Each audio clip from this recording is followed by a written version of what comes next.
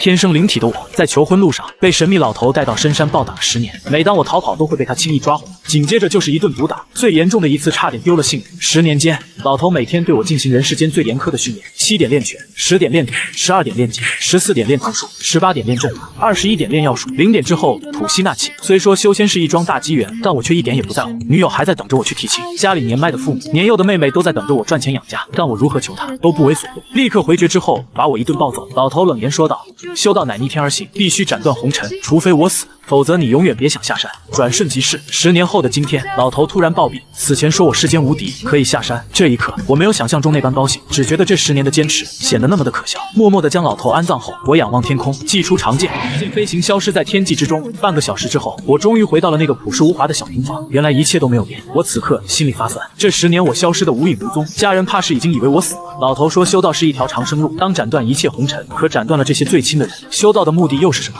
就在这时，平房里面忽然传来一道恐惧的哭喊声，这好像是妹妹小瑶的声音，正在被人强暴。该死！我瞬移一般向着平房的大门冲去，看见2个身上有纹身的光头大汉正围住一个女孩，发出阵阵淫笑。她精致的脸颊被扇得红彤彤，嘴角溢出血迹。2个光头大汉一边按住凌云瑶，一边坏笑连连。他知道自己今晚怕是逃不了，放弃了抵抗。2个光头大汉笑得更加放肆了。而就在这时，我像是一道闪电一般冲了进来，给我死！我怒吼一声，隔空一巴掌拍出，2个大汉都没来得及反应，便是被我拍成了一团血雾。凌云瑶捂住嘴巴，看着这恐怖的一幕，竟然直接晕了过去。你将妹妹紧紧地抱在怀中，泣不成声。稳定情绪后，伸手按在妹妹的额头，抹除了2个大汉被拍死的记忆片段，然后给妹妹换上干净的衣服，并把屋内的血迹全都清扫干净。默默地看着妹妹，感觉怎么看都不会腻。10年不见，妹妹从当年的那个小不点长成大美女了。就在这时，凌云瑶缓缓睁开了双眼，当她看到我的时候，立即惊恐地爬了起来，很警惕地问道：“你是谁？怎么在我家？刚刚有2个大汉过来侵犯你，被我打跑了。”我脸上挤出一丝笑容，心里面却是有些复杂。从这反应来看，妹妹显然没有认出自己，不过这也是正常的。10年前，妹妹才9岁而已，而且这10年来，我无论是容貌还是气质，都跟当年变化太大。凌云瑶晃了晃脑袋，使劲地回忆刚刚的事情，看来是眼前这个大叔救了自己。这般一想，凌云瑶低声说道：“谢谢你。”话虽这样说，但毕竟现在天已经黑了，还是与我保持了一个相对安全的距离。见到妹妹这小心翼翼的样子，难以想象这些年没有自己在的日子里，妹妹是怎么度过，爸爸妈妈又去了哪里。小瑶，你不认识我了吗？我努力让自己保持冷静。我是你哥哥呀。凌云瑶愣了一下，随后她的身体一颤，眼泪要溢出来了。我伸出手像小时候一样揉着妹妹的小脑袋，可没有想到妹妹竟然一把推开了我的手，揉了揉红彤彤的眼睛，平静道：“你认错了，我没有哥哥。”小瑶，我难以想象妹妹会说出这样的话。我还以为妹妹会高兴地扑到自己怀里，可没想到她竟然对我如此的厌恶。原来当年我凭空消失后，爸妈为了找我散尽家财，结果在路上出车祸走了。爸妈去世的时候你不在，现在家里面眼看着要拆迁了，你正好回来了。林峰，我真的不想去恶意揣度，可你真的太让人失望了。我赶忙上前一步，拉住了凌云瑶的胳膊。小瑶，你听我解释，说出来你可能不信，这10年我一直在修仙，放开我，我不想听你扯淡。林峰，我不会原谅你，永远也不会。从爸妈去世的那一刻起，我在这个世界上就没有亲人了。凌云瑶声音歇斯底里，情绪看起来随时会崩溃的样子。听到这话，我如被雷击，呆滞当场。妹妹把自己推出了门外，使劲地关上了大门。我站在门前暗自发誓，父母已经去世，只有妹妹一个亲人，以后谁也不能欺负小瑶。我不再多想，开始盘膝打坐，练习老头教我的9天仙眼呼吸法。只有天生灵体才能修炼，所以老头才对自己如此无情。在老头魔鬼训练下，仅10年我就成了金丹时期巅峰强者。凡修一道分为炼气筑基、金丹元婴出窍、化神炼虚、合体渡劫大成10大境界，每一个境界又分为多个小境界，比如金丹期可以分为巨丹、结丹、单变，元婴期可以分为巨婴、结婴、婴变。每一个小层次的突破，对修者来说都是一个大突破，实力就会呈现指数上升。可以说，在这个末法时代，金丹时期的巅峰几乎可以横扫世界，一夜转瞬即逝。我从修炼中睁开眼睛，吐出浊气，突破金丹期后，我想再进一步也不容易。结果就在这时，一辆粉红色的轿车在家门口破旧的碎石路上开了。车上下来了一个穿着淡妆、打扮的花枝招展的女孩，是凌云瑶的高中同学，叫李小可。李小可奇怪地看着我，然后对平房大喊：“小瑶，小瑶，你在家吗？”我想跟着进去，却又被拒之门外。在外面偷听到妹妹考取了大学，却没钱交学费，我直接跑到市区，40公里对我来说也就几分钟的事。找了个空地，盘膝坐了下来，然后拿出一块红砖，在面前的地上写了一行字：租自己2个小时，无所不能，价格面议。无人问津，刚要收摊，从悍马车上下来个人，想让我去抓妖。说是黄鼠狼开始说人话，影响了他的项目进度，我直接答应下来，开口便要10万，他居然不还价，直接答应。我拿笔在纸上随意写了几个字递给他，他此刻有点懵逼，以为我在耍他，可看到我一本正经的样子，他也没说什么，交了钱拿了纸条就走了。随后吩咐小弟跟踪我，我拿到钱来到商场买了2台 iPhone，还给妹妹买了2套衣服。发现有人跟踪，但我并不在意。走到没人的地方，直接一飞冲天，消失在他面前。世界上怎么可能有人会飞？这不纯纯的扯淡吗？他一脸懵逼的跟老板打电话。此刻他背后就传来一道沉的警示，只见那张平平无奇的白纸，此刻竟然散发出紫色的光芒，而在那白纸之下，有一个焦黑的小动物尸体，竟然是一只黄鼠狼。现在他们对我的能力毋庸置疑。转眼间，我在回家的路上看到有人开挖土机准备强拆我家，10几个大汉站在挖土机边，正在调戏2个青涩女生，嘴里喷出各种污言秽语。听到这群流氓的污言秽语，小姚和小可两人气得面色涨红，可却又毫无办法，甚至他俩都不敢去还嘴，害怕彻底惹怒对方。有2个猥琐男正要对他俩动手，我飞一般的闪到他们面前，大声吼道：“你们2个再往前走一步，死！”那2人仗着人多，还想给我动手，可下一刻，2个小弟的脖子于同一时刻被我的左右手给掐住，轻易的举了起来。任凭2个人再怎么挣扎都无济于事，简直就像是2只小鸡仔一般。我随手一丢，便是将2个小弟丢飞出去10几米远，最后重重的砸在地上，一动不动。小姚和小可一脸懵逼的看着我。这时有人冲出来叫嚣道：“小子，你究竟是谁？敢管我3口堂的事情？”身后的李小可听到这3个字，瞬间面色惨白。据说我们学生会会长谭子明就是3口堂其中一个堂主的儿子，而那个谭子明深不可测，几乎没有人敢惹他。林峰，算了吧。林云瑶紧张地说道。虽然妹妹没有叫自己哥哥，但这语气明显好了很多，而且刚刚那句话明显就是在关心自己。这是一个叫鸡哥的带着小弟拿着武器冲了过来，我面无表情，一拳一个小朋友，眨眼之间，那凶狠的8个壮汉便是被我给捶倒在地，身上的骨头都不知道断了多少根，嘴中更是不停的吐血，脸上血肉模糊，看起来让人头皮发麻。轮到你了，我平静地看向鸡哥，一巴掌将鸡哥扇飞出去4、5米远，牙齿都不知道打掉了多少颗。就在这时，挖土机对着我撞来，我直接把挖土机举了起来。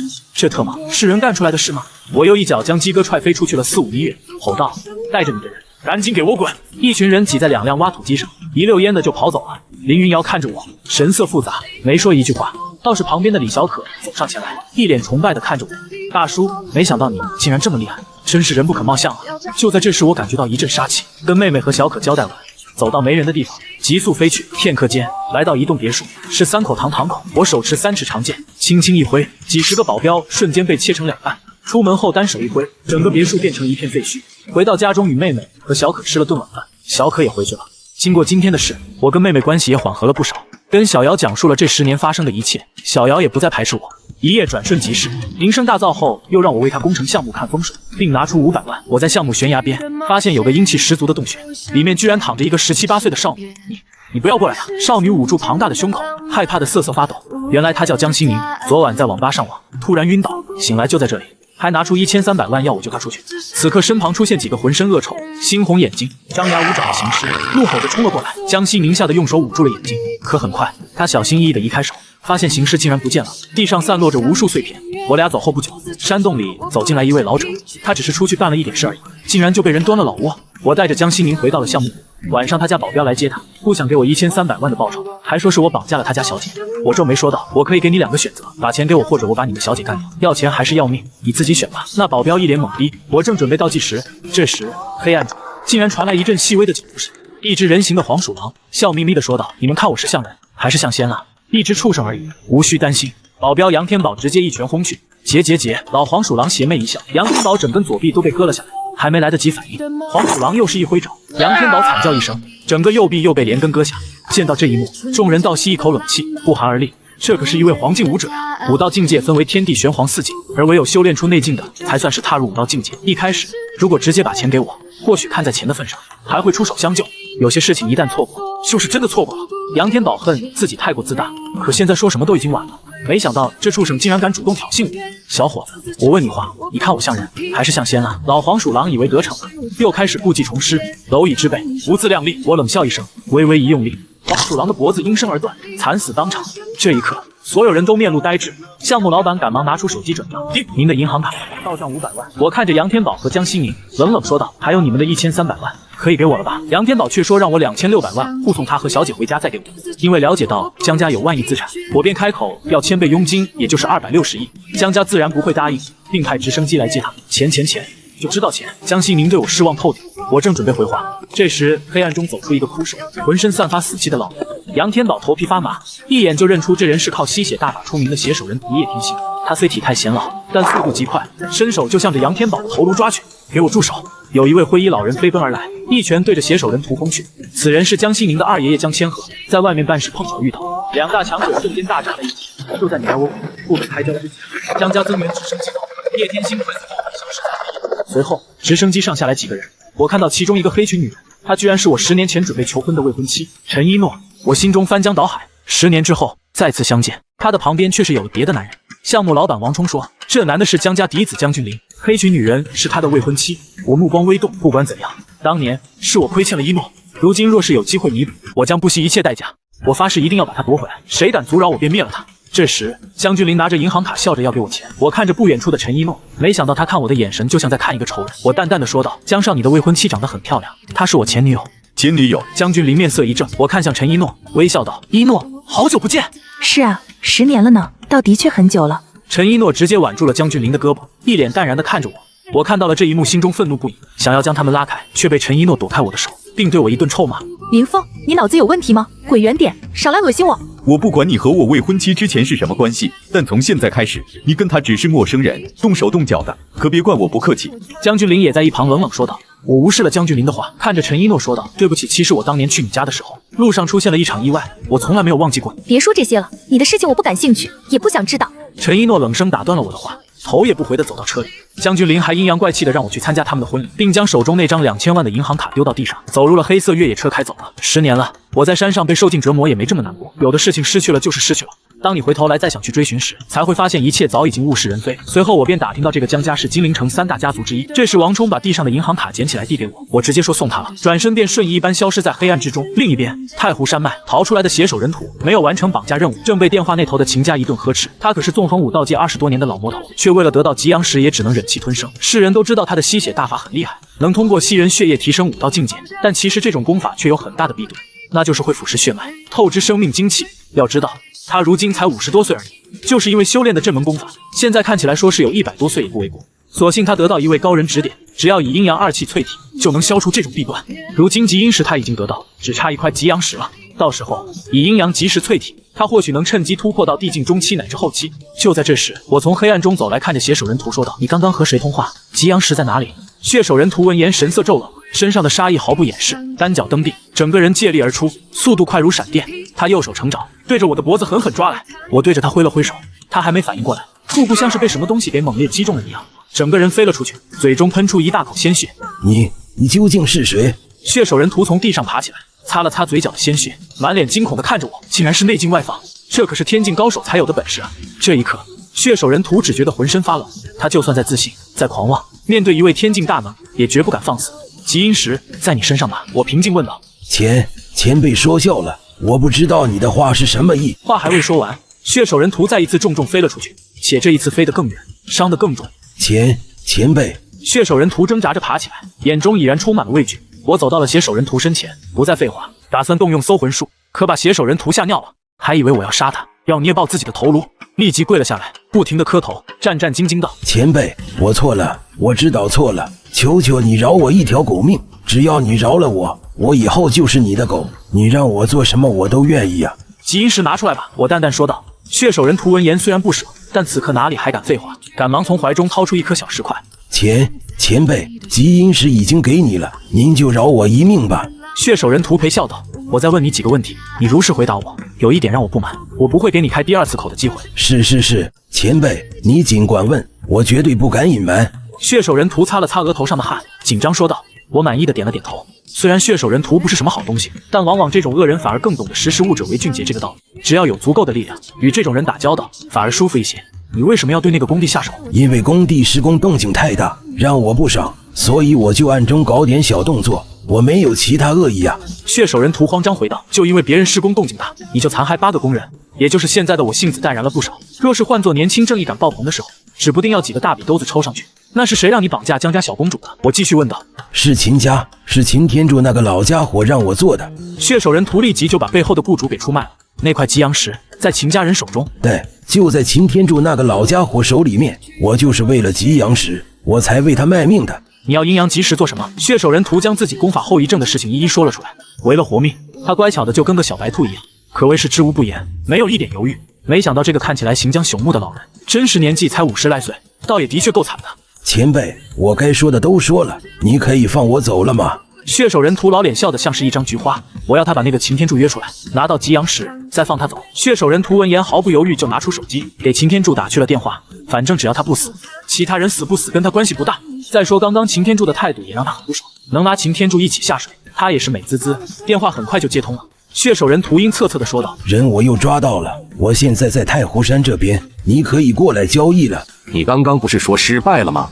我又去搞偷袭，然后成功了。你到底要不要这个小丫头？废话这么多。好，我现在过去。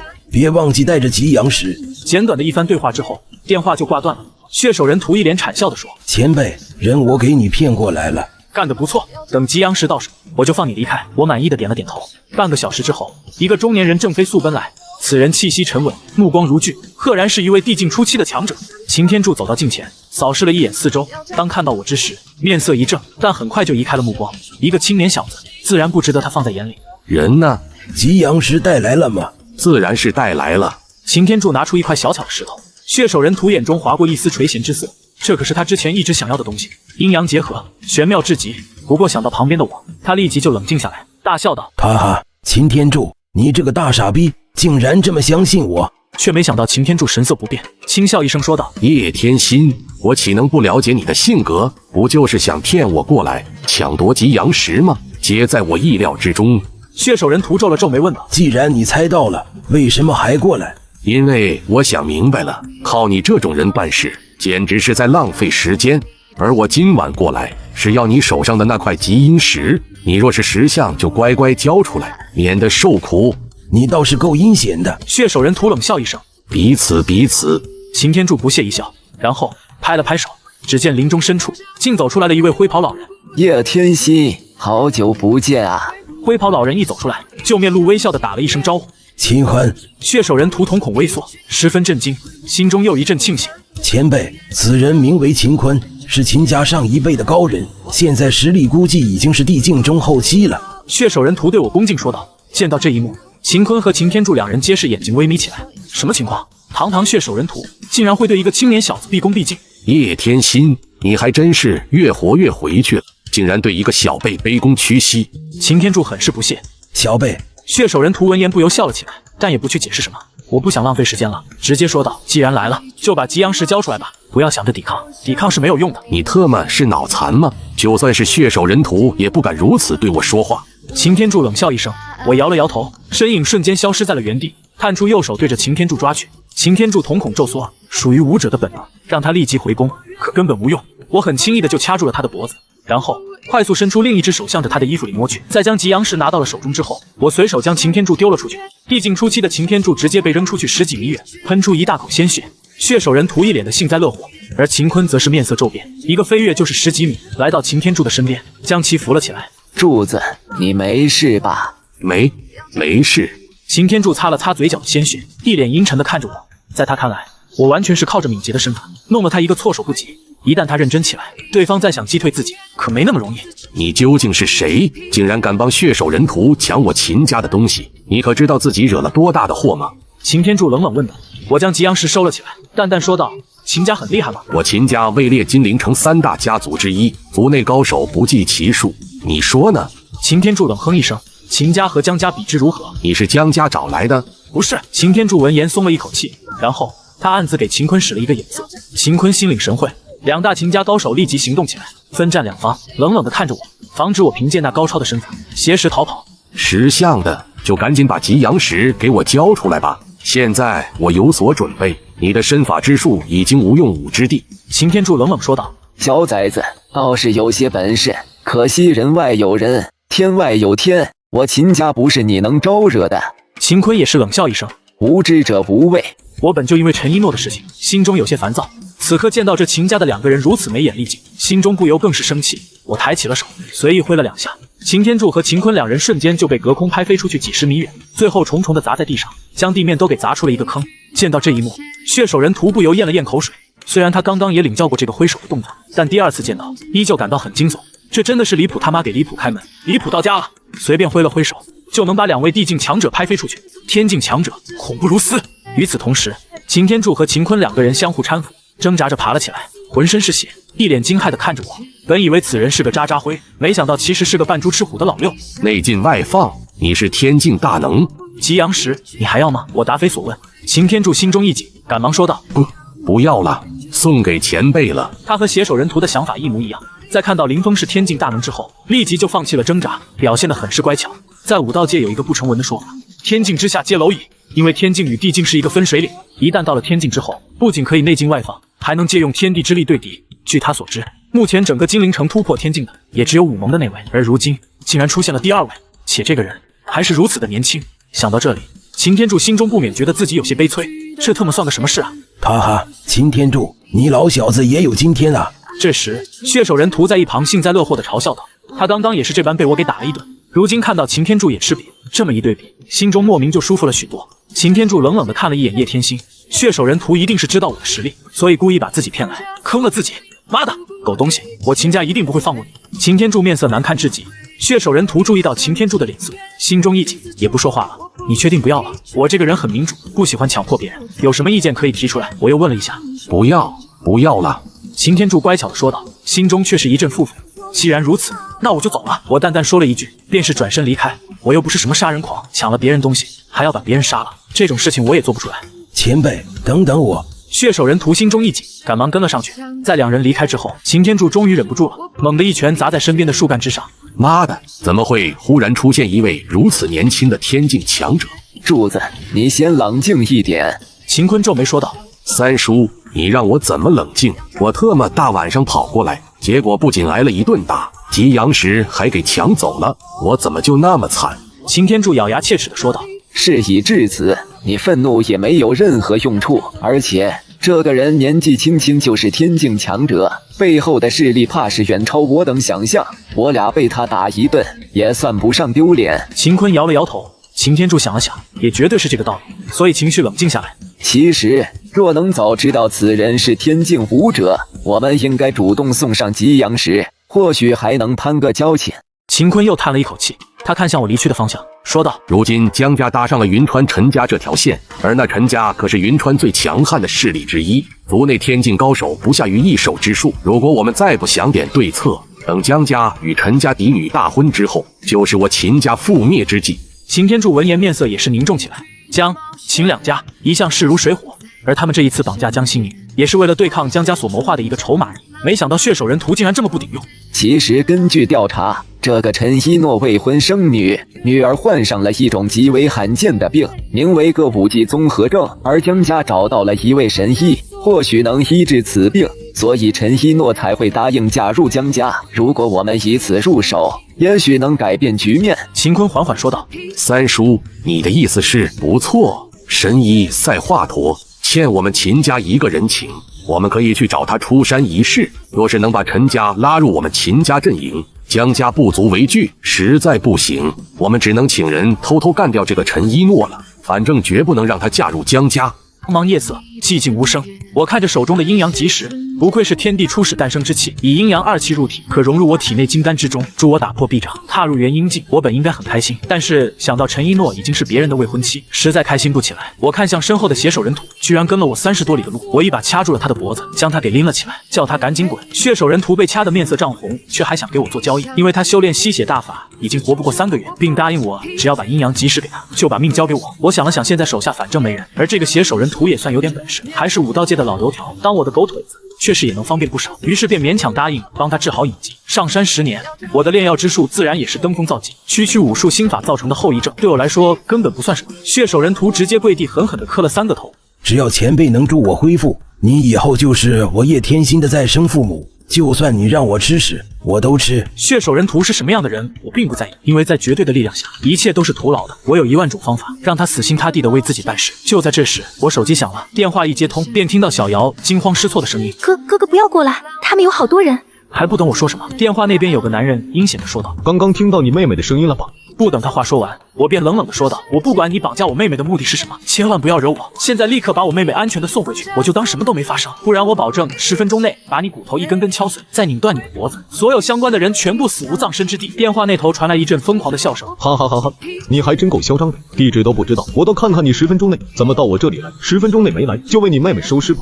还没等我回话，就直接挂断了。我面露青筋，紧握双拳。妹妹小瑶就是我的底线，我早在小瑶身上种下了灵气印记，只要妹妹受到威胁就会爆发。而现在灵气印记没有产生波动，说明妹妹现在还是安全的。这时血手人图听到我妹妹被绑架，立马神色骤变，杀气腾腾，一副要把天捅破的样子。我闭眼感受灵气印记的位置，发现就在自己的家附近。我叫血手人图去我家等我，随后便一跃而起，瞬间消失在夜空中。这一幕直接把血手人图吓得跪倒在地。据他所知，天境强者也做不到凌空飞行。原本他还打算治好隐蔽之后就跑得远远的，可他现在觉得当狗腿子也挺香的，有强者罩着，江南武道联盟也不算什么。与此同时，在一间废弃的工厂内，2个黄金武者带着30-40个体型壮硕的黑衣大汉，并且在暗中还摆放着10几架加特林。这次3口堂第2堂口为了对付我，几乎动用了全部精力，不想给我任何侥幸逃生的机会。阿达，他怎么说的？灰袍中年人淡淡问道：“这小子倒也很嚣张，竟然还敢威胁我，让我把他妹妹送回去，不然10分钟内就赶到这里，把我们全都杀掉。”阿达嗤笑一声，灰袍中年人闻言面色一正，随即也忍不住笑了起来。这个林峰倒也挺勇的，怪不得敢把郑天虎他们全都炸死。他这种性格能活到现在，也算是个奇迹了。废物一个而已，靠着炸药搞定了郑天虎，就以为自己很厉害了。殊不知，郑天虎在我们第2堂口就是一个小喽啰而已。阿达满脸的不屑，又道：“要我说，司徒大人还是太小心了，竟然让你过来协助我，这种废物，我一个人足以解决。”司徒大人的性格就是如此，我们作为下属的还是不要乱加议论，做好自己的事情就行。那是自然。他们交谈完后，看向蹲在墙角瑟瑟发抖的林云瑶，她只是一个柔弱的女生，哪里见过这种场面？拆迁款我可以不要了，你们能不能放过我？林云瑶还以为是拆迁办来逼她签合同。拆迁款？小妹妹，你想的可太天真了。难道你们不是为了拆迁的事情？林云瑶惊疑不定。自然不是，你哥哥杀了我们50多号人，这一次我们就是为了找你哥报仇而来。阿达冷声说道：“不可能，我哥哥怎么可能会杀那么多人？这一定是误会。”林云瑶现在的心里还很单纯，在她眼中杀人是犯法的，更别说杀了50-60个人了。小丫头，这件事难道你哥哥没告诉你吗？阿达阴阳怪气地说道：“你哥哥可是个狠人啊，刚刚电话中还说要过来把我们这边所有人都干掉呢。”林云瑶闻言心中一颤，她既不相信哥哥会这么残忍，又害怕哥哥出事，毕竟现在这里那么多人，那么多把机关枪，就算哥哥是修仙者，怕也是对付不了。你们能不能放过我们？林云瑶咬了咬牙，颤声说道：“到底是不谙世事的小丫头啊，这种弱智的话你也能说出来？”随即一双色眯眯的眼神在林云瑶的身上一阵打量。让我放过你哥哥也可以，不过你得做出一点牺牲才行。你想干什么？我想干什么你会不知道吗？不可以这样！林云瑶捂住胸口，一脸的惊恐。阿达闻言面色皱了，嗤笑一声道：“这可由不得你。看你这样子，应该还是个雏儿吧？你哥哥说他10分钟能赶过来，这10分钟足够我来10次了。”不要，不可以色色！林云瑶惊慌失措，爬起来转身就跑。阿达不紧不慢地跟在他的后面，贪婪地盯着林云瑶丰满的臀部，那模样就像是一只猫在玩弄老鼠。见到这一幕，那几10个黑衣大汉赶忙背过身去，不敢瞎看。灰袍中年人则是微微摇头，他知道阿达视色如命的性格，所以也不阻拦。况且一个普通小丫头玩玩也不算什么。然而就在这时，废弃工厂的大门被我从外面一脚踹开，一脸阴沉地走了进来。这一幕瞬间引起了在场众人的注意力。灰袍中年人看了我一眼，轻轻挥了挥手，数10个保镖快速跑动，将我团团围住。那几10杆枪口也对准我，子弹上膛的声音在厂房内清晰可闻。来得挺快啊，10分钟都没有用到。阿达停下了追逐林云瑶的步伐，看着我说道：“来得早不如来得巧，我正准备跟你妹妹来场色色大战，你既然来了，正好可以在一旁好好观摩，学习一下我高超的技术。”我冷冷地看了一眼阿达，一眼就认出他就是刚刚和我通话的人，本着和一个快死的人没有必要浪费口舌。我看着妹妹轻声说道：“对不起，哥来晚了。”哥，你不该来的，他们有好多人，还有好多枪。傻丫头，就算是刀山火海，哥也会来，更别说就这么几个歪瓜裂枣了。而且你忘记哥是干什么的了吗？这事也是哥欠考虑，以为只要不危及到你生命就行，却没有想到你会被人绑架。哥，你对我真好。不哭，哥一会就带你回家。见到这一幕，场中一群人绷不住了，尤其是阿达和灰袍中年人，更是浑身的鸡皮疙瘩都立了起来。特么的，哥这里恶心给谁看呢？还说他们是歪瓜裂枣，简直是忍无可忍，无需再忍。你真是无知而又恶心，敢杀郑天虎，得罪我们三口堂，今日就是你的死期！阿达愤怒地挥了挥手，几十个5大3粗的保镖立即对我发动了攻击。他们皆手持棍棒，面带狞笑，看起来极为凶神恶煞。若是普通人见到这一幕，绝对要吓尿。可我却面不改色，站在原地一动不动，直到一群人来到近前，我一跃而起，一个360度回旋踢，潇洒而又飘逸。顷刻之间，冲上来的几十个保镖尽数被我踢翻倒地，躺在地上头破血流，哀嚎不断。见到这一幕，阿达和灰袍中年人相互对视一眼，皆是从对方眼中看出了一抹惊悚。怪不得这小子如此嚣张跋扈，这实力的确不错，不过也就仅此而已。面对他们2大黄境高手以及暗中的几十挺机枪，就算是一位玄境高手来此，也只有含恨而终的份。怪不得你敢如此嚣张，原来是有2把刷子啊！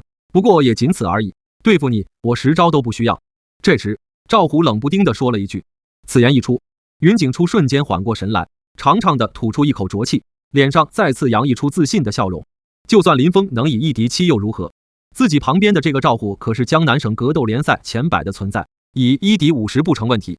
打你一个林峰，还不是简简单单？场中其他人也是微微摇头，眼神恢复了原有的色彩。说句实话，林峰真的惊到他们了。谁也没想到，林峰看似柔弱的身子，竟然能爆发出如此可怕的威力。但可惜，强中更有强中手，有赵虎在，还轮不到林峰来逞威风。林峰，这10年你是去学武了吧？刚刚那一招的确有2把刷子，可若是你以为这样就能欺负我，那我只能说你想得太简单了。云景初淡淡说道。不等林峰回话，他就很自信地说道：赵虎，我1年花200万请你，现在你终于可以发挥出自己的用处了。此言一出，场中众人又是一惊，他们还以为50-60万就能请到赵虎，没想到竟然是200万，这足以证明了赵虎可怕的实力。没有相应的实力，能获得这么丰厚的报酬吗？云董，你放心，我现在就让你知道，你这200万花的值不值。赵虎狞笑一声，大步向着林峰走去。他是如此的嚣张跋扈，直接就一拳朝着林峰的胸口轰去。在他看来，林峰绝对躲不过自己的这一拳。长久以来的锻炼，他的出手速度已经达到了一个不可思议的地步，寻常人根本就反应不过来。可没想到，林峰很轻易的就躲开了他的拳头，然后随意一脚踹出，砰！200多斤重的赵虎便是被狠狠地踹了出去，最后重重地砸在墙上，嘴中不停地吐血，凄惨无比。这就是200万的保镖吗？也不怎么样啊。林峰看向云景初，淡淡说道。这一刻，全场陡然安静下来，所有人都呆呆地看着躺在地上像只死狗的赵虎，心中翻江倒海，久久不能平复下来。一脚依旧只是一脚，便是扣了江南省格斗大赛的100强选手。若不是亲眼看见，谁敢相信林峰他怎么会这么强？不可能！云景初愤怒低吼，英俊的面容都近乎扭曲，显得无比的狰狞。这里明明是自己的主场，明明是自己要把林峰的脸狠狠地踩在脚下，可现在这特么算什么？此时此刻，云景初甚至都可以感觉到周围众人的怪异目光了，甚至就连赵双儿都是一脸疑惑地看着他，似乎是在说：你也太垃圾了吧，竟然连林峰都摆不平。赵双儿可是他现在追求的对象，在心爱女人面前丢了这么一个大脸，云景初心态真的有些崩了。他一双带着血丝的眸子死死地盯着林峰，声音有些尖锐沙哑：林峰，你绝对不可能打过赵虎，你一定是使用了什么下三滥的手段吧？云景初，你觉得这样有意思吗？林峰平静地问道。于他而言，云景初只是芸芸众生的一只蚂蚁罢了，若不是看在昔日同窗，他绝对不会跟云景初废一句话。说到底，他终究是一个念旧的人，对于一些老友，他很珍惜过往的情分，但奈何事情总是事与愿违。当然有意思，我是上市公司董事长，资产好几亿，而你只不过是一个废物而已。林峰，当年在学校时，你就处处压我一头，现在你还想压我吗？30年河东，30年河西，你拿什么跟我比？你凭什么跟我嚣张？就算你能打又如何？如今这世道，能打是没有用的。云景初连连出声，发泄着心中的怨气，似乎是想要用话语来找回刚刚丢失的颜面。林峰看着云景初狰狞的面容，沉默了，心中忽然就觉得索然无味，没意思。红尘百态，大浪淘沙，滚滚时间长河一涌而过，那些难忘的往过往终是昙花一现，难起丝毫浪花。或许唯有道之一途才是永恒吧。罢了，此事就此接过，以后你走你的阳光道，我走我的独木桥。林峰摇了摇头，淡淡说了一句，随后带着妹妹和李小可转身就走。场中众人看着3人离去的背影，皆是面露复杂之色，尤其是赵双儿，眼中更是流波连连，心中难以平静。他想不明白，林峰明明已经落魄成这样，为什么还是如此的自信？在商场打拼10年，他十分理智，知道自己该做什么，不该做什么。可是看到此刻的林峰，不知为何平静的心竟然又荡起了一丝丝涟漪。这种感觉就像是回到了10年前的那场篮球比赛，他和陈一诺一起为林峰鼓舞加油，心脏扑通扑通的直跳。可惜终究是过去了。正如云景初所说，如今这个社会能打没有任何用，再能打得过枪炮吗？有钱有势才是王道，而这2样林峰一个都没有。想到这里，赵双儿目光渐渐平静下来，觉得自己刚刚的情绪太不应该。就在这时，云景初却是不甘心的怒吼道：林峰，我告诉你，此事没完，我不会放过你的，我会让你知道现在的你与我之间的差距有多大。噔，林峰停下了脚步，他是一个很不喜欢留麻烦的人，做什么事都想着永绝后患，就如之前灭了那一别墅的人，不留一个活口一样。所以云景初的话让他动了一丝杀心。林峰回头看着云景初，缓缓说道：你非要这样吗？云景初闻言心中咯噔一声，不由后退了一小步。王天高等人一时面色微变，心中暗骂云景初真的太蠢，你特么现在搞不过别人，非要嘴贱干什么？该怂就怂，别人要走就让他走就好了，到时候在暗地里报复，岂不是美滋滋？这样吧，既然你不想就这么算了，那我给你最后一个机会，允许你呼叫援助。现在把你认为最牛逼的人给我找来，不论来多少个，我都在这里等着。记住，机会只有一次。林峰淡淡说道。云景初闻言心中一喜，甚至都差点要仰天狂笑了。他没有想到林峰竟然自大到了这一步，这不是自取其辱吗？真以为自己是战神下凡，无敌世间吗？你说的可是真的？云景初压住心中的喜意，故作淡定地问道。自然是真的，不过你要知道，这世界上没有平白无故的午餐。我既然愿意让你找人，那如果到时候你找来的人摆不平我，你就要付出相应的代价。林峰很是认真地说道。什么代价？云景初下意识地问道。按理来说，这个代价应该是你命，但是毕竟是老同学，我给你打个8折吧，断你4肢就行了。林峰看了一眼云景初，又善意劝说道。说真的，我希望你还是选择现在收手，因为我真的给了你太多机会了，该服输就要服输，这个世界水很深，你把握不住的。听到前面的话，云景初心里面还有些害怕，毕竟断4肢可不是闹着玩的。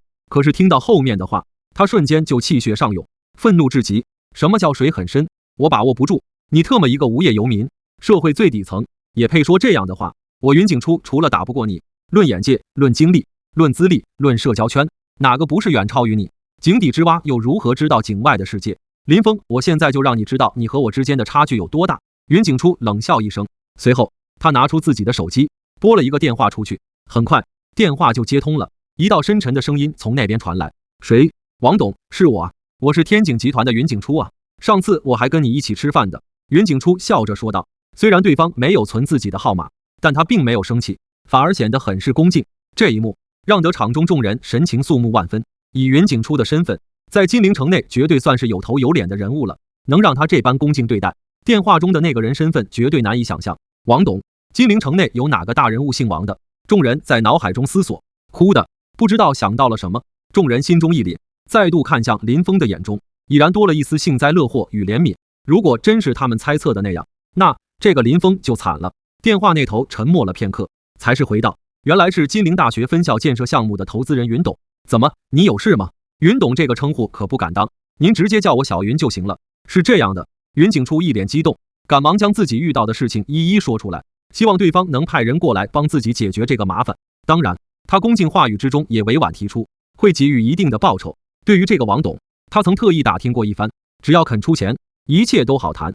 果不其然，电话那头马上就回道：川香阁是吧？我正好就在这附近不远，现在过去，预计20分钟到。雨落，电话便是被挂断了。而云景初则是拿着手机，陷入了巨大的惊喜之中，久久未能缓过神来。王董竟然亲自过来，王董竟然要亲自过来！云景初脑海中不停地浮现出这句话，整个身体都因为过度激动而在微微发抖。预想之中，王董最多派几个手下过来，万万没有想到其本尊竟然会降临。要知道，以王董的身份地位，整个金陵城内又有几人能让他亲自出面的？哦，娇娇哦，哈哈，我云景初果然是天选之人，运气竟然如此好，恰好碰到了王董就在附近。云景初心中笑开了花，他一扫刚刚的萎靡之气，昂首挺胸，傲气十足，满是轻蔑地看向林峰。就在这时，王天高一脸肃穆地问道：云董，你刚刚口中所说的王董，难道是？不错，正是青龙建设集团的王董。云景初淡淡说道。听到此话，场中众人瞳孔微缩，看向云景初的目光明显变了。他们万万没想到云景初的人脉关系已经达到了这种地步，连金陵城内巨头人物都能结交上，就连赵双儿都难以淡定了。青龙建设集团市值过千亿，是金陵城在建设工程行业中的龙头企业，其集团董事长王冲更是据传为金陵城3大帮派之一青龙帮的帮主。虽说如今是法治社会，这些帮派之事已经拿不上台面的，但只有接触到这方面的人才会知道帮派还是存在的，只不过蛰伏起来罢了。帮派几乎控制着社会的方方面面，甚至一些大帮派都与一些名门望族搭上关系，管控着社会的秩序。云景初的天景集团虽然已经上市，但是和这种龙头企业还是远远比不上的。赵双儿实在没有想到云景初能结交上王冲这等巨擘。其实我能认识王董，也是托了母校的福。这一次金陵分校建设工程的承包人，你们应该知道是谁吧？云景初看了一眼林峰，故意放慢了语气。这个我们自然知道，招标工作是我负责的，中标人是天虹工程建设有限公司。一个校领导立即回道：哈哈，不错。但其实这个天虹公司的实际控股人正是青龙集团的王董。云景初忍不住笑了起来，又道：之前你们联系我要我投资校区建设，我就特地去工地看了一眼，结果就看到了王董在工地里面。当时我还以为自己认错了，毕竟王董这种人物怎么会去工地呢？我特地拿出手机百度搜索了一下图片，结果发现真的就是王董，所以我立即就冲上去趁机结交了，并要到了王董的手机号。听到这番话，众人心中震惊的同时又是有些羡慕。这人的一生啊，机遇这种事情当真是说不好，有的人不仅能遇到，还能及时把握住，而有的人一辈子也遇不到，就算遇到了，也只会让他白白流失了。云董能有今日的成就，果真是有原因的，佩服佩服。王天高语气明显恭敬了不少。之前他虽然对云景初态度很好，但也只是平常论交而已。但是现在看到云景初与青龙集团的王董搭上关系，那意义就完全不一样了。云董果真是人中龙凤，云董日后一定要多多照顾我们这些老家伙啊！其他人亦是纷纷笑着出声，说好听点是在结交，说难听点简直就是在拍马屁了。赵双儿也是一脸崇拜的看着云景初，眼中的柔情似乎是想要将云景初给溺死在里面。放心吧，喝水不忘挖井人，诸位都是我的恩师，我云景初忘了谁，也不会忘了你们。云景初很是风度翩翩的说道。众人闻言，脸上的笑意更加旺盛了。不错不错，云景初的确是个优秀的人物，能力强，谦虚，不骄不躁，这可是成大事者必备的条件。而见到这一幕，李小可不免有些忧虑。他自然听说过青龙建设集团，那可是一个很强的企业，且众所周知，搞工程的这种企业都或多或少有点硬实力。大叔，要不咱们还是走吧，这个青龙集团真的不好惹。李小可低声说道。林峰想了想说道，你和小姚先走吧，我到时候自己回去。他怕到时候场面过于血腥，会吓到2个小女孩，而且2人留在这里也没啥意义。大叔，你别意气用事，求你了。李小可脸上已经带了一丝哀求了，他又看向林云瑶，想要小瑶也劝劝他哥哥，可没想到林云瑶却是直接拉着他向着外面走去。小瑶，你干什么啊？没事，我相信哥哥。林云瑶一边说，一边抓着李小可离开了包厢。可在离开包厢的那一刻，他清澈的眸子中也是划过一丝担忧。虽然哥哥说了自己是修仙者，但作为妹妹的又岂能不担心？不过他知道自己留在这里也没有用，倒不如和小可赶紧离开，免得到时候出现意外，让哥哥分就不好了。而看着2女离去，云景初只是冷笑一声，没有阻拦。只要林峰不走，其他人去留，他根本就不在乎。随着时间1分1秒过去，场中的气氛渐渐压抑起来，所有人都是面色凝重，一言不吭，静静地等待着王董的到来。有几个人，诸如赵双儿、王天高，则是不时看一眼林峰，眼中满是可怜之色，像是在看一只小可怜虫。而对于这些目光，林峰直接忽视了，因为他知道任何言语都没有事实来的有说服力。等会，他只需要一拳撂倒这个所谓的王董，然后轻轻地把云景初的4肢折断，就可以让这群人的闭嘴。就这样，约莫20分钟过去了，包厢外面忽然传来了一阵脚步声。细细听去，脚步声齐整划一，清脆而又厚重，就像是训练有素的部队一般。我的天，这是来了多少人？众人心中一紧，赶忙站了起来。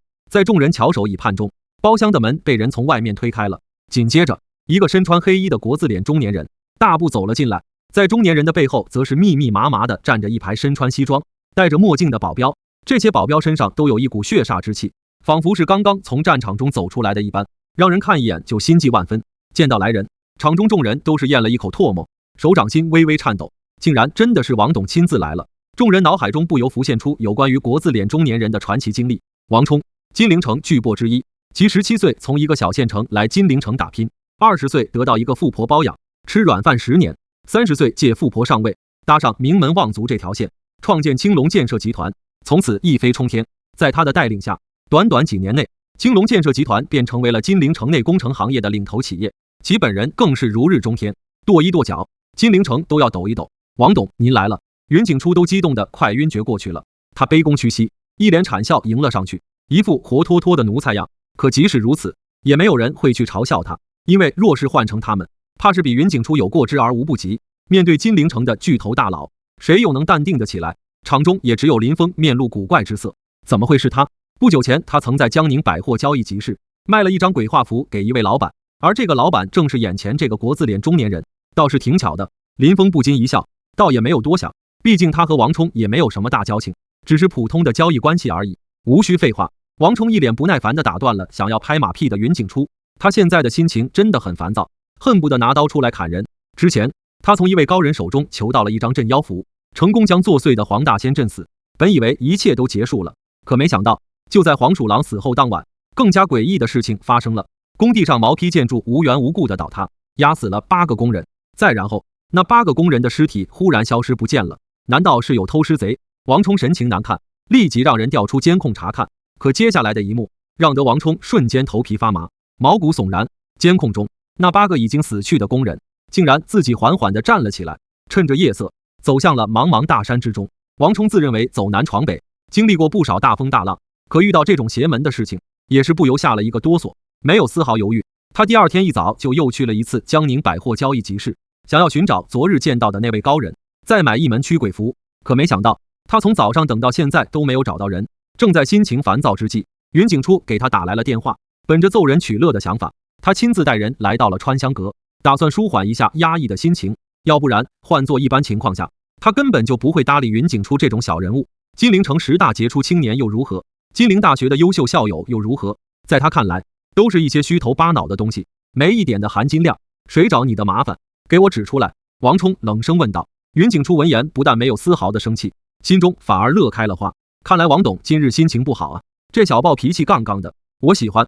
在云景初看来，王董脾气越坏，林峰就会越惨。他几乎已经脑补出等会林峰哭爹喊娘的场景了。场中其他人自然也是看出了王冲此刻心情极差，所以不由很是怜悯地看向林峰，在心中为林峰默默哀悼。是他，就是他。云景初一脸阴恻恻的伸出右手指向林峰，众人闻言赶忙移开身形，以便让王冲更好地看见林峰。王冲一目看去，当看到身处于人群之后的林峰之后，他愣了，他傻了，他要晕过去了。紧接着，一股狂喜涌上心中，真是踏破铁鞋无觅处，得来全不费功夫。他在集市等了大半天，都没能等到高人，没想到竟然在这里看到了。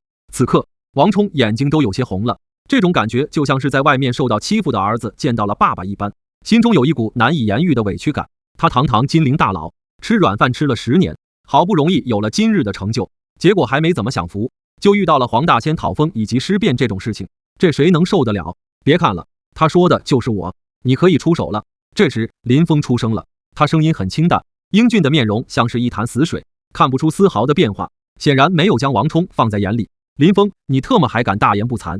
你可知道我身边这位是谁？你个小垃圾，当真是不知天高地厚。云景初忍不住讥笑一声。是谁？林峰淡淡问道。是他。不等云景初说完，王冲反手一巴掌就抽在了云景初的脸上，将云景初抽得眼冒金花，最后一屁股坐在了地上。见到这突如其来的一幕，赵双儿懵了，欧阳修傻了，王天高等人更是张大了嘴巴。这是什么情况？就连林峰都是面色一怔，实在没有想到会出现这样一幕。可转而一想，林峰就大概猜测到了原因，应该是自己那张镇妖符起作用了。王董，你打错人了吧？云景初坐在地上，捂住嘴巴，下意识的就这样说了一句。砰！王冲一脚就踹在了云景初的肚子上，将云景初踹得惨叫连连。我打的就是你这个狗东西，你特么算什么东西，也敢找高人麻烦？高人！云景初忍住剧痛，不由看向林峰，一脸的茫然。但很快他就反应过来，惊惧的语无伦次。王董，你肯定是被骗了啊！他叫林峰，是我的大学同学，他就是一个穷小子，现在还是无业游民，他能是什么高人？你可一定要搞清楚啊！你的意思是我瞎？王冲面色阴沉的要滴水了。不，我不是这个意思，我的意思是他不是高人，他是以某种手段骗了你。我住口！王冲冷冷的打断了云景初，他亲眼所见，那张镇妖符将一只黄大仙劈死，这能是假的吗？王冲已经懒得去跟云景初废话了，在众人震惊的目光下，他直接大步上前，一把抓住了林峰的手，泪眼婆娑地说道：“爸，不，高人，我可算是找到你了。”林峰皱了皱眉，王冲的目光让他浑身不自在，而且这般举动可不像是一个大佬的作风。想到这里，林峰不着痕迹地抽出了手，并且退后了几步。高人，之前是我的错，我误会了你，你的本事真的很硬。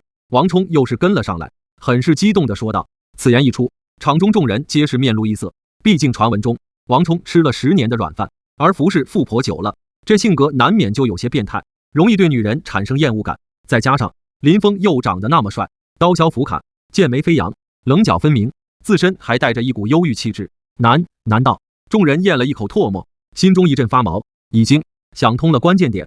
怪不得王冲这种级别的大佬会对林峰一个穷小子这么好，一上去就握住了林峰的手，泪眼婆娑，哭哭啼啼，欲言又止，还本事真的很硬。这尼玛太疯狂了吧，果真是迎难而上啊。原来是这样，当年在学校靠女人，现在出社会靠男人，这个狗东西。云景初显然也是这样想的，他死死地握紧拳头，心中万般不甘心，可却又无可奈何，因为他也知道自己的确帅不过林峰。林峰注意到了众人怪异的目光，眉头皱得更紧了，看到王冲还想凑近，立即冷声道：“你再敢靠近我半步，我就杀了你。”王冲停下了脚步，有些不懂高人为什么对自己的态度如此冷淡，难道自己表现的还不够热情吗？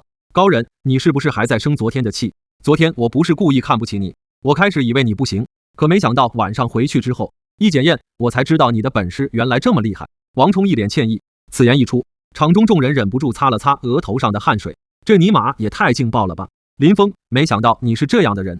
赵双儿听不下去了，冷冷地说了一句，直接转身离开。林峰见此没有去解释什么，反正他和赵双儿之间的关系已经算是破裂了，日后不会再有交集。哎，小峰啊，有些事情老师也不想多说，反正你自己好好把握就行。人生啊，有舍有得，万道不变其宗。欧阳修拍了拍林峰的肩膀，叹了一口气，老班，事情不是你想的那样。林峰很是无语，他不明白为什么大家会都往那方面去想。这群老乌龟，我想的怎么样不重要，重要的是你还年轻，日后的路还很长，要多想想以后的计划，靠这个总归不是长久之计。欧阳修神色复杂地回了一句，然后便是离开了包厢。见到这一幕，包厢里面的其他校领导亦是趁机离开，毕竟这种关乎到王冲隐私的事情还是少听为妙，免得到时候消息传出去，引火上身。转眼间，包厢里面的人就走了一大半，看着自己邀请来的客人都走了，云景初握紧了拳头，不甘心啊，我为什么会输？我现在要钱有钱，要事有事，要人有人，而林峰有什么？他不过是一个只会卖屁股的小白脸而已。一想到这里，云景初心中一阵耻辱，看向林峰的眼中充满了怨毒之色。难道长得帅就可以为所欲为吗？林峰注意到了这怨毒的目光，于是推开了王冲，直接朝着云景初走去。你想要干什么？云景初紧张问道。虽然心中愤怒至极，但他也知道以现在的情况，怕是无力回天了。刚刚我应该跟你说过了吧？很抱歉，你输了。林峰平静说道。云景初闻言面色骤变，立即颤声道：林峰，你不能这样做，我们可是老同学啊，你看在昔日的情分上，就饶了我这一次行不行？我刚刚也是被气上了头，实际上我对你可没有多大的恶意。求！咔嚓，林峰没有丝毫犹豫，一脚踩断了云景初的右臂。嘶！云景初疼得倒吸一口冷气，额头上的汗水刷刷的流出。然而这还只是刚刚开始，随后林峰又是接连3脚踩出，一脚比一脚重，一脚比一脚快，卡卡卡！云景初另外3只也被林峰踩得血肉模糊，骨骼尽断。巨大的痛苦让得云景初面色狰狞扭曲，眼睛泛白，张大嘴巴直吐冷气，几乎要晕厥过去了。可面对这一切，林峰眼中却没有丝毫的怜悯，反而显得很是冷漠。机会他刚刚已经给过了，可惜云景初没有好好珍惜。老同学又如何？一个想踩着自己头装逼的老同学，对他林峰来说就是敌人。尤其是刚刚云景初还对着自己妹妹露出那副狼一般的目光，当真是自讨苦吃。林峰神色漠然，又是凌厉一脚对着云景初的肚子狠狠踢了过去。砰！云景初的身体顺着木地面滑飞出去了10几米远，最后重重地撞在墙壁上，嘴中吐出一大口鲜血，径直晕死过去。见到这一幕，王冲目光微动，深深地看了一眼满脸平静的林峰。果然人不可貌相啊，这个看起来忧郁柔弱的青年，竟然远比他想象的要狠毒啊！踩断人4肢不说，还一脚将人踹飞这么远，几乎可以肯定这个云景初下辈子都要在轮椅上度过了。不过王冲也没有在意，他经历过的血腥之事多了，自然也不可能会被这个吓到。没想到高人不仅懂得玄奥之术，这身手也极为不俗啊！我王某人佩服佩服。王冲笑着上前恭维道。林峰冷冷地看了一眼王冲，直接向外面走去。刚刚王冲的那一番表现，让他陷入了激情的漩涡。他现在能忍住没拍死王冲，已经算是够给对方面子了。高人，留步！王冲一边急忙说道，一边给门口的一群小弟使了一个眼色。小弟们当即知会其意，将林峰拦在了门口。林峰回头看向王冲，淡淡道：“王冲，你知道自己现在在做什么吗？”王冲脸上挤出一丝笑容，来到林峰面前，歉意道：“高人，你别误会，我这一次是真的遇到大麻烦了，想要请你帮个忙，只要能帮忙解决，钱不是问题。”林峰闻言沉思起来，对于钱他其实兴趣不大，他现在身上也还有几万，足够他跟妹妹花了。不过他曾说过，要给陈一诺一笔花不完的钱，以弥补内心的亏欠。想到这里，林峰说道：“上次我给你的那张符，应该足以应付精怪讨封的事情了。现在你找我还有什么事情？”是这样的，王冲立即将昨晚发生的事情一一说了出来。说完之后，他的脸上明显苍白了许多，苦笑道：“高人，我也不怕你笑话，我王冲走过南，闯过北，吃过软饭，喝过清水，还跟毒蛇亲过嘴，但这诈尸还魂的事情真的超出了我的认知。我昨晚一夜都没睡着，一大早就去江宁百货集市去找你了，可没想到在这里遇见了你。诈尸还魂吗？”林峰自言自语说了一句：“关于这个，倒是有多种可能，精怪作祟，蛊虫附体，场域影响。此外，旁门左道中还有一种控尸术，也可以达到让尸体起身行走的效果。所以在没有亲眼见到之前，林峰也不好确定是怎么回事。怎么样，高人，你有办法吗？”王冲小心翼翼地问道。“你别总叫我高人高人的，听起来很别扭，就叫我林峰即可。”林峰皱眉说道：“叫名字太生分了，我应该年长你10几岁，就托大就叫你一声林老弟，可以不？”王冲有意拉近与林峰的关系，在他眼中，林峰是一个很神秘的人，此等人才自然最好能收入囊中。外人都以为他很牛逼很厉害，跺一跺脚整个金陵城都会抖一抖，但实则只有他自己才清楚，在那些名门望族面前，他根本就不算什么。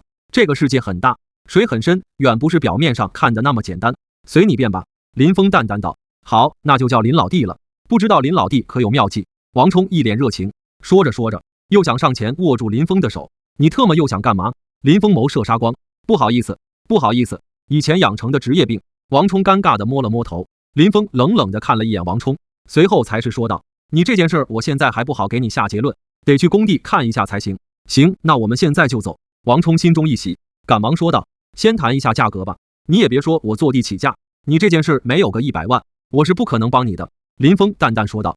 此言一出，外面站着的那些保镖都是瞳孔骤缩。100万，这小子可真特么的敢开口啊！真以为老大的钱是大风刮来的吗？王冲倒是表现得很淡定，不过为了表明自己不是冤大头，他还是笑着问道：“林老弟，之前不是才10万吗？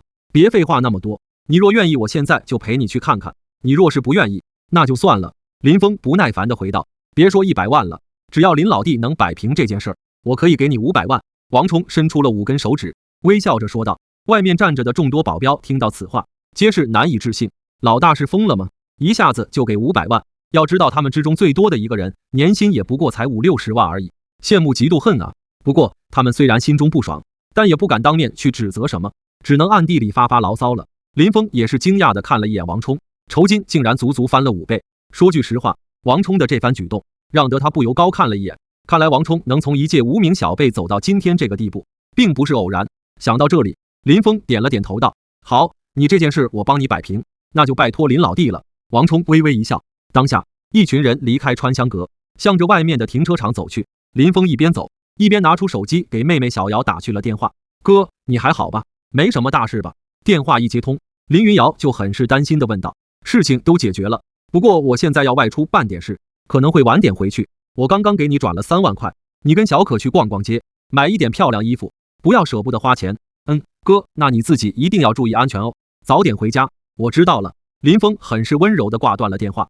见到这一幕，旁边的王冲一脸异色，这个家伙对自己的妹妹还真是够好的啊。“林老弟，刚刚这个是你亲妹妹吗？”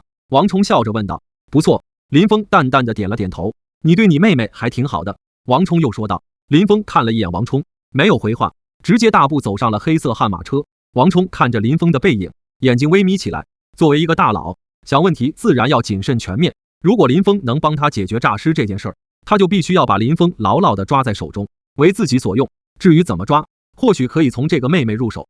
足足8辆加长悍马车组成了一个黑色车队，向着金陵城东郊太湖山的方向开去。因为城区堵车的缘故，50多公里的路程，车队硬生生花了1个多小时才到达。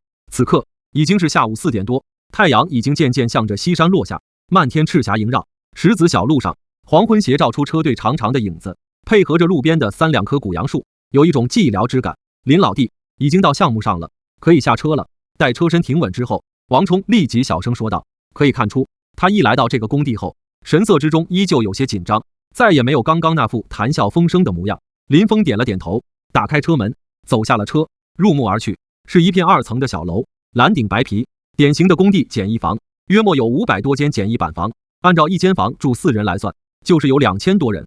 这种规模对于一个工地来说，已经算是很浩大了。除此之外，还有一些材料整整齐齐地堆在不远处，几个戴着黄帽子的工人正在心不在焉地做着搬运工作。林老弟，怎么样？王冲小心翼翼地问道。工地的规模倒是不小，就是这个地方风水貌似不怎么好。林峰摇了摇头，不可能，此地风水是一位堪舆大师看过的，绝对是1等1的风水宝地。如果风水不好，金陵大学也不可能要在这里建学校了。王冲立即否定了林峰的话。林峰看了一眼王冲，然后指着远处溪流边的2棵树问道：你知道那是什么树吗？这是柳树啊。王冲理所当然地回道。你既然知道这是柳树，那就一点不觉得奇怪吗？柳树属阴，伴水而生，在这山中小溪边竟然长出了2棵直径足有1米宽的柳树，你觉得正常吗？林峰冷笑一声。王冲闻言面色一怔，经过这么一点拨，他也觉得有些不对劲了。寻常柳树树干直径能有个30-40厘米就很不错了，可这山里面竟然有如此粗壮的柳树。所谓气遇风则散，遇水则止，遇山则困。你看看这山前双柳盘踞，受阴气滋润，又粗又大。再抬头看去，这山体高达数百米，却又从中一分为2，双柱青天，阳光难入。一到夜晚，雾气加湿气，又阴又湿，便形成了最为典型的山地藏阴局。不过话又说回来了，此地风水也的确算是不错，不过那是对于精怪鬼魅而言，对于人嘛，呵呵，倒是一个好的养尸地，埋在这里，指不定过个10几年就能变成僵尸了。林峰淡淡说道。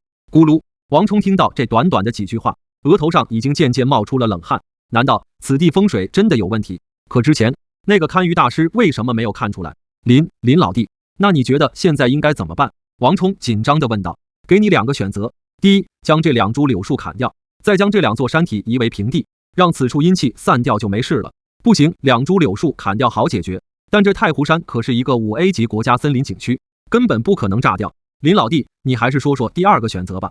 王冲皱眉说道。第2个选择就是你们重新选址，我可以帮你选一个好地方，保证你风调雨顺，平平安安。林峰说道。王冲闻言又苦笑一声，说道。林老弟，你也看到了，这个项目都已经快要收尾了，现在换地方要亏损好10来亿啊，还有没有别的办法了？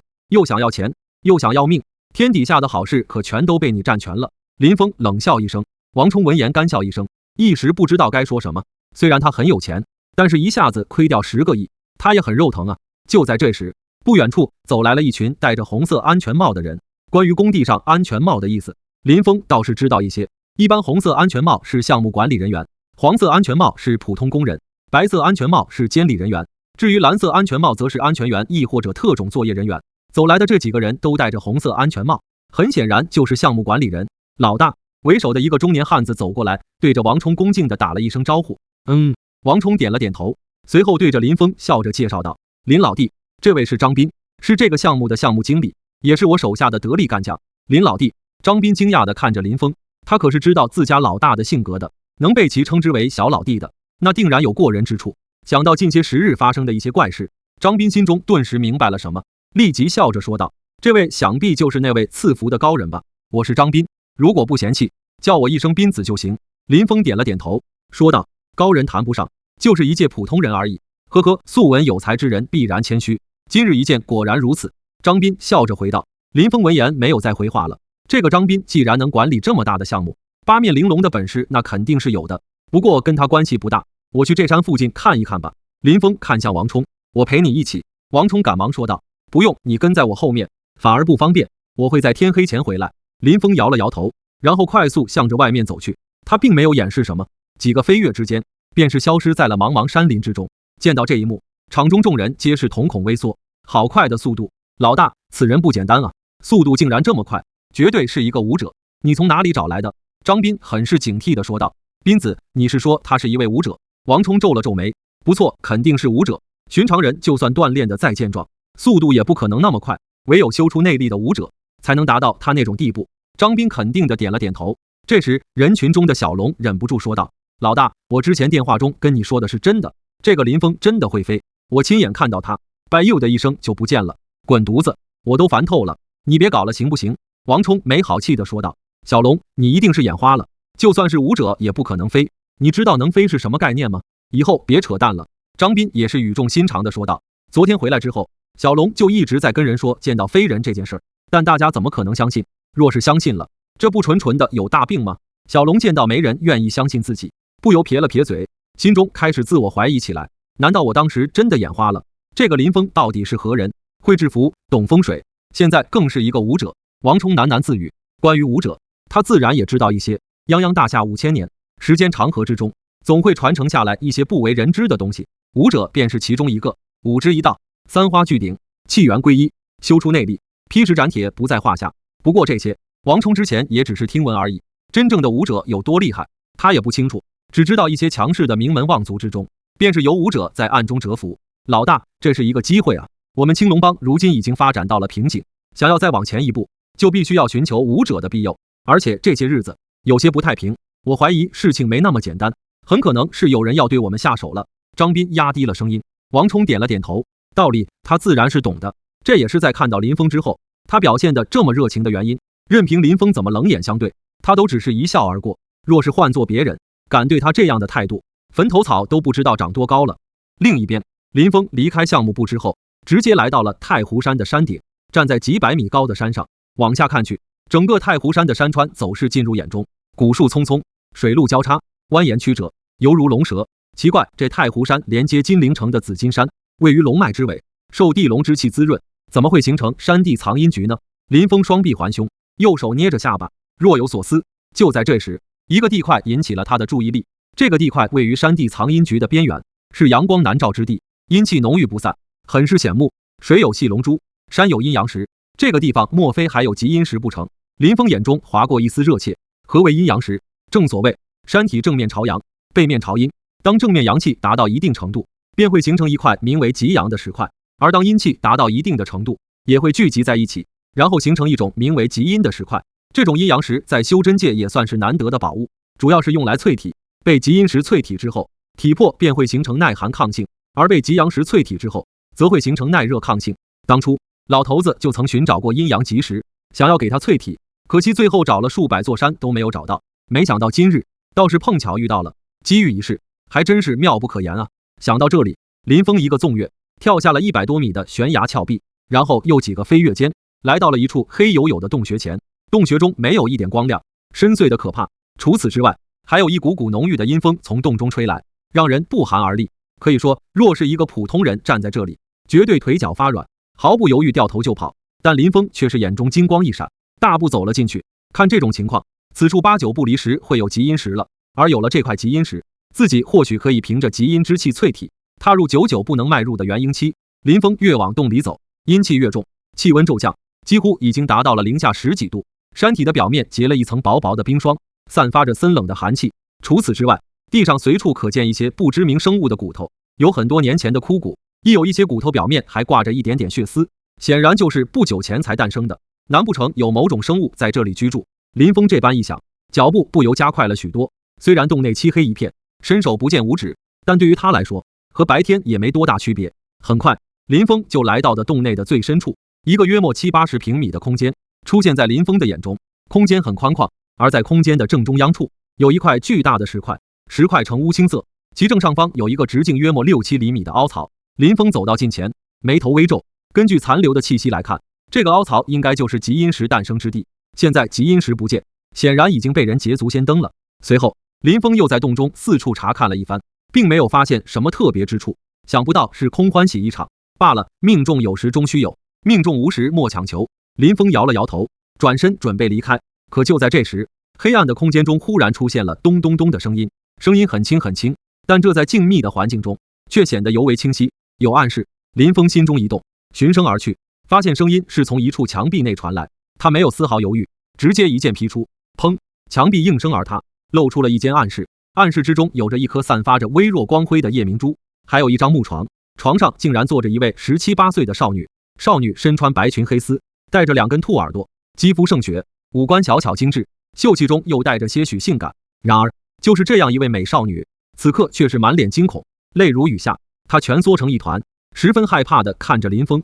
林峰也是有些懵，我了个大草，这是什么情况？如此阴盛阳衰，人迹罕至之地，怎么会有一个美少女出现在这里？而且这美女穿衣打扮性感俏皮，显然不是什么闭关修行的老怪物。你是谁？怎么在这里？林峰走上前去，看着少女皱眉问道：不是你把我抓来的吗？少女可怜兮兮地问道：当然不是。林峰回道。少女闻言愣了一下，她小心翼翼地瞅了一眼林峰，忽然发现林峰竟然还挺帅，当下心中也没有那么害怕了。少女低声说道：我叫江西宁，是金陵大学的一名大一学生，昨晚我去网吧打游戏，差点就超神了。别废话，说重点。林峰皱了皱眉，江西宁委屈地撇了撇嘴，眼中又有泪水在打转了。林峰真的有些无语，这算个什么事儿啊？自己明明是来找机缘的，怎么竟摊上一些麻烦？可是看着这个小女孩单纯无邪的样子，就和小瑶差不多的年纪，终是有些心软。行，你继续说吧。林峰说道。哦。江西宁乖巧地点了点头，然后继续说道：当时我就差一个人头就超神了，结果不知怎么忽然晕了过去，醒来之后就出现在这里了。大哥哥，你是我爸爸派过来救我的吗？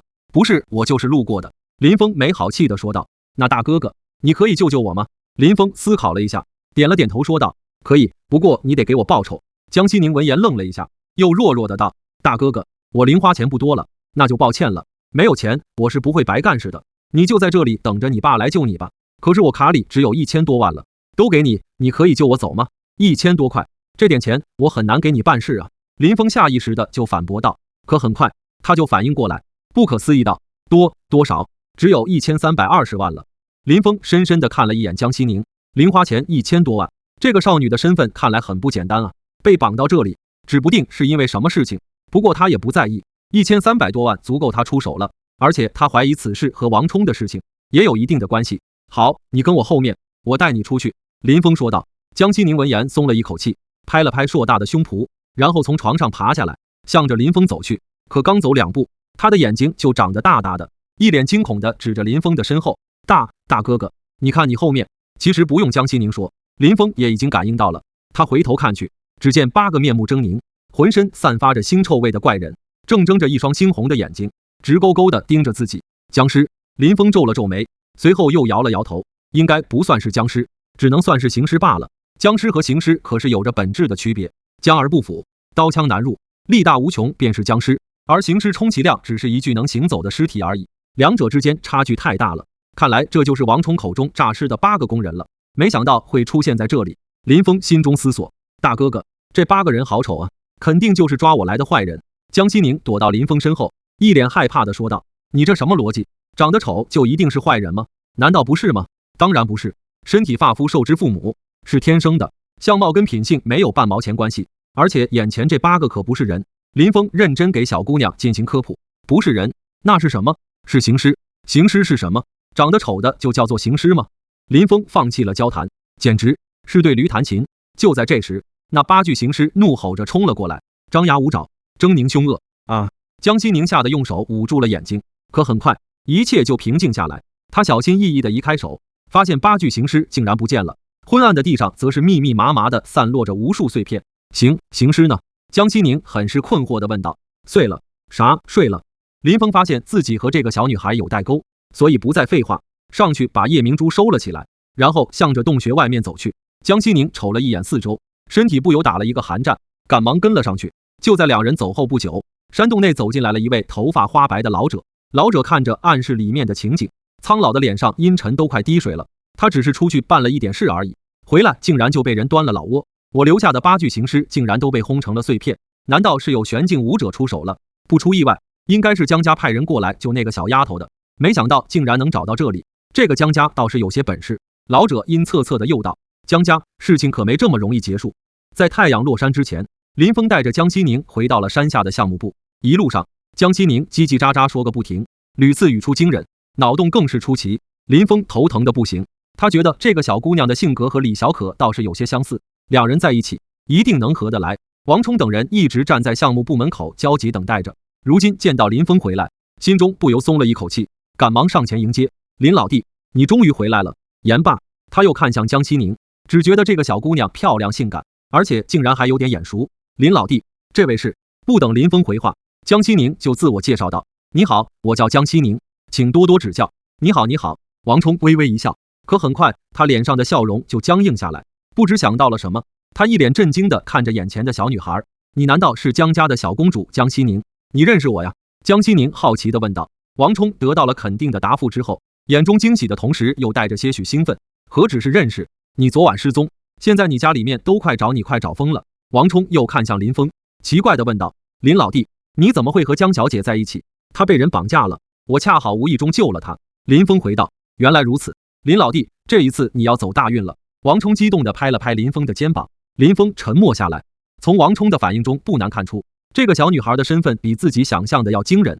江家很厉害吗？林峰心中思索无果之后，也懒得去想了。林老弟，你稍等一会。王冲兴奋地拿出手机，走到一个角落，拨了一个电话出去，很显然是在通知江家的人。在说了几句话之后，王冲就挂断电话走了过来，说道：江小姐，我已经通知你家里面了，他们很快就会派人过来接你，谢谢你了。江西宁笑着说道。这时林峰淡淡说道：既然已经安全，那你也是时候兑现刚刚的承诺了，给你抹个零，给1300万就好。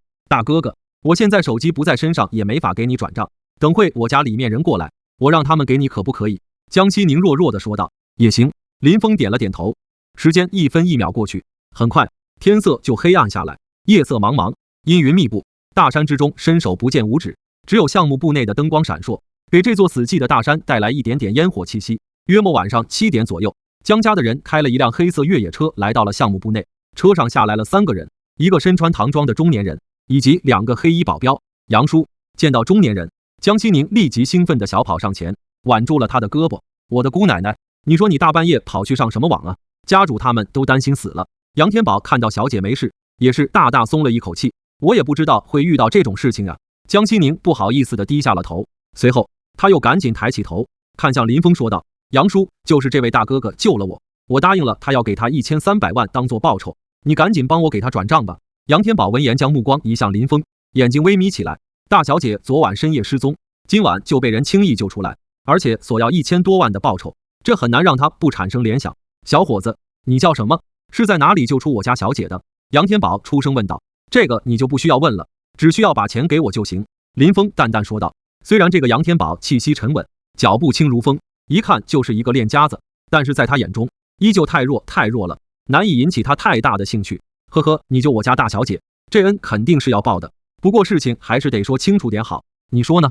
杨天宝轻笑一声。林峰闻言皱了皱眉，没有回话。旁边的王冲察觉到有些不对劲，赶忙笑着说道：杨老哥，这位是我好朋友，刚刚就是我打电话通知你的。我知道你，青龙建设集团的董事，青龙帮的帮主，在金陵城也算是个人物了，不过你要知道，有些事不是你能插嘴的。杨天宝神色淡漠。王冲闻言面色难看，没想到杨天宝这么不给自己面子。说吧，你究竟是如何救出我家小姐的？当时除了你之外，还有哪些人在场？杨天宝继续看向林峰，你是在怀疑我？小伙子，我能怀疑你什么？还是说你在心虚？杨天宝冷笑一声。江西宁没想到事情会演变成这样，立即解释道：杨叔，你肯定误会了，的确就是这位大哥哥救了我，你赶紧把钱转给别人吧。小姐，这个世界没你想的那么简单，事情我会处理好的，你就在一旁看着即可。杨叔，你不能做这种恩将仇报的事情。江西宁有些生气，可这一次杨天宝并没有回话，他示意2个保镖将大小姐拦住，然后冷冷地看着林峰：如果你不能给我一个合适的理由，那我只能将你回江家慢慢调查了。抱歉，我没这个闲工夫陪你们调查，你现在只有2个选择：第一，把钱给我，事情就此结果；第二，我把你们小姐干掉，这样就不算救人了。林峰抬了抬眼皮，看着杨天宝，继续说道：你自己选吧。全场陡然安静下来，王冲一脸的呆滞，杨天宝亦是满脸愕然，就算是江西宁都不挣扎了，难以置信地看着林峰。好半晌，杨天宝才是失声而笑，轻蔑般的摇了摇头，说道：小伙子，你在跟我开玩笑吗？给你10秒钟的时间选择吧，你们小姐的命就在你手中。林峰神色平静，然后开始了倒计时10、9。看着林峰一副煞有其事的样子，杨天宝神色骤然冷了下来。真是一个不知天高地厚的小子啊！看来必须得给点教训才行。他准备出手了。然而就在这时，哒哒，门前无尽的黑暗中传来一阵细微的脚步声，紧接着，一只胡须发白的老黄鼠狼缓步走到了众人的面前。老黄鼠狼体长足有1米，一双黑溜溜的眼睛中满是人性化的狡黠，他邪魅的眼睛直勾勾地盯着众人，笑眯眯地问道：“你们看我是像人还是像仙啊？”这突如其来的一幕惊呆了除了林峰之外在场所有的人。黑暗中竟然走出来一只口吐人言的老黄鼠狼来讨风。不得不说，这一幕着实有些诡异了。怎么可能？王冲浑身发毛，之前明明已经劈死了一只，怎么现在又出现了一只？杨叔，这是什么情况？江西宁则是躲在杨天宝的身后，灵动的眼眸中3分恐惧，7分好奇。若是他一个人，绝对要吓哭，但在场毕竟有那么多人，连杨叔都在，他心中自然也没有太大的畏惧，反倒是有些好奇。一只畜生而已，无需担心。杨天宝倒是很淡定，以为小姐害怕，所以低声安慰了江西宁一句：“哦。”江西宁点了点头，一双大眼睛却是偷偷地瞄着老黄鼠狼，很是好奇。或许是注意到了江西宁的目光，老黄鼠狼将目光移向他，碧绿的眸光在黑夜中闪烁着诡异的色彩，诡异地笑道：“小姑娘，你看我像人还是像仙啊？不知道。”江西宁闻言害怕地后退了一步。这时杨天宝冷哼一声，直接一拳对着老黄鼠狼轰去。哼，装神弄鬼，结。老黄鼠狼嘴角拟人化的一笑，微微一侧身，轻易躲过了杨天宝的攻击。昔闻一些动物活久了便可以诞生灵智，没想到今日倒是被我遇到了。可惜畜生终究只是畜生，既然敢来招惹我，那就要付出生命的代价。杨天宝讥笑连连，他伸展身躯，脚下虎虎生风，拳头呼呼作响，一招一式之间充斥着强悍的力道。砰！杨天宝又是一拳轰出，黄鼠狼虽然快速躲过，但其身下的石头却是被这一拳震碎成无数块。见到这一幕，王冲、张斌等人面色骤变，好强！一拳轻易轰碎混凝土石块，这若是换成人体，怕是5脏6腑都要碎裂吧。老大，这个杨天宝绝对是一位武者。张斌对着王冲低声说道。王冲神色凝重地点了点头，能被江家大小姐称之为叔的人，能是简单之辈吗？只是他万万没有想到，其竟然是一位武者。王冲不由看了一眼不远处的林峰，据他猜测，林峰很可能也是一位武者，不知道两人之间谁厉害。看林老弟波澜不惊的神色，应该不会把杨天宝差，不过估计也强不了太多。王冲心中猜测。与此同时，杨天宝和老黄鼠狼之间的战斗已经进入了白热化。砰轰！杨天宝气势惊人，挥舞着双拳，大开大合之间有一种所向披靡之感。反观老黄鼠狼则是低调了许多，只是微微侧身躲避杨天宝的攻击，嘴中却是不时发出一阵桀桀的笑声。林老弟，你认为谁会赢？王冲走到林峰的身边，低声问道。自始至终，这个老黄鼠狼都是在玩而已，你说谁赢？林峰淡淡回道。一旁的江西宁闻言反驳道：“不可能，我杨叔很厉害的，可是黄境武者，一手7星拳纵横金陵城，区区一只畜生怎么可能是我杨叔对手？你看这畜生都无还手之力了，估计一会就要被杨叔打死。”黄境武者，林峰皱了皱眉，老头子也一直教的他修仙之术，所以对于这武道境界倒是不怎么清楚。不错，武道境界分为天地玄黄4境，而唯有修炼出内劲的才算是踏入武道境界。我杨叔如今正是一位黄境中期的武者，修炼的是拳技7星拳，此拳法以刚猛著称，开山劈石不在话下。江西宁一脸傲然：“天地玄黄，黄境最高等级吗？”林峰好奇地问道。江西宁闻言面色有些尴尬，说道：“黄境是入门等级，然后是玄境、地境、天境，那也不怎么样啊。”林峰哑然失笑：“你懂个屁，你压根就不知道黄境武者这4个字的分量有多么重。我给你打个比方吧，江南省的格斗大赛你应该知道吧？我杨叔如果去参加，估计直接横扫无敌，拿下第1名。”江西宁骄傲地说道。林峰没有回话，倒是旁边的王冲和张斌神色很是震惊。江南省格斗大赛的含金量还是很高的，能在格斗大赛上横扫无敌，的确是牛逼。林峰想了想，淡淡说道：“你这个杨叔较之常人的确强上不少，但和这种成了精的精怪比，还是差了一大截。尤其是这老黄鼠狼，胡子雪白，体型巨大，怕是有了100年道行，你杨叔是不可能斗得过他的。看来你真的不懂。”江西宁摇了摇头，不打算再跟林峰废话了。他将目光移向战场，此刻杨叔犹如神兵下凡，打得黄鼠狼狼狈逃窜，这种局面怎么可能会输？然而就在这时，那老黄鼠狼忽然就停下了身形，紧接着一双圆溜溜的眼睛中绽放出2道碧绿的光芒。在这股绿光下，杨天宝进攻的身形不由一滞，整个人就像是傻了一般，呆呆地站在原地。结，老黄鼠狼邪魅一笑，伸出尖锐的利爪就要去掏杨天宝的心脏。不好！见到这一幕，跟随杨天宝一起来的2位黑色保镖面色大变，立即冲上前去帮忙。可以看出，这2位保镖实力也极为不俗，步伐沉稳，挥拳有力，就算不是武者，也差不了多少了。然而，面对他俩的强势攻击，老黄鼠狼只是伸出了2只爪子，轻轻一挥，噗，2个保镖立即被开膛剖肚，惨叫一声，重重地摔在地上，鲜血流了一地。在挣扎了几下之后，直接死去。而趁着这段时间，杨天宝的神色也是瞬间清醒过来，看着近在咫尺的老黄鼠狼，他面色骤变，赶忙后退躲避，但是已经来不及了。老黄鼠狼轻轻一挥利爪，虽然没有剖开他的胸膛，但却是将他的左臂给齐根割了下来。一瞬间，大量的鲜血从伤口处喷涌出来，触目惊心，瘆人无比。断臂之痛让得杨天宝倒吸一口冷气，他一边后退拉开距离的同时，一边用右手在自己的肩膀处点了几下，将血给暂时止住。随后他才是一脸骇然地看着不远处正盯着自己诡异发笑的老黄鼠狼，心中已然翻江倒海。魅惑，这个畜生的眼睛竟然有魅惑的能力，刚刚自己正是看到了他的眼睛，心神才会溃散。而见到这一幕，王冲、张斌等人更是毛骨悚然。片刻之间，局势逆转，江家3人2死1伤。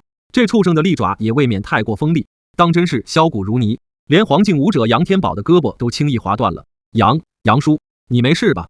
江西宁在经过短暂的失神之后，立即反应过来，他冲过去搀扶住杨天宝，精致的脸上已经是苍白似雪，泪如雨下。在他心中，杨叔就是无敌的存在，他怎么也没想到杨叔竟然会被一只老黄鼠狼伤成这样。杨天宝正准备说话，但就在这时，那老黄鼠狼竟然又冲了上来，四肢在地上快速爬动，眼中的绿光竟然化为了红光，诡异而又瘆人。小姐，快让开！杨天宝瞳孔骤缩，一把推开江西宁，然后聚集体内的内力于右手之上，想要攻击老黄鼠狼。结！老黄鼠狼邪魅一笑，轻易躲过了这一拳，然后又是一挥爪，昏暗的灯光下闪烁出3缕夺目的白光。划了！杨天宝惨叫一声，整个右臂又被连根割下，对碰产生的撞击力更是将他整个人都击飞出去，最后重重地撞在地上，口中不停地往外面吐出鲜血，再也没有了适才意气风发的模样。见到这一幕，众人倒吸一口冷气，不寒而栗。这可是一位黄境武者啊，竟然被伤成了这样。林老弟，我们现在怎么办？王冲有些紧张地问道。怎么办？当然是继续看戏。林峰淡淡说道，浑然没有救人的意思。如果一开始杨天宝直接把钱给他，他或许看在钱的份上，还会出手救一下人。可惜有些事情一旦错过，就是真的错过了。至于那1300万账单，等这2人死了，他依旧可以找江家的人要，所以并不着急。杨叔，江西宁惊呼一声，他小跑上去，一边帮杨天宝止着血，一边害怕地说道：杨叔，你没事吧？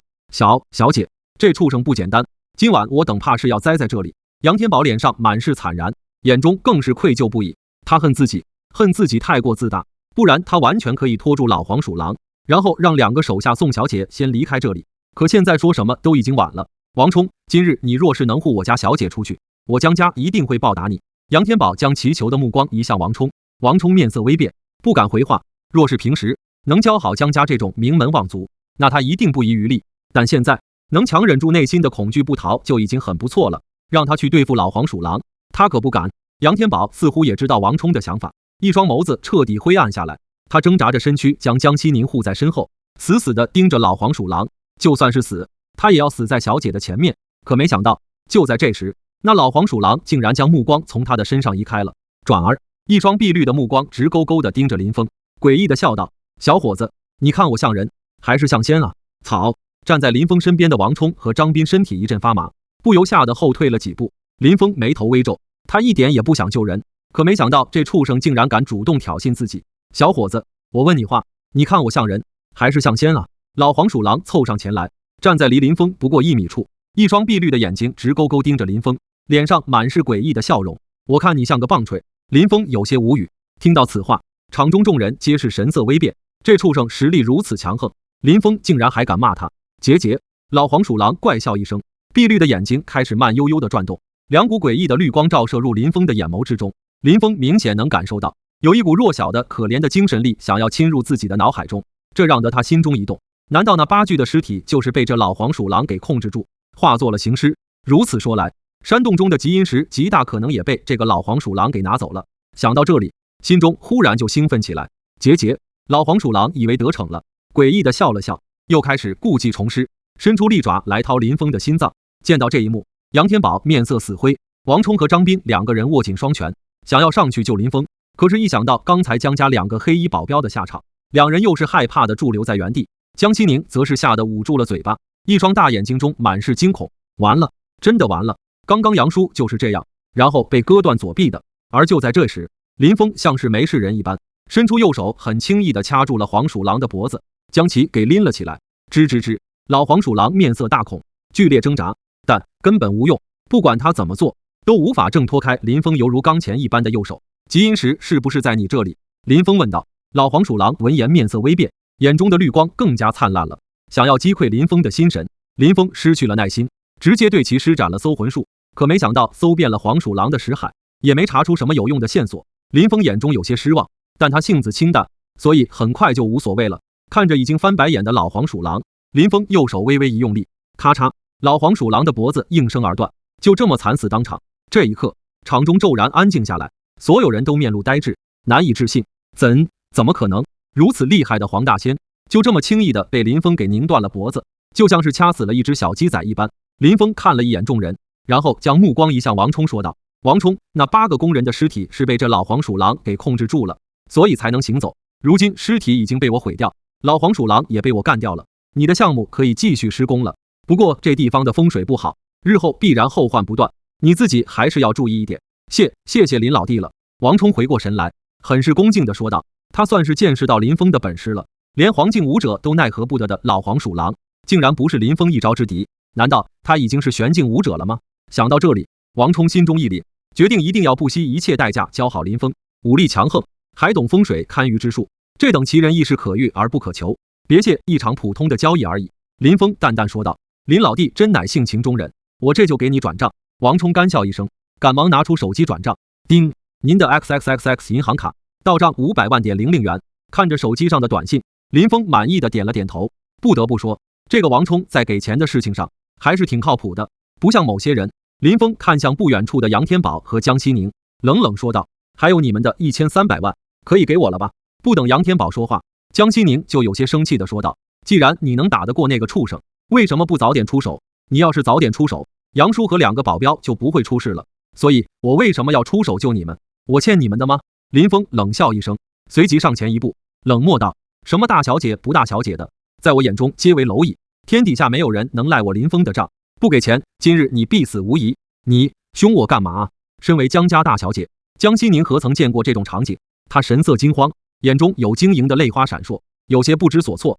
小兄弟，区1300万而已，对于我江家来说不值一提，不过我现在这副样子，怕是也转不了，要不你跟我一起回江家，我可以给你双倍的价钱，如何？这时杨天宝虚弱地说道。虽然武者体力强横，但他双臂被斩，失血过多，已经处于崩溃的边缘了。如果不是意志力强横，现在的他怕是早已经晕死了过去。林峰冷冷地看着杨天宝，到现在还不死心呢。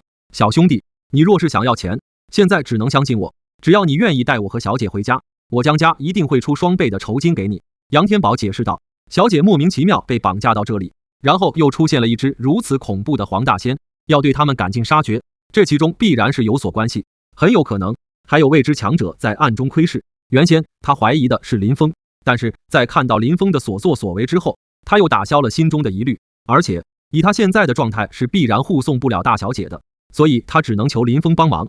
你是想要我护送你们回家？林峰看出了杨天宝的想法，不错，我就是这个意思，2600万，只要你送我和小姐安全回到江家即可。杨天宝点了点头。林峰没有回话，而是对身边的王冲问道：江家是不是很有钱？王冲下意识地点了点头，回道：江家在整个金陵城都是顶级的家族，那自然是超级有钱的，1万多亿资产应该是有的。林峰闻言笑了，看向杨天宝说道：要我送你们回去也可以，不过这护送的价格要翻1000倍，我要的是现金，不要什么资产证券之类的。此言一出，场中陡然安静下来。王冲和张斌倒吸一口冷气，杨天宝和江西宁亦是瞳孔微缩，觉得林峰简直是疯了。翻1000倍，那不就是260亿了？且不要资产票券，如此庞大的现金流，就算是江家想要拿出来，也不是一件容易的事情。小兄弟，你不觉得自己有些狮子大张口了吗？杨天宝神色难看，狮子大张口这个词太难听了。你现在有求于我，我开条件，你愿意就成交，不愿意就拉倒，这不是很正常的事情？而且江家资产万亿，我要个几百亿，也不算太过分。林峰淡淡说道，不太过分。你知道260亿现金意味着什么吗？你的口开得太大太大，说出去怕是都要让人笑话。杨天宝面色难看至极，你觉得过分，那就算了吧。林峰不在意地说道，算了便算了，我只不过是求个心安而已，你还真当回事了。杨天宝气得胸膛剧烈起伏，伤口又是开始溢血了。260亿，这个数字太大太大了，是绝无可能的。说句难听点，临时凑这么庞大的现金，不知道要廉价变卖多少资产，其实际价值至少要达到400亿左右。一旦给出去，整个江家都要元气大伤，而且就算他答应下来，后面江家也绝对不会给付。说句不好听的，哪怕是他和大小姐死在这里，江家也不可能拿这么多钱来救人。这个小子当真是异想天开，不知分寸，愚蠢至极。想到这里，杨天宝对着旁边的江西宁说道，小姐，你拿我口袋的手机通知家里面，让他们直接开直升机过来，别忘记了，把我的钱也一起带过来，到时候没有钱，我可是真的会杀人的。林峰在一旁淡淡提醒，钱，你就知道钱。江西宁对林峰失望透顶，原先林峰救了他，他是很有好感的，觉得这个大哥哥长得又帅，心地又善良。可是在经过刚刚的事情之后，他发现林峰就是一个冷血无情的自私鬼。2条人命啊，就这么在你面前死掉，你明明能救人，却无动于衷，你的心是铁做的吗？江西宁眼眶发红，呵，林峰笑了笑，没有回话。江西宁见此也不再废话，拿出手机拨了电话出去。只见他在电话中说了几句在之后，便是挂断了电话，然后一脸激动地说道，杨叔，最多半个小时，家族那边的人就能到，你的手臂一定能及时接上的。好，那我们就等半个小时。杨天宝闻言也是松了一口气，随即他又看向林峰，眼中满是讥讽，小兄弟，现在后悔了吗？本来有一个让你多赚1000多万的机会，可是你就这么白白错过了。贪心不足蛇吞象，人啊，要懂得知足才好。林峰正准备回话，但就在这时，他似乎感应到了什么，将目光看向远处的无尽黑暗。见到这一幕，杨天宝眉头微皱，顺着林峰的目光看去，只见在那伸手不见五指的黑暗之中，有一个朦胧的黑影正缓缓靠近，一步一步，黑影的步伐看似缓慢，但是近100米的距离却是眨眼即到。直到来到近前，众人才是看清楚了黑影的相貌。入目是一张犹如干涸河床的老脸，脸上的老皮堆在一起，在昏暗的灯光下显得极为阴森恐怖。他头发雪白，全身上下枯瘦的不像人样，浑身散发着死气，就像是刚刚从棺材里面爬出来的一般。见到此人，杨天宝、王冲、江西宁、张斌等人皆是头皮发麻，心底深处冒出阵阵的凉气。这看起来就不像是个人，特么的不会是鬼吧？阁下是谁？杨天宝压住心中的震动，率先出声问道。老者没有搭理杨天宝，一双浑浊的目光平静地盯着林峰说道，当真是英雄出少年啊，小小年纪竟然就达到了玄境中后期的修为，实属难得。玄境中后期？林峰愣了愣，你也别否认了，我培养的2只黄皮子都死于你手，也只有玄境中后期的修为才能做到这一步，而且之前那张符纸也是出自你手吧？你这制服之法也颇为高超，不知是出自道门哪一分支？老者淡淡地看着林峰，一副我早已经看穿了一切的模样。这老头真特娘的是个人才啊！林峰微扯，一时不知道该说什么。道门传人，他竟然是道门传人，这怎么可能？杨天宝则是满脸震惊。王冲和张斌2人对视了一眼，心中翻江倒海。虽然之前有所猜测，但现在得到证实，依旧觉得难以置信。玄境大能，林老弟果然是玄境大能，而且还是道门传人，这真的是小母牛长翅膀，牛逼上天了。看到林峰没有回话，老者又淡淡说道，看在你背后师门的份上，对于你杀了我2只宠物的事情，我可以既往不咎，但从现在开始，我希望你不要再多管闲事了，你懂？懂，我可太懂了。林峰点了点头，向后退了几步。他本来就没打算出手，如今老者这样一说，他自然顺水推舟，不然到时又被逼救人，那就太无语了。很好，老者满意的点了点头。他刚刚在暗中观摩了很久，说实话，林峰这个人他看不透，未知即代表着不可控，所以谨慎的他不是很愿意招惹林峰。反正他主要的目标还是江家，至于这处项目上的事情，不过是因为施工动静太大吵到了他给一点小小的教训而已，没必要多加搭理。想到这里，老者将阴恻恻的目光移向了杨天宝和江西宁。杨天宝心中一突，努力让自己保持冷静，恭敬道，不知前辈身份是？叶天心，这个名讳你可曾听说过？老者淡淡说道，你是血手人屠叶天心，杨天宝倒吸一口冷气，结，想不到你这个小辈倒是有点见识。不错，我正是江湖人称的血手人屠的叶天心。叶天心阴恻恻地笑了起来。听到此话，杨天宝整颗心都提了起来。他万万没有想到眼前这个老者的身份如此的惊人。杨叔，血手人屠很厉害吗？江西宁有些紧张地问道。血手人屠是20年前江南省武道界臭名昭著的人之一，他修炼的一种名为吸血大法的邪恶至极的武功，此功法靠杀人吸血提升己身内劲。血手人屠出现江湖短1年间，死在他手下的人足有千数，其中不乏黄境武道高手。后来江南省武道联盟组成围剿部队，有一位地境高手带队打算击杀血手人屠，结果没想到被他跑走了。自那次之后，血手人屠就像是凭空蒸发一般，消失在世人面前。虽然杨天宝在竭力克制自己，但声音还是有些发颤。他不过只是一个黄境武者而已，而血手人屠在20年前就声名鹊起了。如今面对这种杀人如麻的老前辈，他自然心生恐惧。而听到杨天宝的话，江西宁、王冲、张斌等人都是头皮发麻。如今可是21世纪啊，世间竟然还存在这种电视中才会出现的老魔头，而且还是千人斩，这未免有些太吓人了。场中也只有林峰饶有兴趣地看着。血手人屠这称号倒是的确有些唬人，不过武道终究是武道，对于修仙一道不值一提。人屠前辈，如果我江家曾得罪过你，你完全可以说出来，我可以代表江家给你赔礼道歉，如何？杨天宝紧张问道。不，你们江家可没有得罪我。血手人屠笑容渗人。那前辈为何要这样？杨天宝面露疑惑。你们江家虽然没有得罪我，但是得罪了别人啊。血手人屠怪笑一声。杨天宝心中猛地一沉，原来血手人屠是其他人请过来的，究竟是谁？整个江南省武道界又有谁有这个能力请来血手人屠这种老怪物？难道是秦家？杨天宝面色微变。如今金陵城名门望族之中，也就是秦家敢处处与江家作对了。想到这里，杨天宝脸上挤出一丝笑容，问道：难道是秦家人让前辈过来的？结，一个将死之人知道的那么清楚做什么？血手人屠狞笑一声，他虽然体态显老，但速度却是极快，探出一只大手就向着杨天宝的头颅抓去。杨天宝此刻已是重伤之身，根本就躲避不了，只能眼睁睁地看着对方攻来。给我住手！就在这时，一道厉喝声忽然在众人耳边炸响，只见不远处的黑暗中，有一位灰衣老人飞奔而来。老人身形刚劲有力，如虎似豹，速度快得惊人，眨眼之间便是来到近前，一拳对着血手人屠轰去。血手人屠见此往后一跃，便是跳出10几米，轻松地躲过了这一拳。师叔，见到来人，杨天宝面色大喜。江西宁一时兴奋地喊道：二爷爷，你怎么来了？我拜访老友，刚好路过这附近，接到你父亲的电话，就立即赶过来了。灰衣老人稳住身形，苍老的脸上露出一丝慈祥的笑容，问道：宁，你没事吧？没事，二爷爷，你来的可太及时了，我们刚刚被欺负惨了。江西宁眼睛红红地说道。灰衣老人见此面色一冷，将充满杀意的目光移向血手人屠，冷冷道：好你个血手人屠，当年让你侥幸逃走，没想到你竟然还敢出现，打我小孙女主意，是谁给你的胆子？江千和，你用不着这么大的口气，以为我怕你吗？血手人屠神色平静，心中却是烦躁至极，真特么的倒霉啊！没想到在这种时候，江千和竟然赶来了。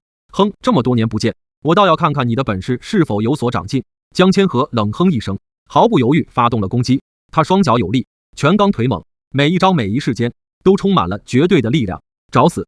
血手人屠冷笑一声，没有畏惧，也是迎攻了上去。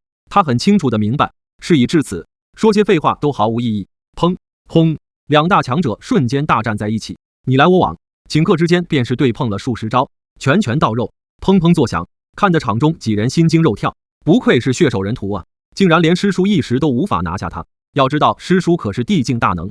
杨天宝神色凝重地说道。那又如何？二爷爷强者无敌，拿下他只是迟早的事情。江西宁一边挥舞着小拳头，一边将愤愤不平的目光移向不远处的林峰，一口银牙咬得吱吱作响，显然还在为刚刚的事情耿耿于怀。注意到江西宁的目光，王冲等人有些害怕，这可是江家大小姐啊，一旦回到金陵城，那就是绝对的白富美，是无数富少眼中的小恶魔，谁能不怕？林老弟，这个江千和是江家的核心人物，连当代江家家主都要称其一声二叔，你等会要不要给他们道一个歉吧？王冲低声说道。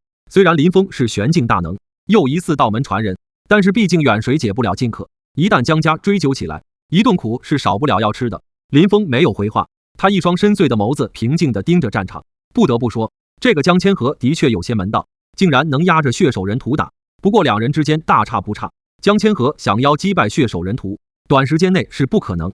当然，在他眼中，两人的战斗也就是过家家罢了，难以引起他内心的波动。就在两人打得你来我往，不可开交之际，远方的天空忽然传来一阵引擎轰鸣的声音，众人心头一惊，赶忙抬头看去，只见远处的天际竟然有一架直升机正快速飞来。哇，太好了，是家族那边派来救援的人。江西宁高兴地挥舞着小手，呵呵，小姐，看来家主对你很重视啊，没想到竟然来得这么快。杨天宝也是大松一口气，笑着说道，那是自然，我父亲当然对我好了。江西宁晃悠着小脑袋，一脸的傲娇，而见到这一幕，血手人屠则是面色阴沉的要滴水了。该死，真的该死，大好的局面竟然会演变得如此糟糕。他知道自己不能再磨叽下去了，一旦直升机上再出现一个江家高手，到时再想脱身就难了。想到这里，血手人屠积聚全身内劲于掌心之中，狠狠一掌对江千和拍去。江千和感受到了这一掌的厉害，瞳孔微缩，选择了稳一手，后退躲开。而趁着这个空档，血手人屠身形快速后退，几个飞跃之间便是消失在了茫茫的黑夜之中。什么情况？这是逃了？场中几人见此皆是有些懵逼。林峰看着血手人屠的逃走的方向，大拇指和中指轻轻一弹，一缕肉眼难见的光点便是飞了出去。这是一个用来追踪人的小术法。既然老黄鼠狼是血手人屠的宠物，那极阴石或许在血手人屠的手中，他自然不会放过。此外，还有江家的1300万钱和极阴石，他都要。二爷爷，快追上去，千万别他逃走。江西宁反应过来，大声说道，宁宁啊，不是二爷爷不追上去，而是这叶天心实力不比我差多少，就算追上去也奈何不了。而且此人是武盟的通缉犯，等我们回去，让武盟的人去收拾他即可。江千和摇了摇头，好吧。江西宁乖巧地点了点头。约莫1分钟之后，天上的直升机缓缓地落在了众人眼前。直升机硕大的螺旋桨快速转动，搅起大量的风尘，也吹得在场几人衣服凌乱，乌发飞扬。随后，在众人的目光下，直升机上下来了6个人，为首的是一男一女。男人一袭白衣，身高足有1.85米，面容俊朗，丰神俊秀，气质极为不俗。女人则身穿黑色长裙，鹅蛋脸，柳叶眉，淡妆微抹，五官精致的像是从画中走出来一般，但她那一双眸子中却满是清冷，给人一种生人勿近之感。见到这个黑裙女人，原来还很淡然的林峰身体猛然的一颤，如被雷劈，呆立当场。一诺为何会出现在这里？林峰心中翻江倒海，目光中满是不解。与此同时，陈一诺也是一眼就看到了林峰，他先是一愣，但很快就恢复过来，嘴角噙着一丝冷笑。哥，你怎么过来了？江西宁兴奋地小跑上去，一下子扑到白衣男人的怀中，好奇地问道，你个小丫头，出了这么大的事情，我不过来能行吗？白衣男人揉了揉江西宁的小脑袋，温柔地说道。见到这一幕，王冲心中一紧，不由握了握拳头，手心都冒出了冷汗。这个白衣男人是谁？林峰注意到了王冲的动作，低声问道。他本无需关注男人的身份，只因陈一诺依偎在此人身边，10年之后再次相见，家人虽然依旧，但他的旁边却是有了别的男人。林峰心中的滋味自然万般复杂，难以言喻。其实他很想冲上去打一声招呼，问一下一诺这10年过得怎么样，问一下旁边的男人是谁。他也想亲口说声道歉，对不起，但转而一想，如今的他又有什么资格说这些？感性永远是不顾一切的抛头颅，洒热血。然而理智却让他硬生生地站在原地，选择默默注视。此人是江家嫡子江君临，未来要掌控江家的人。王冲低声说道。虽然他是青龙帮帮主，青龙建设集团的董事长，但面对江君临这种人，也只有俯首称臣的份，甚至就连他当初服侍过的富婆也斗不过江君临。江君临，林峰重复了一句，又问道，那旁边的黑裙女子是他的妻子，有可能是他的未婚妻吧？未婚妻？对，据我所知，江君临应该还没有结婚。林峰闻言心中一动，据他所知，一诺明明已经结过婚，并且诞生下了一个女儿，现在怎么又变成江君临的未婚妻了？难道一诺已经离婚了？想到这里，林峰眼中重新燃起了一丝色彩。当年是他亏欠了一诺，如今若是有机会弥补，他自然将不惜一切代价。至于江家，若是敢有意见，随手灭了便是。两人说话间，江君临也已经从杨天宝的口中得知了刚刚发生的事情。他示意几个手下先开直升机把杨天宝带回去接续手臂，以免延误伤情，然后才是饶有兴趣地看向林峰。他目光淡然，气质脱俗，举止投足之间都给人一种高贵之感，就像是人间帝皇在俯视着自己的臣民，仿佛世间万物都不能引起他内心的波动一般。毫无疑问，这是一位真正的强二代，不是那种纨绔喜欢装逼打脸吃喝嫖赌的阔少能比的。用一个最简单的词来概括，那就是深藏不露。这种人，你是很难从外表看出他的底细的。就连林峰都不得不承认，这个江君临看起来的确很优秀，属于站在人群中，你一眼就会注意到他的那种人。这位小兄弟，之前是我江家怠慢了，这张卡里面有2000万，算是我江某给你赔个不是。预想之中，质问责骂没有到来，江君临的态度显得很是谦逊，反而拿出了一张金色的银行卡，递给林峰，脸上的笑容更是让人如沐春风，不由自主的就多出一丝好感。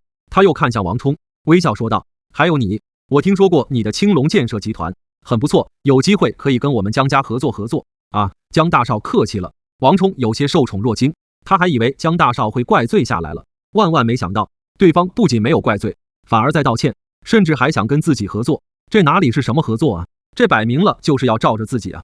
王冲心中一阵激动，哥，你在干什么呢？明明就是他见死不救，凭什么还给他钱？不远处，江西宁很是不解地说道：“宁宁，若不是这位小兄弟，你们能活到现在吗？而且人家说的也不错，没有这个义务救你们。我时常怎么教你的？人要懂得感恩，不要自以为是，没有人会无缘无故对你好。”江君临语重心长地说道。君临这句话说的在理，江千和赞许的点了点头。江西宁闻言撇了撇嘴，看了一眼林峰，轻轻哼了一声，却是没有说话。小兄弟，钱你就收下吧。江君临继续对着林峰笑着说道。林峰看着递来的银行卡，没有回话。这个男人可是一诺的未婚夫，自己若是收了，这算什么？想到这里，他将目光移向不远处的陈一诺，眼中充满了柔情，似有千言万语要说，却又不知道该如何说起。陈一诺也在看着他，不过与之恰好相反，他一双眸子中满是冷漠，嘴角讥讽的笑容更是毫不掩饰，那表情就像在看一个仇人。这一幕瞬间就被在场几人捕捉到了。王冲头皮炸裂，脑海中想到刚刚林峰问他的话，整颗心都提了起来。草，林老弟不会看上了江少的未婚妻吧？可千万别乱搞啊！王冲心底发毛，可在这时候又不敢插嘴说什么，真是个 LSP。江西宁嘀嘀咕咕，神色十分不满，当真是猥琐，竟然如此色眯眯地盯着自己未来的嫂子看。小兄弟，介绍一下，这是我的未婚妻陈一诺。江君临依旧没有生气，反而面带笑容地介绍，他说的话很有深意，委婉地提醒林峰，这个女人是自己的未婚妻，你丫的就不要多想了，是吗？你的未婚妻长得很漂亮，我挺喜欢的。林峰淡淡说道。此言一出，王冲都差点吓得跪下来了。卧槽，求你了，林老弟，你就做个人吧。想当曹贼是件好事，但也要看情况啊，这可是江家嫡子，未来注定要掌控名门世家的人啊。你要是想女人，我可以帮你找10个8个嫩模，随便挑啊。呵呵，江大少见笑，我这个老弟就喜欢开玩笑。哈哈。王冲脸上挤出一丝笑容，赶忙在一旁缓解气氛。无需如此，爱美之心人皆有之。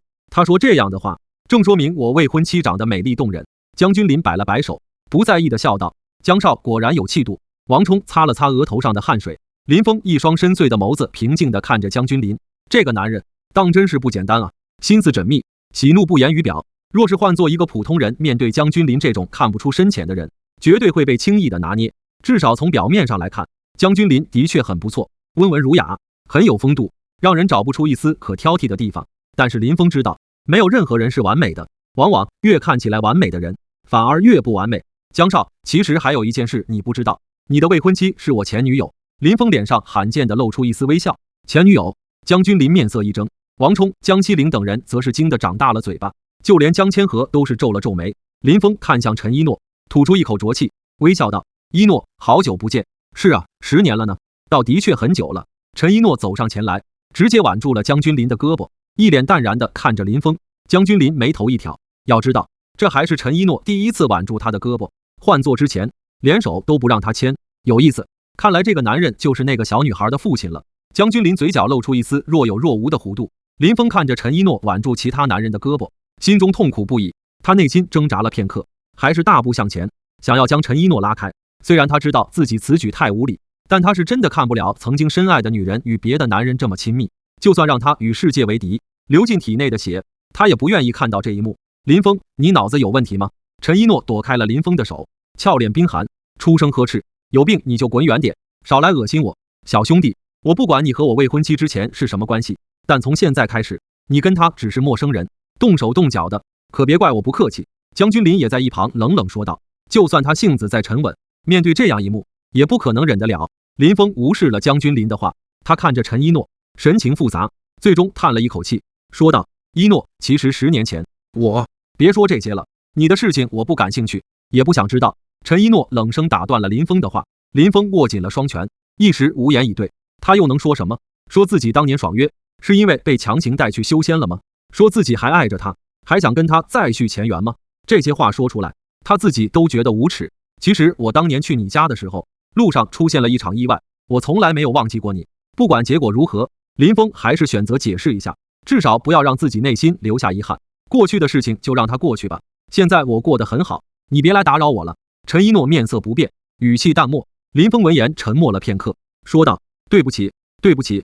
陈一诺看着略显痛苦的林峰，脸上满是讥讽与嘲弄。就是这样一个男人，自己竟然为他苦等了10年，吃了10年的苦，现在想起来倒是的确可笑啊。君临，回去吧。陈一诺说了一句，便是转身向不远处的黑色越野车走去。嫂子，等我一下。江西宁赶忙跟了上去。江千和冷冷看了一眼林峰，没有说话，也是走上了越野车。虽然杨天宝说林峰疑似道门传人，但是道门也分很多派，不是每一个道门传人都值得他们江家重视。尤其是这个林峰，竟然还敢惦记江家即将过门的少奶奶。他没一巴掌拍死林峰，已经是够给对方面子了。林峰，你也看到一诺的态度了。等到所有人都上车之后，江君临才是对着林峰笑着说道：过去的就是过去了，你没能好好珍惜他，那是你的错，以后我会帮你好好疼爱他的，我相信我也有这个能力给他幸福。这句话很有风度，有风度到林峰当场就想干掉这个江君临。可干掉之后呢？自己已经伤害了陈一诺，难道现在还要再一次伤害他吗？对了，林峰，还有一件事你肯定不知道，陈一诺可是云川陈家的嫡女，你知道云川陈家意味着什么吗？江君临忽然压低了声音，饶有趣味地说道。林峰皱了皱眉，关于一诺的家事，他其实也不太了解。当初两人在一起的时候，每当他问起，一诺都会找个借口搪塞过去，说等你来我家提亲就知道了。而现在从江君临的口中不难看出，一诺的家族或许很厉害，所以你是为了他的身份才娶她的。林峰面色阴沉，你猜？江君临微微一笑，一诺如果受了半点委屈，我保证你会死，连你背后的江家也会为你陪葬。林峰冷冷说道。呵呵，江君临闻言竟然笑了起来。一个男人在这种时候体现出一种无能的狂怒，倒是可以理解。而且一只蝼蚁在你面前蹦跶，耀武扬威，你会生气吗？所以他并不生气，反而觉得有些搞笑。林峰，10月1号就是我和一诺的大婚之日，到时候你可一定要来喝喜酒，也算是祭奠一下你曾经失去的青春。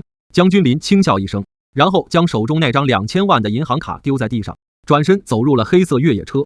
PS 直升机先送杨天宝走了。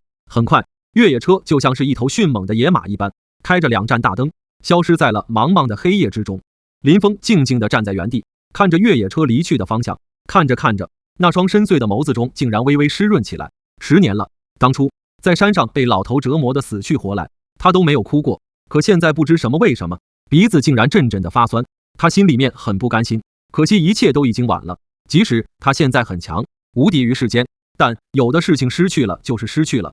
当你回头来再想去追寻时，才会发现一切早已经物是人非。哎，一旁的王冲见此，微微摇头，这又是何必呢？他走上前，安慰道：林老弟，一个女人而已，犯不着这样，只要你开口，我给你安排几10个不比她差的女人，个个都是嫩模，让你一天换一个都行。林峰缓缓闭上双眼，再睁开，湿润的眼眸已经清明一片。这个江家究竟是什么来历？那可就太厉害了。王冲一脸凝重，然后说道：金陵城素有3族4堂之说，3大家族4大唐门，其中3大族控制着金陵城90%的经济，而江家赫然就是3族之一。这是一个延续了好几百年的古老家族，据传从明代时期就已经存在了。江家高手如云，底蕴深厚不见底。所以林老弟，我知道你也很厉害，但是犯不着为了一个女人和江家作对，实在没这个必要。王冲的语气可以说是很委婉了，话语表达的意思就是你林峰是斗不过江家的，务必不要干这种无脑的事情。行，我知道了。林峰点了点头。王冲闻言心中一松，还以为林峰听进去了，于是捡起地上的银行卡，递向林峰说道：林老弟，这张卡你收着吧，毕竟也有2000万，不要白不要，送你了。林峰摇了摇头。王冲闻言面色一怔，而就在他失神的时候，林峰几个跨步之间便是消失在了茫茫黑暗之中。这个林峰性格倒真是有些古怪，刚刚张口闭口都是钱，现在有2000万却又不要了。王冲摇了摇头，有些不解：老大，你觉得他这种存在会缺钱吗？张斌在一旁说道：说的倒也是，那你觉得他缺什么？显而易见，缺女人。王冲闻言眼前一亮，豁然开朗，他拍了拍张斌的肩膀，赞许道：“斌子，你真是我的好军师啊！吩咐下面找一堆看得过去的女孩子过来，我要挑选几个给林老弟送过去。”另一边，崎岖的山路上，一辆黑色的越野车平稳地前进着，车内气氛相对安静。江君林坐在副驾驶位置上，手指轻轻敲打着车窗框，发出细微的哒哒声。你要是想发火就发吧，没必要憋着忍着。陈一诺语气冰冷：“呵呵，一诺，你误会我了，我怎么舍得对你发火呢？”江君林温顺笑道：“那你摆出这副姿态，再给谁看？不错，你想对了，恋恋就是林峰的女儿。怎么样？你若是介意，我今晚就搬离江家。”陈一诺冷冷说道：“什么？小女孩是林峰的女儿？”江西宁和江千和两人面色微变，主驾驶位置上的司机更是恨不得立即把耳朵捂上，免得听到不该听的事情。可江君林却并没有生气，反而一脸深情地看着陈一诺，眼中的温柔似水，像是要把眼前这个女人给溺进去。一诺，你以后不要再说这样的话，我爱的是你这个人，关于你的曾经，我根本就不在意。小恋恋是谁的孩子，我也不在乎，我只知道她是你的女儿就行。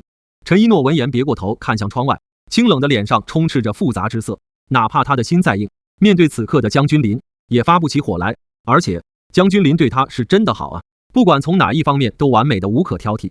江君林温文儒雅，长相帅气，也不介意自己的过去，对小恋恋也很好。可他就是对眼前这个男人一点兴趣也没有，或者说自从林峰之后，他对天下所有的男人都难以有兴趣。反正事情都过去了，你自己也要想开一点。不是我在背后议论别人，那个林峰不简单啊，武道境界竟然不弱，而他现在回来很有可能是抱有其他目的。江君林又一脸诚恳地说道：“你什么意思？”陈一诺皱眉问道：“呵呵，我也只是猜测而已，再说下去就显得我有些小人了，不说也罢。”江君林笑着摇了摇头，他很会做事，知道什么话该说，什么话不该说，也知道有些话要适可而止，再继续说下去反而适得其反。他只需要轻轻地点拨一下，剩下的就让陈一诺自己去猜想就可以了。果不其然，陈一诺在听完之后，神色明显变幻不定。是啊，林峰明明已经消失了10年，现在怎么忽然又出现了？之前他给自己打电话的目的又是什么？难道他已经知道自己的身份，所以打算利用自己来接近陈家？想到这里，陈一诺只觉得心中痛苦无比。当年林峰忽然失踪之时，他以为是出了什么事情，所以甘心等了10年。10年里，他不惜违背父母的话，生下小恋恋，吃了无尽的苦。可没想到，最后等来的却是这样一个结果。林峰不仅没有出事，反而修得一身武术，而且之前他还亲眼目睹林峰跟2个18岁少女搂搂抱抱，这无一不说明着林峰这些年过得很好，很好。为什么？林峰，你为什么要这样对我？陈一诺死死地握紧拳头，指甲陷入肉中，流出丝丝鲜血，都不自知。见到陈一诺的表情，江君林就知道自己的目的已经达到了，接下来只需要时间来慢慢酝酿，陈一诺和林峰之间的关系将会越来越差，最后到达一个无法挽回的地步。不过这其中还有一个小小的麻烦要解决。一诺，如果林峰是怀有其他目的而来，那千万不能让他知道小恋恋的身份，不然他肯定会用小恋恋来威胁你。不管如何，小恋恋都是有着你们陈家的血脉。江君林好心提醒道。陈一诺闻言冷声说道：“小恋恋是我的，谁也抢不走。呵呵，我只是提醒一下而已。若是那林峰敢对小恋恋有什么想法，我江君林第一个不会放过他。此外，小恋恋所患的歌舞伎综合症，我这边也找到了一位神医，或许能有希望治好。”江君林笑道。陈一诺闻言心中说不感动那是假的，与无耻的林峰相比，江君林的所作所为真的太好了。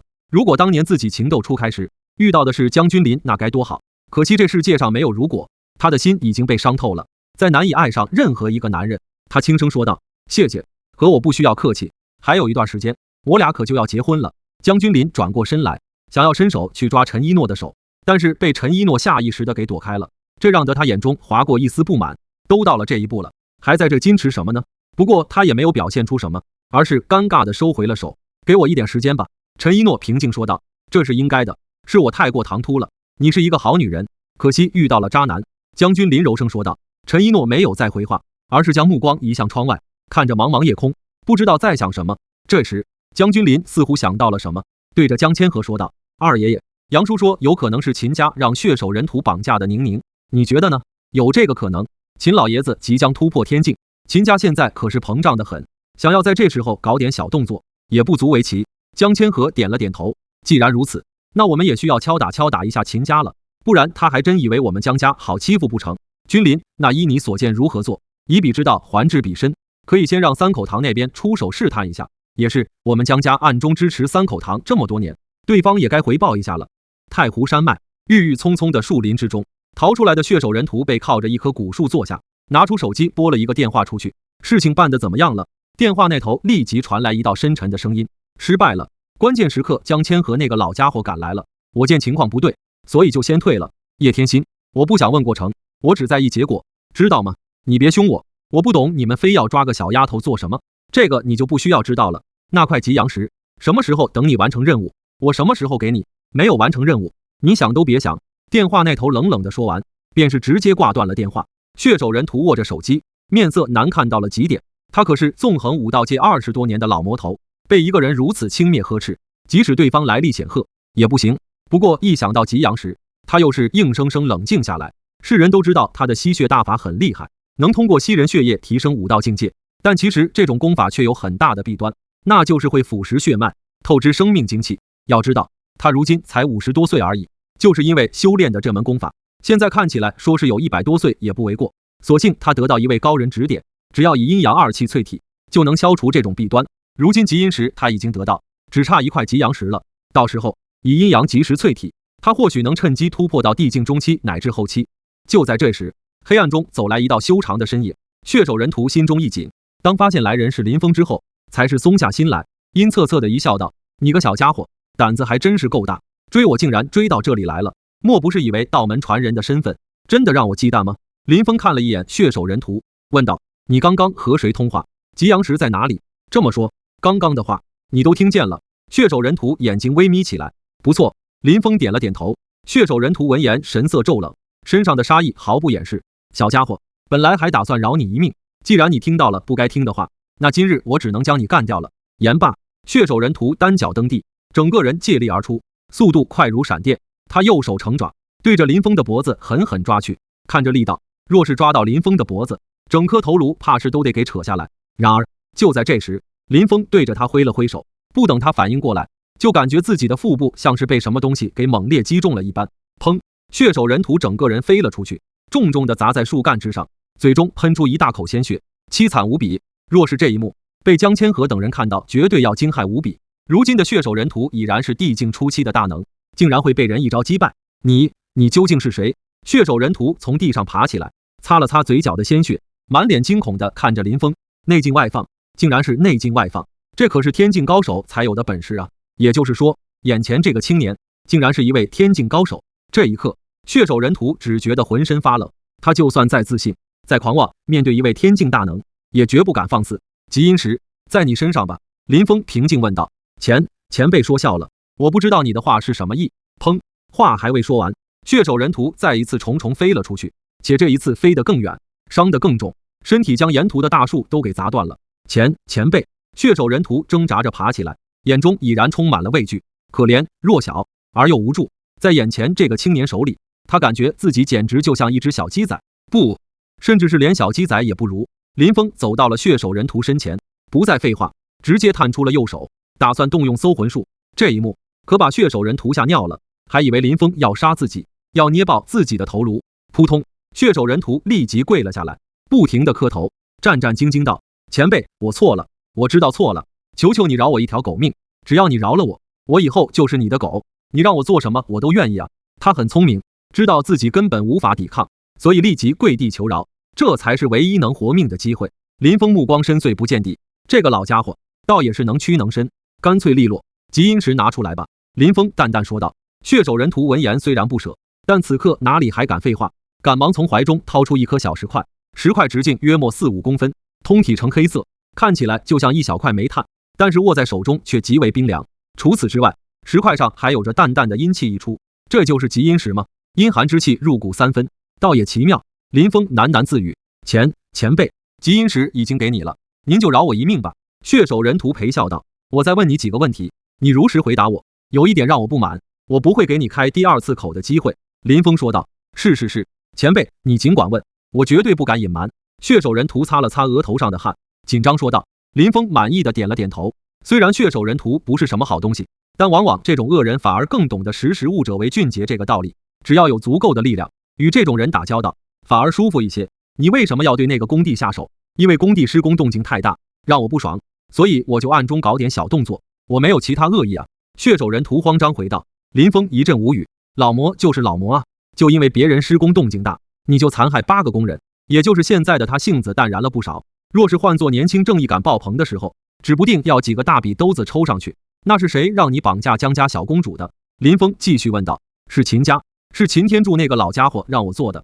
血手人屠立即就把背后的雇主给出卖了。那块吉阳石在秦家人手中，对，就在秦天柱那个老家伙手里面。我就是为了吉阳石，我才为他卖命的。你要阴阳吉时做什么？因为血手人屠将自己功法后遗症的事情一一说了出来。为了活命，他乖巧的就跟个小白兔一样，可谓是知无不言，没有一点犹豫。林峰挑了挑眉，没想到这个看起来行将朽木的老人，真实年纪才50来岁，倒也的确够惨的。前辈，我该说的都说了，你可以放我走了吗？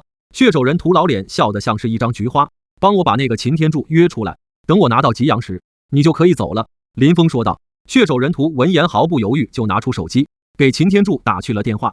反正只要他不死，其他人死不死跟他关系不大。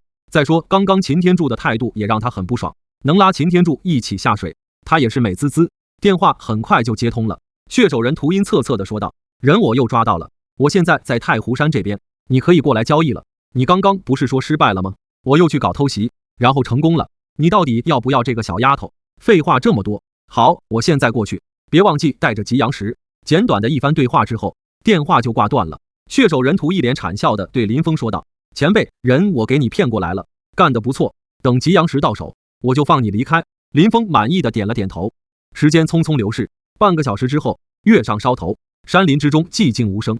就在这时，不远处传来一阵轻微的脚步声。林峰和血手人屠一目看去，只见一个身穿灰衣的中年人正飞速奔来。此人气息沉稳，目光如炬，赫然是一位地境初期的强者。秦天柱走到近前，扫视了一眼四周，当看到林峰之时，面色一怔，但很快就移开了目光。一个青年小子，自然不值得他放在眼里。人呢？吉阳石带来了吗？自然是带来了。秦天柱拿出一块小巧的石头，石头直径也约莫是4-5公分，但通体竟然呈现血红色，像是岩浆一般，散发着灼热的高温。血手人屠眼中划过一丝垂涎之色，这可是他之前一直想要的东西，阴阳结合，玄妙至极。不过想到旁边的林峰，他立即就冷静下来，大笑道：哈哈，秦天柱，你这个大傻逼，竟然这么相信我。却没想到秦天柱神色不变，轻笑一声说道：叶天心，我岂能不了解你的性格？不就是想骗我过来抢夺吉阳石吗？皆在我意料之中。血手人屠皱了皱眉问道：既然你猜到了，为什么还过来？因为我想明白了，靠你这种人办事，简直是在浪费时间。而我今晚过来，是要你手上的那块极阴石，你若是识相，就乖乖交出来，免得受苦。你倒是够阴险的。血手人屠冷笑一声：彼此彼此。秦天柱不屑一笑，然后拍了拍手，只见林中深处竟走出来了一位灰袍老人。叶天心，好久不见啊！灰袍老人一走出来，就面露微笑的打了一声招呼：秦坤。血手人屠瞳孔微缩，十分震惊，随后心中又一阵庆幸，幸亏今晚有林峰在旁边啊。前辈，此人名为秦坤，是秦家上一辈的高人，现在实力估计已经是地境中后期了。血手人屠对着林峰恭敬说道。林峰点了点头，表示知道了。见到这一幕，秦坤和秦天柱两人皆是眼睛微眯起来。什么情况？堂堂血手人屠竟然会对一个青年小子毕恭毕敬？两人细细打量起林峰来，可怎么看都看不出林峰有什么特别之处。叶天心，你还真是越活越回去了，竟然对一个小辈卑躬屈膝。秦天柱很是不屑。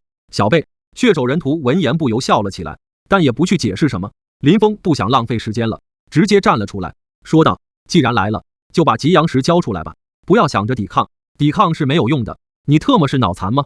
就算是血手人屠也不敢如此对我说话。秦天柱冷笑一声。林峰摇了摇头，身影瞬间消失在了原地，速度快得惊人。下一刻，他就出现在秦天柱身前不过1米的地方，探出右手对着秦天柱抓去。秦天柱瞳孔骤缩，属于武者的本能让他立即回攻，可根本无用。林峰很轻易的就掐住了他的脖子，然后快速伸出另一只手向着他的衣服里摸去。在将吉阳石拿到了手中之后，林峰才是将随手秦天柱丢了出去。砰！地境初期的秦天柱直接被扔出去10几米远，最后重重的撞在树上，喷出一大口鲜血。这一幕发生的太快了，以至于在秦天柱撞到树干上之后，旁边的血手人屠和秦坤才是反应了过来。血手人屠一脸的幸灾乐祸，而秦坤则是面色骤变，一个飞跃就是10几米，来到秦天柱的身边，将其扶了起来。柱子，你没事吧？没事。秦天柱擦了擦嘴角的鲜血，一脸阴沉地看着林峰。事到如今，他哪里还不知道眼前这个青年不简单？不过他也没有过多的畏惧，在他看来，林峰完全是靠着敏捷的身法，弄了他一个措手不及。一旦他认真起来，对方再想击退自己，可没那么容易。你究竟是谁？竟然敢帮血手人图抢我秦家的东西？你可知道自己惹了多大的祸吗？秦天柱冷冷问道。林峰将吉阳石收了起来，淡淡说道：秦家很厉害吗？我秦家位列金陵城3大家族之一，族内高手不计其数，你说呢？秦天柱冷哼一声，秦家和江家比之如何？你是江家找来的？不是。秦天柱闻言松了一口气，然后他暗自给秦坤使了一个眼色。秦坤心领神会，2大秦家高手立即行动起来，分站两方，冷冷地看着林峰，防止林峰凭借那高超的身法挟持逃跑。识相的就赶紧把吉阳石给我交出来吧，现在我有所准备，你的身法之术已经无用武之地。秦天柱冷冷说道。小崽子倒是有些本事，可惜人外有人，天外有天，我秦家不是你能招惹的。秦坤也是冷笑一声，无知者无畏。林峰本就因为陈一诺的事情心中有些烦躁，此刻见到这秦家的2个人如此没眼力劲，心中不由更是生气。他抬起了手，随意挥了2下，砰砰，秦天柱和秦坤2人瞬间就被隔空拍飞出去几十米远，最后重重地砸在地上，将地面都给砸出了一个坑。见到这一幕，血手人屠不由咽了咽口水。虽然他刚刚也领教过这个挥手的动作，但第2次见到依旧感到很惊悚。这真的是离谱他妈给离谱开门，离谱到家了，随便挥了挥手就能把2位地境强者拍飞出去。天境强者恐怖如斯。与此同时，秦天柱和秦坤2个人相互搀扶，挣扎着爬了起来，浑身是血，一脸惊骇地看着林峰。本以为此人是个渣渣灰，没想到其实是个扮猪吃虎的老六，内劲外放。你是天境大能，吉阳石你还要吗？林峰答非所问。秦天柱心中一紧，赶忙说道：不要了，送给前辈了。他和血手人屠的想法一模一样，在看到林峰是天境大能之后，立即就放弃了挣扎，表现得很是乖巧。在武道界有一个不成文的说法，天境之下皆蝼蚁，因为天境与地境是一个分水岭，一旦到了天境之后，不仅可以内劲外放，还能借用天地之力对敌。据他所知，目前整个金陵城突破天境的也只有武蒙的那位，而如今竟然出现了第2位，且这个人还是如此的年轻。想到这里，秦天柱心中不免觉得自己有些悲催，这特么算个什么事儿啊？哈哈，秦天柱，你老小子也有今天啊！这时，血手人屠在一旁幸灾乐祸地嘲笑道。他刚刚也是这般被林峰给打了一顿，如今看到秦天柱也吃瘪，这么一对比，心中莫名就舒服了许多。秦天柱冷冷地看了一眼叶天心，血手人屠一定是知道林峰的实力，所以故意把自己骗来，坑了自己。妈的，狗东西，我秦家一定不会放过你！秦天柱面色难看至极，血手人屠注意到秦天柱的脸色，心中一紧，也不说话了。你确定不要了？我这个人很民主，不喜欢强迫别人，有什么意见可以提出来。林峰又问了一下。不要了，秦天柱乖巧地说道，心中却是一阵腹诽，可真虚伪。既然如此，那我就走了。林峰淡淡说了一句，便是转身离开。他又不是什么杀人狂，抢了别人东西还要把别人杀了，这种事情他也做不出来。前辈，等等我！血手人屠心中一紧，赶忙跟了上去。在2人离开之后，秦天柱终于忍不住了，猛地一拳砸在身边的树干之上。妈的，怎么会忽然出现一位如此年轻的天境强者？柱子，你先冷静一点。秦坤皱眉说道。三叔，你让我怎么冷静？我特么大晚上跑过来，结果不仅挨了一顿打，吉阳石还给抢走了，我怎么就那么惨？秦天柱咬牙切齿地说道。事已至此，你愤怒也没有任何用处，而且这个人年纪轻轻就是天境强者，背后的势力怕是远超我等想象，我俩被他打一顿也算不上丢脸。秦坤摇了摇头。秦天柱想了想，也绝对是这个道理，所以情绪冷静下来。其实若能早知道此人是天境武者，我们应该主动送上吉阳石，或许还能攀个交情。秦坤又叹了一口气，他看向林峰离去的方向，说道，如今江家搭上了云川陈家这条线，而那陈家可是云川最强悍的势力之一，族内天境高手不下于1手之数。如果我们再不想点对策，等江家与陈家嫡女大婚之后，就是我秦家覆灭之际。秦天柱闻言面色也是凝重起来，江秦2家一向势如水火，而他们这一次绑架江西宁，也是为了对抗江家所谋划的一个筹码而已。没想到血手人屠竟然这么不顶用。其实根据调查，这个陈一诺未婚生女，女儿患上了一种极为罕见的病，名为歌舞伎综合症，而江家找到了一位神医，或许能医治此病，所以陈一诺才会答应嫁入江家。如果我们以此入手，也许能改变局面。秦坤缓缓说道：“三叔，你的意思是？不错，神医赛华佗欠我们秦家一个人情，我们可以去找他出山议事。若是能把陈家拉入我们秦家阵营，江家不足为惧。实在不行，我们只能请人偷偷干掉这个陈一诺了。反正绝不能让他嫁入江家。”茫茫夜色，寂静无声。林峰一边走一边观摩着手中的阴阳极石，这2块石头放在一起，甚是玄妙，阴阳二气融合交错，竟然于他掌心之中形成了一幅淡淡的太极阴阳图。图中阴阳二鱼缓缓流转，释放出一股若有若无的奇妙场域。阳为生，阴为死，生与死轮回不止，不愧是天地初始诞生之气。以阴阳二气入体，淬体的同时，也可融入我体内金丹之中，助我打破壁障，踏入元婴境。林峰眼中划过一缕金光，不过很快他的面色就平静下来。如果放在之前，他一定会很高兴，但是现在脑海中想起陈一诺的事情，实在难以开心起来。好了，跟了我这么久，已经到了安全地带，你可以离开了。林峰回头看向身后血手人屠，血手人屠此时正在想事情，忽然听到林峰的话，才发现自己已经跟了足足有20多里的路了。前辈，他看着林峰，欲言又止，别跟我耍一些小心思，再跟上来，休怪我不客气。林峰淡淡说了一句，然后转身就走。血手人屠看着林峰的背影，咬了咬牙，还是跟了上去。前辈，嗡！林峰猛地回头，一把掐住了血手人屠的脖子，将他给拎了起来，冷冷说道：“我说的话，你听不懂吗？前辈，我想跟你做个交易。”血手人屠被掐得面色涨红，声音断断续续，艰难地说道。林峰闻言挑了挑眉，将其随手丢在地上，淡淡道：“交易？你能与我交易什么？”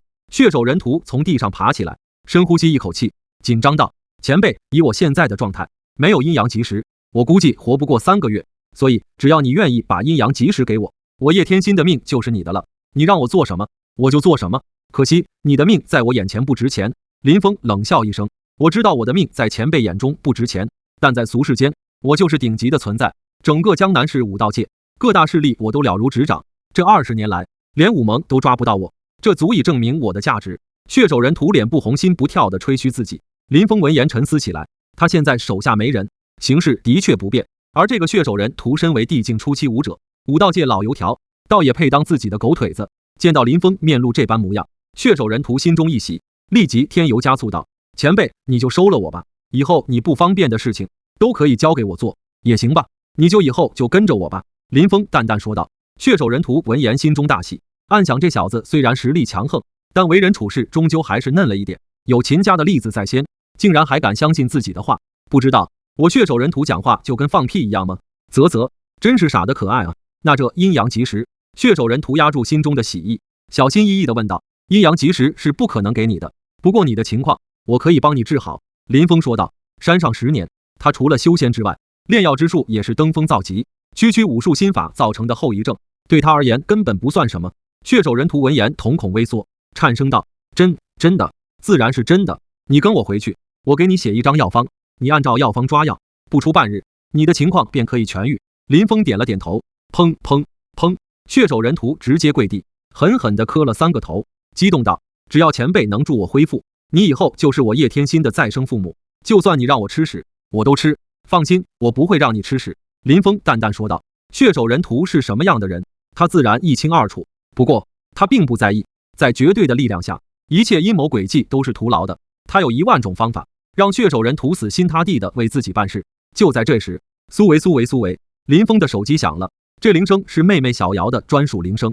电话一接通，小瑶惊慌失措的声音便是传到了他的耳中：“哥哥，呜，哥哥不要来，他们有好多人，不要管我。”林峰闻言心中咯噔一声，不等他说些什么，电话那头就传来了一道阴恻恻的男声：“林峰是吧？刚刚你妹妹的声音你也听到了，我不管你是谁，也不想知道你绑架我妹妹的目的是什么。”林峰打断了对方的话，语气中听不出丝毫的情绪，冷静的吓人：“我告诉你，我不是你能招惹的，现在立即马上把我妹妹毫发无损的送回去，我可以当做什么事情都没有发生过，不然我保证会在10分钟内赶到你所在的地方，把你身上的骨头一根一根的敲断，然后再拧断你的脖子，杀死你，甚至所有跟你有关系的人都会被你连累，死无葬身之地。”电话那头沉默了片刻，紧接着一阵疯狂至极的笑声传来：“哈哈，林峰啊林峰，你还真是够嚣张的，本来我还打算告诉你地点让你过来的，但现在我反悔了，我倒要看看你10分钟内怎么赶到我这里来。”狂妄是要付出代价的。10分钟之内，你若是没来，就等着为你妹妹收尸吧。最后祝你好运。雨落。也不等林峰回话，电话就被很干脆利落的挂断了。咯吱咯吱，林峰面色阴沉的要滴水了，一双拳头握得吱吱作响。龙有逆鳞，触之必死，而妹妹小瑶就是他现在的逆鳞。不过他很快就冷静下来，因为他早已经在妹妹的身上留下了自己的一抹灵气印记。只要妹妹受到生命危险，灵气印记就会爆发，到时就算是天境武者也只有死路一条。而现在他并没有感到灵气印记产生波动，这说明妹妹的处境至少是安全的。前辈，怎么了？血手人屠在一旁小心翼翼地问道。我妹妹被人绑架了。林峰面无表情地说道。什么？谁敢绑架前辈的妹妹？我血手人屠第一个不答应。血手人屠神色冰寒，煞气腾腾，一副要把天捅破的样子。林峰没有回话，他闭上了眼睛，感受着自己那抹灵气印记的位置，发现妹妹现在的位置就在自己的家附近不远处。如此看来，那群人绑架自己妹妹之后并没有走远，城郊林家村那里有一个平房，你就到那里等我吧。林峰说道。前辈，那你呢？用不用我陪你一起去救人？血手人屠问道。林峰没有说话，整个人一跃而起，转瞬间就消失在了茫茫夜空之中。这一幕惊呆了老铁。飞翔！血手人屠给跪下了，心中翻江倒海，久久难以平静。据他所知，即使是天境强者也远远做不到凌空飞行的地步，难道此人已经是天境之上了？血手人屠心中阵阵发毛，原本他还打算治好隐疾之后就跑得远远的，开什么玩笑？他堂堂杀人如麻，喝人血如喝水一般的老魔头，会甘心当别人的狗腿子？可现在看到这一幕，他忽然觉得当狗腿子好像也挺香的。有如此强者罩着，江南武道联盟算个屁。与此同时，金陵郊区一间废弃的工厂内，黄境初期武者阿达放下了手机，眼中满是嘲弄之色。在他对面则是站着一位灰袍中年男人，中年人气息雄厚，目光如炬，赫然也是一位黄境武者，且是黄境后期。除了2大黄境武者坐镇之外，偌大的厂房内还有着30-40个体型壮硕的黑衣大汉站的笔直，在暗中更是有着数十把黑色的机枪静悄悄地架着，黑黝黝的枪口散发着森然的气息。这一次为了对付林峰，他们3口堂的第2堂口可谓是精锐齐出，而这正是3口堂的行事风格，谨慎谨慎再谨慎，绝对不会给对手任何侥幸逃生的机会。阿达，他怎么说的？灰袍中年人淡淡问道。这小子倒也很嚣张，竟然还敢威胁我，让我把他妹妹送回去，不然10分钟内就赶到这里，把我们全都杀掉。阿达嗤笑一声。灰袍中年人闻言面色一怔，随即也忍不住笑了起来。这个林峰倒也挺勇的，怪不得敢把郑天虎他们全都炸死，他这种性格能活到现在也算是个奇迹了。废物一个而已，靠着炸药搞定了郑天虎，就以为自己很厉害了，殊不知郑天虎在我们第2堂口就是一个小喽啰而已。阿达满脸的不屑，又道：要我说，司徒大人还是太小心了，竟然让你过来协助我，这种废物我一个人足以解决。司徒大人的性格就是如此，我们作为下属的还是不要乱加议论，做好自己的事情就行，那是自然。简单一番交谈之后，2大黄境武者不约而同地将目光移向厂房的一个角落。角落里，林云瑶蹲在地上，抱着自己的膝盖，面容苍白，身体微微颤抖。她只是一个柔柔弱弱的女大学生而已，何曾见识过这种场面？拆迁款我可以不要了，你们能不能放过我？林云瑶鼓足勇气，紧张问道。在他看来，这群人就是拆迁办的，绑架自己只不过是为了逼迫自己就范，以一个廉价的价格拿到自己家的宅基地罢了。拆迁款，小妹妹，你想的可太天真了。阿达走到林云瑶面前，居高临下的看着她，眼底深处浮现出一缕垂涎之色。不得不说，大学生活好啊，这个小妹妹长得就是漂亮水灵，像是含苞待放的花朵。面对这种散发着青春气息的女孩，99%的男人都想色色，她自然也不例外。难道你们不是为了拆迁的事情？林云瑶惊疑不定。自然不是，你哥哥杀了我们50多号人，这一次我们就是为了找你哥报仇而来。阿达冷声说道。不可能，我哥哥怎么可能会杀那么多人？这一定是误会。林云瑶难以置信。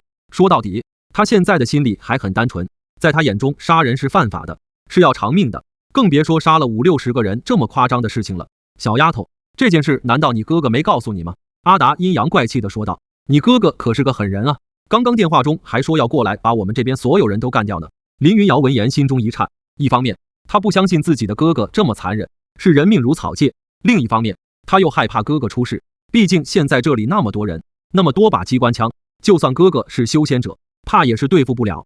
你们能不能放过我们？林云瑶咬了咬牙，颤声说道。到底是不谙世事的小丫头啊！这种弱智的话你也能说出来？阿达嗤笑一声，随即一双色眯眯的眸子在林云瑶的凹凸有致的身上一阵打量。让我放过你哥哥也可以，不过你得做出一点牺牲才行。你想干什么？我自然是想色色。不可以色色。林云瑶捂住胸口，一脸的惊恐。阿达闻言面色骤冷，嗤笑一声道：这可由不得你，看你这样子，应该还是个雏吧？你哥哥说他10分钟能赶过来，这10分钟足够我来10次了。不要，不可以色色。林云瑶惊慌失措，爬起来转身就跑。阿达不紧不慢地跟在他的后面，贪婪地盯着林云瑶丰满的臀部，那模样就像是一只猫在玩弄老鼠。见到这一幕，那几十个黑衣大汉赶忙背过身去，不敢瞎看。灰袍中年人则是微微摇头，他知道阿达视色如命的性格，所以也不阻拦。况且一个普通小丫头而已，玩玩也不算什么。然而就在这时，砰！废弃工厂的大门被人从外面一脚踹开，紧接着林峰一脸阴沉地走了进来。这一幕瞬间引起了在场众人的注意力。灰袍中年人看了一眼林峰，轻轻挥了挥手，刷刷刷，数十个保镖快速跑动，将林峰团团围住。那几十杆黑黝黝的枪口也是对准了林峰，子弹上唐声在空旷的厂房内清晰可闻，来得挺快啊，10分钟都没有用到。阿达停下了追逐林云瑶的步伐，将戏谑的目光移向林峰，说道：来得早不如来得巧，我正准备跟你妹妹来场色色大战，你既然来了，正好可以在一旁好好观摩，学习一下我高超的技术。林峰冷冷地看了一眼阿达，他一眼就认出此人正是刚刚和自己通话的人。本着和一个快死的人没有必要浪费口舌的想法，林峰将目光移向了妹妹，轻声说道：对不起，哥来晚了。哥，你不该来的，他们有好多人，还有好多枪。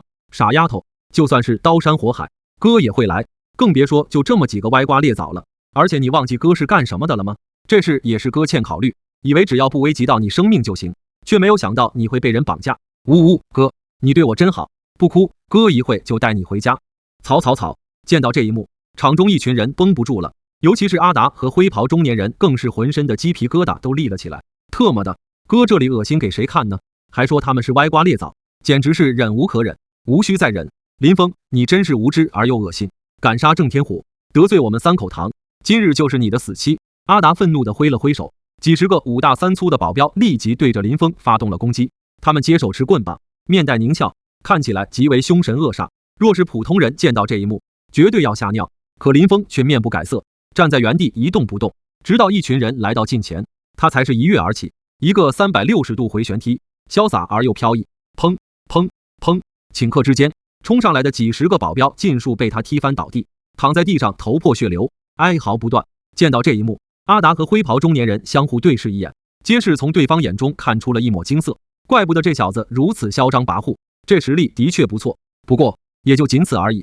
面对他们2大黄境高手以及暗中的几十挺机枪，就算是一位玄境高手来此，也只有含恨而终的份。哇！林云瑶捂住了嘴巴，他虽然知道哥哥是修仙者，但作为一个普通人，并不知道这3个字的含金量有多大。此刻见到这一幕，心中顿时翻江倒海，震惊的无以复加。一个凌空回旋踢解决几十个大汉，哥哥也太强了吧！人多如果有用，郑天虎也就不会死了。林峰看向阿达和灰袍中年人，淡淡说道：可把你能的，真以为自己无敌了吗？阿达冷笑一声，其实我倒是挺好奇，你是怎么知道郑天虎是我干掉的？林峰问道。有一种东西叫做针孔摄像头，你知道吗？阿达平静说道。林峰闻言皱了皱眉，他当时将别墅里面的人全部干掉，更是将整座别墅都给摧毁，以为没有留下任何蛛丝马迹，结果没想到竟然被暗中的针孔摄像头给记录下来了。看来以后行事还是得谨慎一点。他倒是无所谓，但会连累到身边的人，毕竟他的9天仙眼法，只有天生灵体的人才能修炼。既然你们看到了我的所作所为，还敢来找我报仇？林峰又问道。有何不敢？区区一点炸药就想吓到我们3口堂，你当真是太天真了。阿达冷笑一声。炸药？林峰面色一怔，随即想明白了一切，嘴角微翘起来。真是一群猪啊，竟然以为自己是用炸药炸的那座别墅。好了，该说的都已经说了，别看你牛气哄哄，可我杀你只需要一拳。阿达冷哼一声，他单脚蹬地，整个身体借力爆射而出，黄境初期武者的强势在此刻凸显的凌厉精致，一拳而过，带动狂风呼啸，气势惊人。见到这一幕，在场众人无不侧目，面露震惊之色。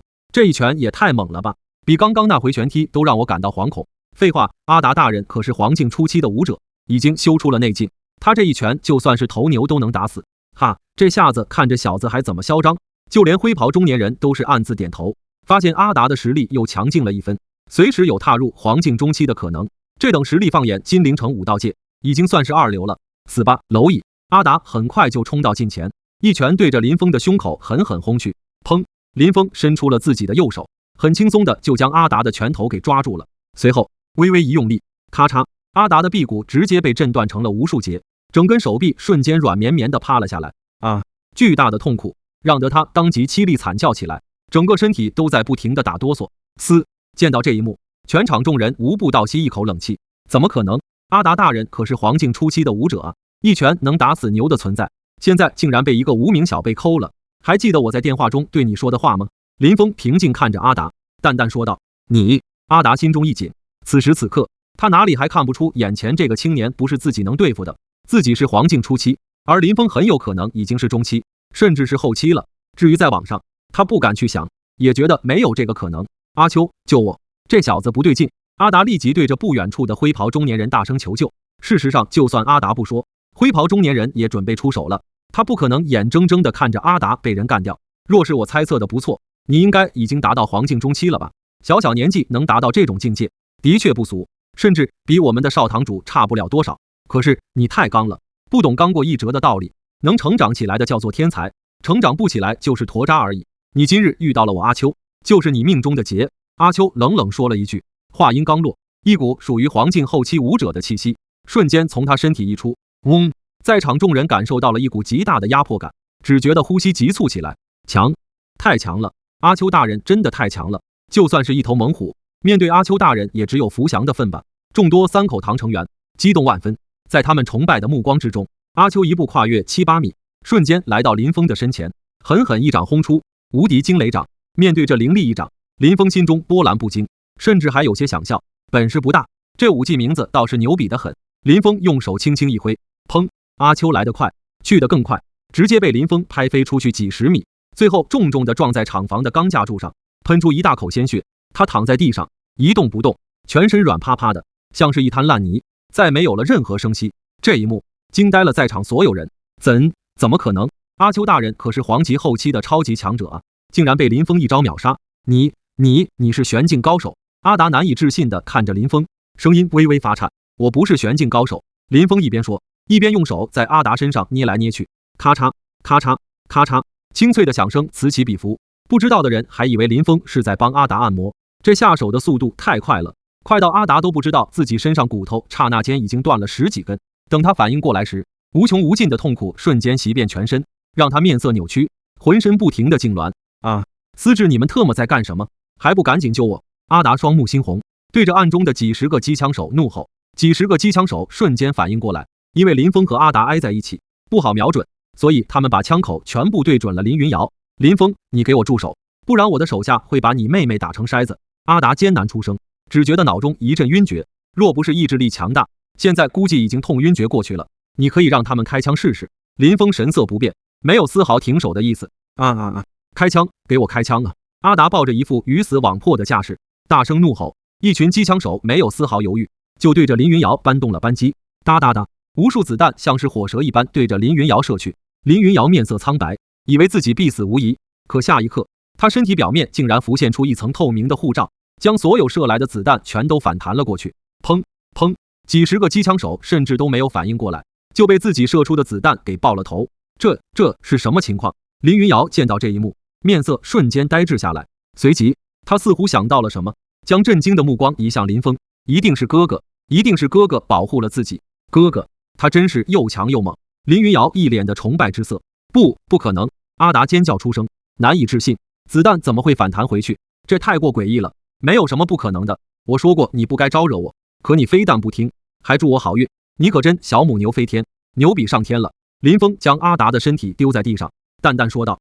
短短时间内，他已经把阿达身上的骨头都捏碎了，只剩下颈椎和头骨。这也就是武者体质强大，换做普通人估计已经疼晕过去了。可即使如此，阿达也是疼得瘫软在地上，大口的喘着气，疼得连话都说不出来。就在这时，儿子，你爸爸打电话来了。儿子，你爸爸打电话来了。阿达的身上忽然传来了一道手机铃声，他身体一阵蠕动，想接听电话，但是因为双手臂骨都被捏碎了，所以根本动弹不得。我帮你吧。林峰从阿达口袋里掏出手机，来电人的姓名叫司徒大人。电话一接通，怎么样？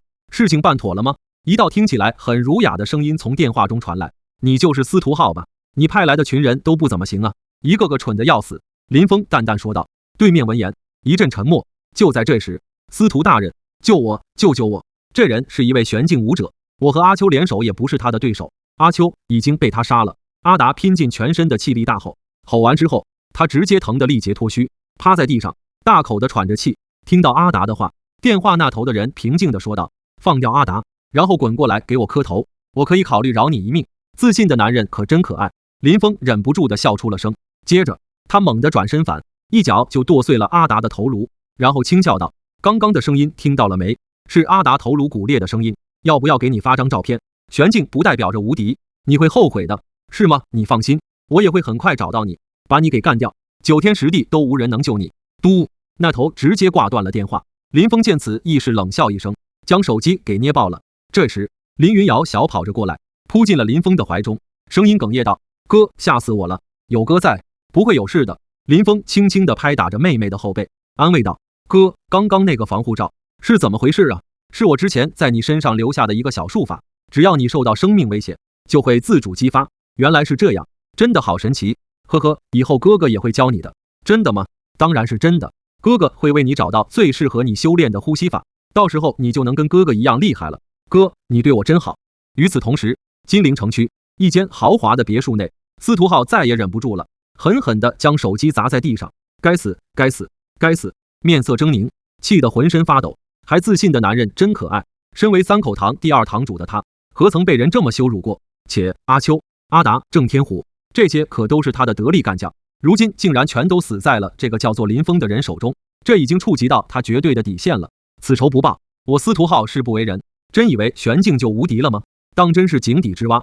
林峰，我一定会将你碎尸万段，要你跪下来求我。”司徒浩寒声说道。就在这时，一个黑衣大汉快步走了进来，恭敬说道：“司徒大人，江大少要见你，快把他请进来。”是。看着保镖离去，司徒浩吐出一口浊气，情绪渐渐冷静下来。奇怪，这么晚了，将军临来找自己做什么？虽然说江家一直在暗中支持三口堂，但实际上三口堂并不属于江家的附庸，而是独立于3大家族的一个超级势力。很快，一身白衣的将军林就慢悠悠地走了进来，他一眼就看到了地上碎裂的手机，轻笑道：“司徒堂主，这大晚上的是在生谁的气呢？还不是手下办事不力，让我心中堵得慌。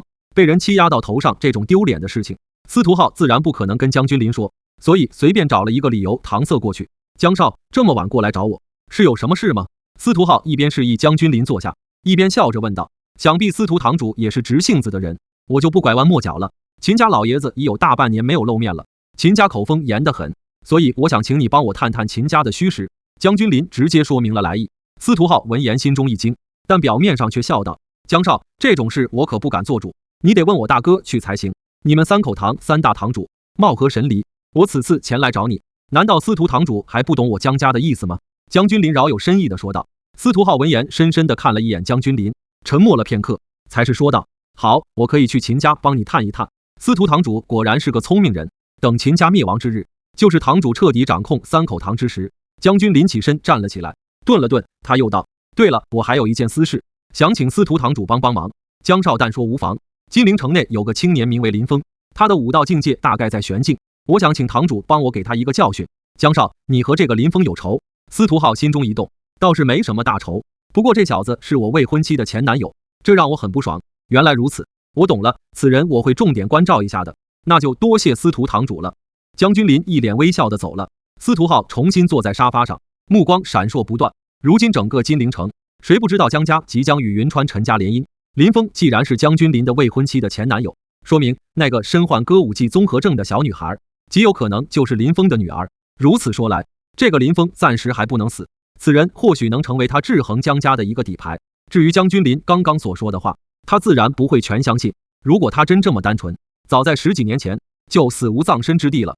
思考了片刻，司徒浩对着外面的保镖冷冷说道：“去，让云三水过来见我。”晚上10点左右，林峰和妹妹一起回到了家门口。等候多时的血手人屠见此松了一口气，赶忙从暗中冲了出来，恭敬道：“前辈，你终于回来了。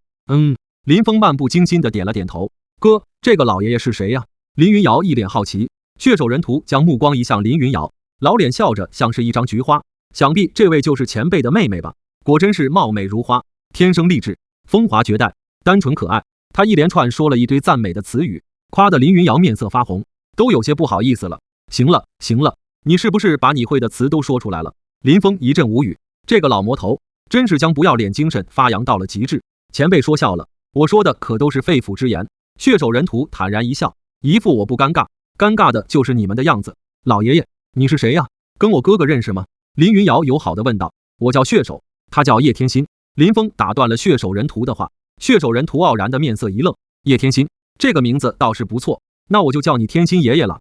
你还是叫他天心伯伯吧。他才50岁左右，只是因为得病了，比较显老啊，好可怜。林云瑶惊呼一声，他一脸关心地看向血手人屠，鼓励道：天心伯伯，你别灰心，你的病一定能治好的。血手人屠看了一眼林云瑶，没有说话。自从20多年前他全家被人杀死之后，就已经没有人关心过他了。如今听到这句关心的话语，有些无所适从，很不习惯。林云瑶想了想，从口袋里掏出了一只红色的千纸鹤，递给血手人屠。这是我叠的红色千纸鹤，可是象征着好运气，希望天心伯伯你往后余生越来越好啊！哦，谢谢你了。呵呵。血手人屠拿着千纸鹤，皮笑肉不笑。好了，小瑶，你先去房间洗澡休息吧，明天还要去学校正式报道。我和你天心伯伯有几句话要说。林峰不想让妹妹和这种老魔头过多接触。好的。林云瑶一蹦一跳，很是俏皮地跑进了屋中。血手人屠目送林云瑶离去，神色略显复杂。怎么了？你个老魔头，难道也会感动？林峰淡淡说道。前辈说笑了，与之相比，我倒是觉得血手人屠更加符合我的气质。血手人屠干笑一声。林峰不再说话，走进屋中，拿出纸和笔，然后在纸上写了一大串的药材。你按照这个药方去抓药，买好药再过来找我。谢谢前辈。血手人屠看着手中的药方，情绪激动万分。林峰想了想，问道：你知道三口堂吗？是三口堂的人绑架了前辈的妹妹。血手人屠瞬间就猜到了。林峰淡淡的点了点头。血手人屠闻言思索了片刻，才是说道：这个三口堂共有3个堂口，每个堂口都有一位地境中期的堂主管理。除此之外，三口堂还有7、8位玄境高手以及10几位黄境高手。这等实力放眼整个金陵城，也唯有江、秦、李3大家族能够比拟了。以前辈的实力灭掉一个小小的三口堂自然不在话下，但是我觉得前辈若非必要，最好还是不要这样做。哦，为什么？林峰面露惊讶。因为三口堂的3位堂主据说与山上的势力有关系。血手人屠压低了声音。山上的势力？不错，世俗间的各大势力或多或少都与山上的宗门有关系。这些宗门历经恒久岁月，代表着大夏国武道界的巅峰。一般情况下他们是不会下山的，但却需要一些生活物资，所以世俗间的一些势力就主动为他们供应钱财物资，来寻求庇佑。血手人屠说完，又好奇地问道：前辈实力如此强悍，想必也是来自山上的某个势力吧？不该问的就别问。林峰淡淡说道。血手人屠心中一紧，赶忙低下了头。行了，你去买药吧。是，前辈。血手人屠离去了。林峰站在原地，若有所思。看来这个世界比自己想象的要精彩啊！山上竟然还有隐世宗门的存在，这不就和都市古武小说中描写的一模一样吗？就是不知道其中有没有如自己一般的修仙者。看来等自己将这边的事情处理好，可以去找这些宗门玩一玩。三口堂的事情可以先放一放，来了就随手干掉，不来也没必要到处去找他们，一群蝼蚁而已。总想着反而浪费时间。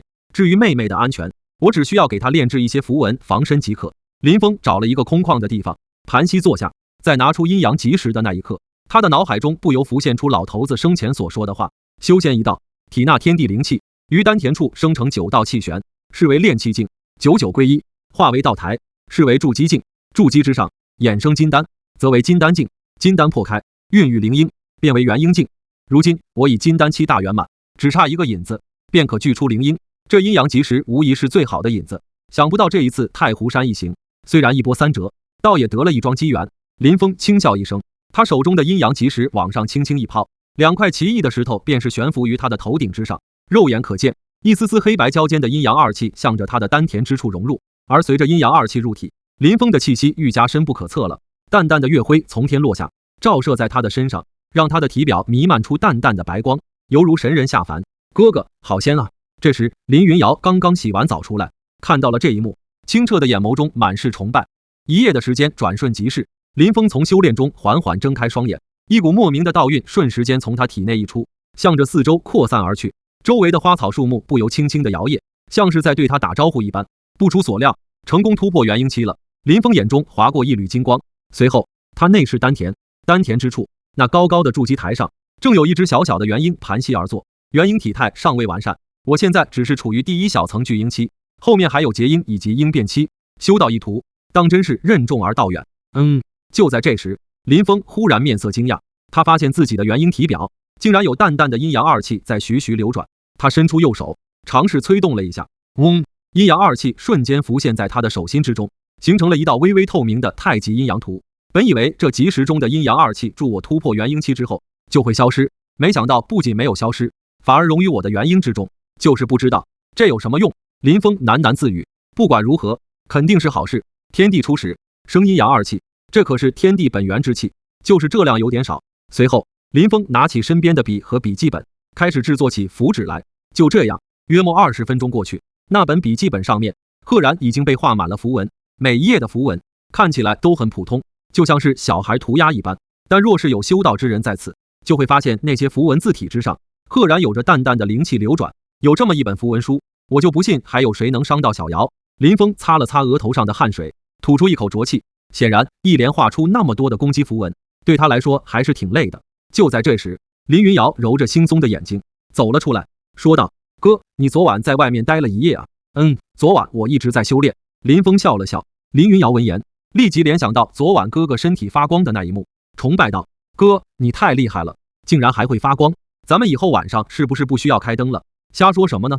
林峰亲昵地揉了揉妹妹的头，然后拿出了笔记本。林云瑶接过笔记本，翻看了2眼，一脸懵逼地问道：这是什么？这是攻击符箓，哥给你用来防身用的，以后谁敢对你起坏心，你就撕下一张符箓抛向他，然后说一声破就行了。林云瑶闻言顿时好奇起来，他尝试着从笔记本上撕下一张符箓，对着不远处的混凝土石块扔去，然后大喊一声破！轰！一块直径达1米多的混凝土石块直接炸成了无数尘埃，不是碎块，而是尘埃，也太夸张了吧！林云瑶惊呆了，哥，你这也太不科学了吧，简直就是个微型炸弹。哥都在修仙了，你跟我说科学，这倒也是。林云瑶点了点头。吃完早饭之后，林峰和林云瑶拎着一个行李箱，一起来到了金陵大学。从今天开始，林云瑶就会入住学校内的宿舍，度过4年美好的大学时光。哥，你就送到这里吧，女生宿舍也不给你上去，而且双儿姨会下课之后会来帮我收拾的。女生宿舍楼底下，林云瑶笑嘻嘻地说道。她今天穿着一身米白色长裙，纯素颜面容精致无瑕，脸上露出的俏皮笑意吸引了校园内不少男学生的注意力。那你自己要注意点，有什么事跟哥说，千万不要藏在心里。还有，我刚刚给你账户里面转了一笔钱，想吃什么就吃什么，千万别委屈自己。林峰细心叮嘱道。知道了，我又不是小孩子了。林云瑶嘟囔了一句。就在这时，这位是新来报道的学妹吧？兄妹俩回头看去，只见一位身穿宽松运动服、身材高挑、面容俊朗的青年一边笑着一边走了过来。秦风现在心中很激动，身为秦家的小少爷，他来金陵大学自然不可能如同那些穷逼一样刻苦学习，他来这里是来享受大学生活好的。所以开学1个月来，他几乎每天都带着几个狗腿子在女生宿舍楼下晃荡，想要寻找一些极品货色来玩一玩。功夫不负有心人，凭借着他出色的外表以及强大的经济实力，他的确也碰到了几个长相姣好的尤物，却没想到那几个女大学生只是金玉其表，败絮其中。一个人前表现得清纯羞涩，但一到床上，特么的比自己玩的都开，这让他很不甘心，觉得自己亏了。而今天，他独自一人，闲来无事又跑到女生宿舍楼下瞎逛，结果就看到了林云瑶，当真是个极品啊！身材刚刚好，没有那种发育过度的丰腴，也没有飞机场的太平，一切都恰到好处，天真烂漫，单纯可爱，无一不大大的触动着他的心脏，让他情难自制。最重要的是，他一眼就看出林云瑶还是个厨，我一定要得到她。抱着这个念头，秦风直接就冲了上来，露出了自己招牌性的猥琐笑容。你是？林云瑶好奇地问道。林峰看了一眼秦风，也没有说什么，毕竟大学里面一些老学长看到有学妹拎着行李箱来报道，过来打招呼的也很常见。我叫秦风，经管学院大2的，算是你的直系学长了。秦风理了理衣领，昂首挺胸地说道。哦，学长好，我叫林云瑶。林云瑶点了点头，算是打了一声招呼。好名字，我就喜欢名字中带摇的，摇来摇去的感觉最爽了。学妹今天第一次来，一定对学校很不熟悉吧？我等会带你在校园里逛逛。秦风很是热情，林云瑶看出了对方的意图，礼貌性拒绝道：“不用了，我等会还得去辅导员那里报道一下。”秦风闻言眼睛一亮，辅导员报道，这不是给自己装逼创造条件吗？行啊，可太行了！经管院系的辅导员我都熟，就没人敢不给我秦风面子。我带你去，保证辅导员对你客气3分。这还是不用了吧？林云瑶直接拒绝了。虽然眼前这个学长挺帅气的，而且看穿着打扮，估计家庭条件也很不错，但他现在只想好好学习，而且就算要找，他也要找哥哥这样的。秦风面色瞬间阴沉下来，没想到自己都这样热情了，对方竟然还不给自己面子。整个金陵大学有几个人敢一而再再而三地拒绝自己的？学妹，你可能不知道我的身份，我是……别废话了，没听到我妹妹的话吗？赶紧给我滚蛋！林峰不耐烦地推了一下秦风，秦风几个踉跄，一屁股坐在地上，半天没回过神来。他敢推我，他竟然敢推我！与此同时，周围路过的学生也是注意到了这一幕，纷纷围观上来，皆是面露震惊之色。那不是秦风吗？我的天，这人是谁呀？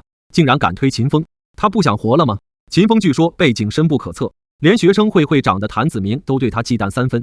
他这样的人来学校就是玩的，估计又是秦风在强势泡妹，结果惹怒人家哥哥了。这个人也太不识抬举了吧！秦风又帅又多金，要是泡我都不知道得多高兴。听到四周的议论声，林峰总算明白眼前这个人是什么样的货色了，原来是个来享受生活的纨绔子弟。林云瑶也是面色俏寒，没想到自己一来学校，竟然就被一个 LSP 盯上了。她现在可不是当初那个柔柔弱弱的女孩子了，在经过昨夜工厂的事情，她已经成长了很多。你敢推我？这时秦风猛地爬了起来，一脸冰寒地看着林峰，我不仅推你，我还打你呢。林峰轻轻一脚，又将秦风踹倒在地。没办法，这里毕竟是他的母校，他怕太用力把秦风给踹死，那就不好玩了。哗！周围众人又是一片哗然，觉得林峰真的是太疯狂了，推一下就算了，竟然还敢上脚。其实也不用意外，毕竟他不知道秦风的来历。就是，我估计他一旦听到秦风的背景，估计当场腿就要下软。哎，到底是年轻气盛啊，好疼啊！秦风捂了捂肚子，眼中有些畏惧，毕竟他今天没有带狗腿子，被女人掏空身体的他手无缚鸡之力。不过当听到周围人的对话，他又自信了起来。是啊，这个逼崽子就是个愣头青，送自己的妹妹来上大学，压根就不知道自己的可怕之处。一旦自己报出身份，对方可不得吓得乖乖求饶。小子，你可知道？啪！林峰一巴掌抽了过去，将秦风左脸颊抽得迅速肿胀起来。你特么，有本事再打一次！秦风歇斯底里的吼道。林峰闻言忍不住笑了，这种要求他这辈子也没听说过啊。啪！果断又是一巴掌，秦风的右脸颊也红肿起来，看起来匀称了许多。给我滚蛋！林峰不耐烦地说道。对于这种只知道在女人肚皮上逞英雄的二世祖，他实在难以提升半点的兴趣。秦风双手捂着脸，一脸愤怒地看着林峰，他还从来没有被人抽过大嘴巴子，而且还是在这么多人面前。你给我等着！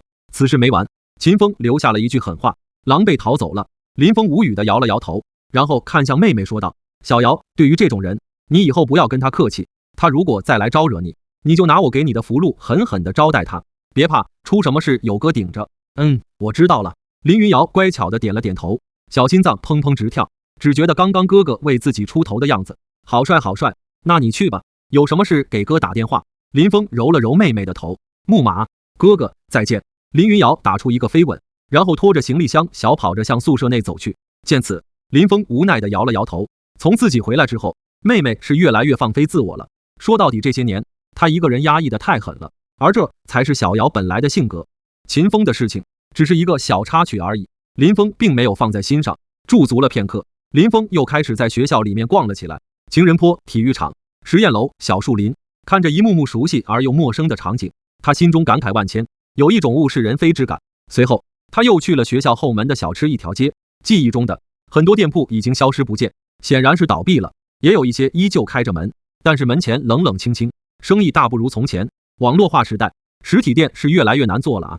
想当年这里是那么的热闹，没有人低头玩手机，大家3两成群，高高兴兴地逛着街，吃着炸串，抓着娃娃，然后再去 K 个歌，来一首死了都要爱，喉咙都嘶哑了。是时代变了，还是人变了？林峰心中怅然若失，再也找不到当年的感觉。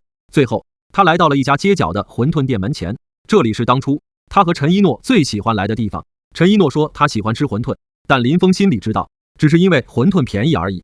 他知道自己没钱，所以从不要求什么。想到这里，林峰心中又是一阵发堵。那么好的一个女人，就这么被自己弄丢了。小伙子，是你？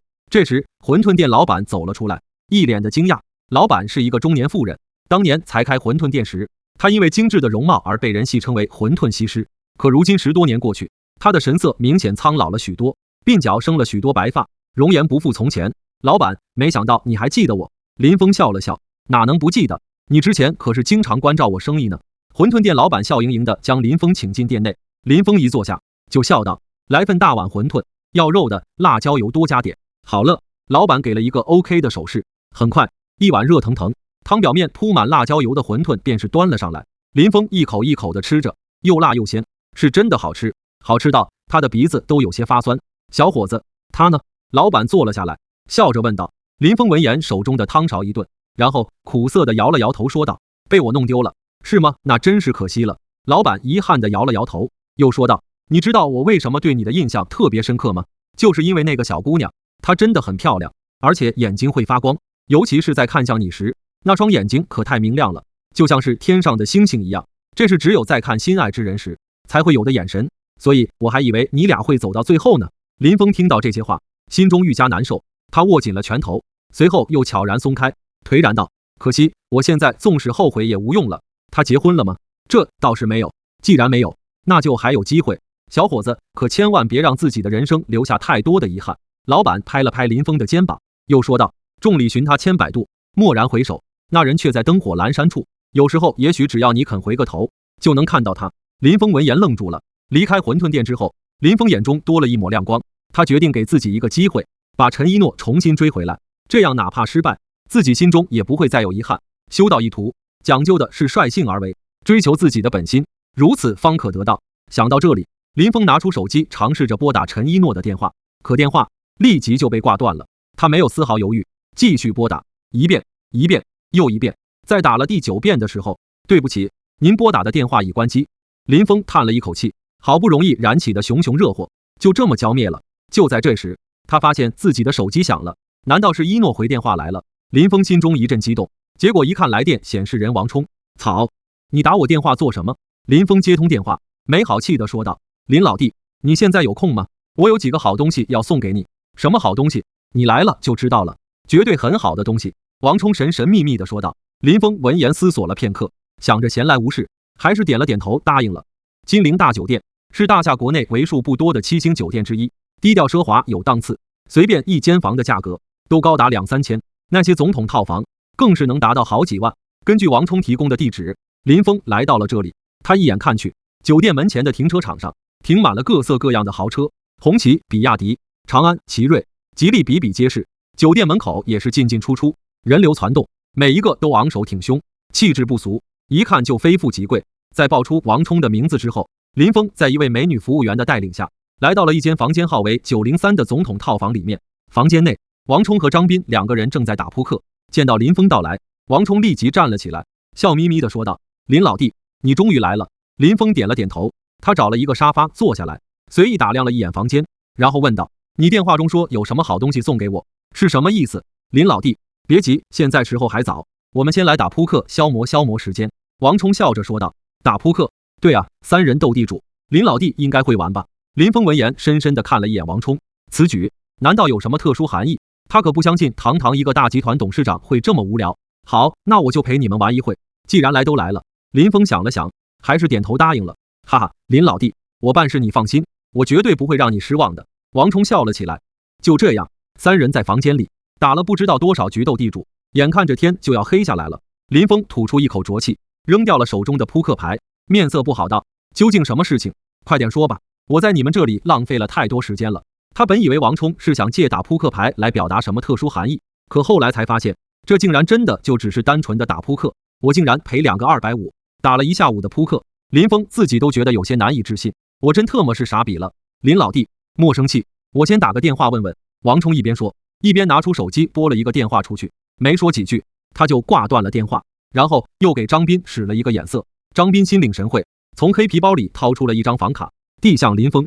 这是什么意思？林峰面露不解。林老弟，这是楼上1103总统套房的房卡，我说的好东西就在房间里面，你自己过去看就知道了。王冲一脸微笑。林峰闻言面色缓和了一些，他接过房间卡，问道：“能具体透露一下是什么吗？”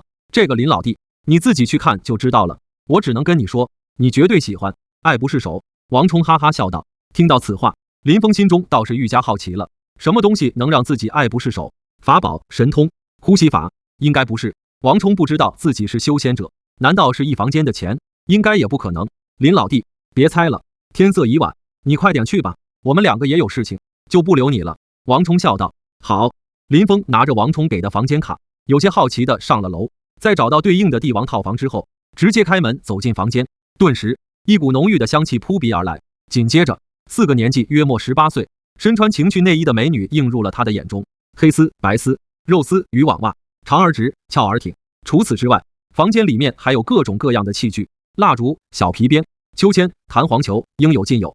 可以说，这一幕对于任何一个男人来说，都是世间最美妙的风景，让人浴血喷张。可林峰却愣住了，这是什么情况？难道自己走错房间了？林峰眉头微皱，重新看了一眼房间号，又看了看自己的手中的卡，没走错啊。难道这4个人美女就是王冲口中的好东西？想到这里，林峰差点没一口老血喷出来。卧槽，自己陪着打了一下午的扑克，结果就这。王冲这个 SB， 林峰再好的心态都有些崩了。他忍住心中的怒火，直接掉头就走，打算去找王冲问个清楚。房间内看到林峰竟然掉头就走，4个性感美女面露惊讶，这男人有毛病吧？没看到我们4个娇艳欲滴、含苞待放的大美女就等着你过来呢，结果你要走。姐妹们，王总可是给了我们1人100万，若是让他走了，这钱肯定就没了。其中一个黑丝美女说了一句。此言一出，4个性感美女顿时都急了，赶忙各自披上一层薄薄的衣服就追了出来，将林峰给堵在了门前。帅哥，你不能走。对啊，帅哥，你走了我们怎么办？你是不是男人啊？我们4个这么漂亮，你也舍得走？哼哼，乖乖的跟我们回房间。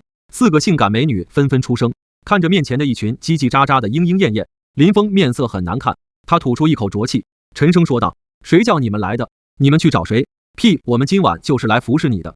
对，今晚我们是你的人。帅哥，你不会真的有毛病吧？不然看到我们4个校花级别的美女，竟然会一点不冲动？我们4个可是王总从100多个女模特中被王总精心挑选出来的。其中一个白丝美女更是一脸狐疑的看着林峰。陈一诺今天的心情其实很不错，因为他的大哥陈千许千里迢迢从云川赶来了，他和将军林一起将大哥送到酒店，刚刚办理完入住手续，准备出去吃个晚饭，结果就看到了这样一幕，还真是会玩啊！一挑4、18岁，黑丝、白丝、肉丝、渔网袜，5颜6色的情趣内衣都给整齐了。陈一诺面无表情的看着林峰，心脏微微发疼，只觉得自己真的太搞笑了。昨晚从太湖山回来之后，他躺在床上一夜未眠，脑海里一直浮现出林峰的身影，思考林峰这一次回来是真的别有图谋吗？还说是自己误会了他，他这一次回来只是良心发现，想弥补当年抛弃自己的过错而已。包括白天的时候，林峰给他打了很多电话，虽然他没有接，但心里面其实还是有些高兴的。说到底，女人都是很感性的生物，林峰才是小恋恋的亲生父亲。如果林峰真的能浪子回头，他就算以后不和林峰在一起了，但也不能剥夺小恋恋应该享有的父爱。可现在他知道自己想错了，太搞笑了，自己真的太搞笑了，竟然会考虑相信一个人渣。哎呦，这不是林兄吗？想不到昨晚咱们才刚刚分开，今晚就又遇到了。将军林也看到了前方的一幕，眼睛一亮，赶忙笑着走过来打招呼。林峰平静地看了一眼将军林，没有说话。他现在心里面只有一个念头，等会回去一定要掐死王冲。如果不是这个王冲 SB， 局面也不会弄成这样了。这下子真是裤裆里塞黄泥，不是屎也是屎了。林兄玩得够花啊！昨晚我才给了你2000万，你今晚就找了4个嫩模，这4个妞得花不少钱吧？将军林打量了一眼4个性感嫩模，语气颇带调侃之意。不等林峰回话，4个性感嫩模就不乐意了，纷纷帮着林峰说话，讥笑道：你谁呀？我们跟主人怎样？跟你有什么关系？真是搞笑，什么时候轮到你在这里比比了？你算什么东西？我们是你永远得不到的女人。如果是平时，有人敢在他面前这样嘲讽，将军林绝对会很生气，回头就找人干掉对方。但现在他心里却是笑翻了天。主人，还玩角色扮演呢。林兄，老弟我就一个字，服。只不过我还是觉得这种事情还是要在房间里玩，在酒店走廊上搞这些，是不是有些有伤风化？当然，我也就是建议一下，林兄玩的花哨，床上、厨房、客厅沙发、阳台、小树林，你想在哪里玩就在哪里玩。江君临伸出了一只大拇指，微笑着说道。林峰懒得跟一个二比废话，他一把推开江君临，然后走到陈一诺面前，深呼一口浊气，说道：如果我说这一切都是个误会，你相信吗？陈一诺一声不吭，就这么平静地看着林峰，神情冷静的吓人。林峰神色复杂，他倒是希望一诺对自己大吼大骂，骂自己是个畜生，是个人渣，这样说明一切还有挽回的余地。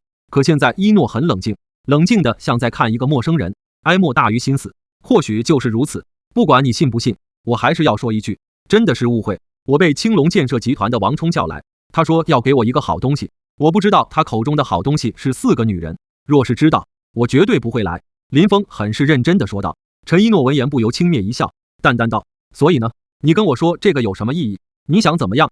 跟我又有什么关系？林峰思索了片刻，一把将陈一诺推到了墙上，然后单手撑墙，一双深邃忧郁的眸子就这么深情地看着陈一诺，似有千言万语要说。他想明白了，这种时候和女人讲道理是没有用的，非常时期学非常法，一个壁咚或许能解决很多事情。看到我的眼睛了吗？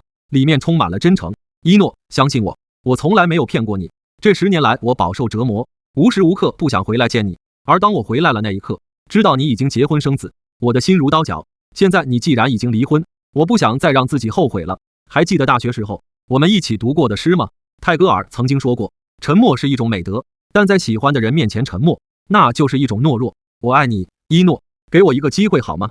只要你开口，我现在就带你走。你的女儿，我绝对视如己出。林峰深情款款地看着陈一诺，言语温柔，感染力十足。那4个嫩模美女感动的都要哭了。原来世间竟真有如此真挚的爱情。陈一诺呆呆地看着林峰，只觉得大脑一片空白。他感觉自己好像回到了大学时期，那时候每一次2人吵架，林峰都会这样强势地将他按住壁咚，然后2人就会重新和好。现在好像依旧如此，这么多年的感情，岂能说忘就忘？他知道自己心中其实还爱着林峰，只是一朝被蛇咬，10年怕井绳。他怕林峰到时候又负了自己，那他将会彻底的被打入深渊，永无翻身之地。果然，男人该强势就要强势，和女人讲道理是没有用的。故人诚不欺我。林峰看着陈一诺的模样，心中一喜，然后轻轻低下头去，就要去瑟瑟。陈一诺身体僵硬，呆呆地站在原地，竟一时忘记了去躲。然而就在这时，江君临愤怒地冲了过来，厉声道：林峰，你特么当我不存在吗？在我面前吻我未婚妻，你是不是想找死？这一声怒吼瞬间惊醒了陈一诺，他慌乱地推开林峰，心中很乱，神情很复杂。林峰的脸色有些不好看，眼看着就要成功，结果被江君临给搅和，这谁能受得了？不过从刚刚那一幕来看，一诺心里面明显还有自己，这是一个好兆头。你的未婚妻又如何？只要没结婚，大家都有公平追求的权利。我劝你不要太放肆，惹怒了我灭了你江家。林峰淡淡说道。江君临闻言气急反笑，此刻就算他性子再深沉，再能忍也绷不住了，当众壁咚他未婚妻就算了，竟然还扬言灭掉整个江家。林峰，我原本只是把你当成一个小丑看待，可是如今你成功惹怒了我会让你知道惹怒我江君临的下场有多么凄惨。江君临冷漠说道，一股属于玄境巅峰的强大气息若隐若现，如果不是顾忌场中还有别人，他绝对会立即出手，一掌将林峰击毙。别憋着了，赶紧出手来打我，求你了，求你出手来打我，我今天话就放在这里，我就要追一诺，你能奈我何？林峰一副欠揍的模样。不管怎么说，现在从明面上来看，江君临都是一诺的未婚夫，如果他现在主动出手干掉江君临，那肯定会让一诺反感。但若是江君临出手来挑衅自己，自己采取一些有必要的自卫措施，反杀江君临，一切就很合情理了。太贱了，这个林峰真的太贱了。江君临再也忍不住了，抬手成掌就要劈死林峰。然而就在这时，旁边自始至终未说话的陈千许出声拦住了他。先等一下，千许兄，你也看到了，这事我如何去忍？江君临面色气得涨红，近乎失态，事情还是得说清楚了点好。这人是谁？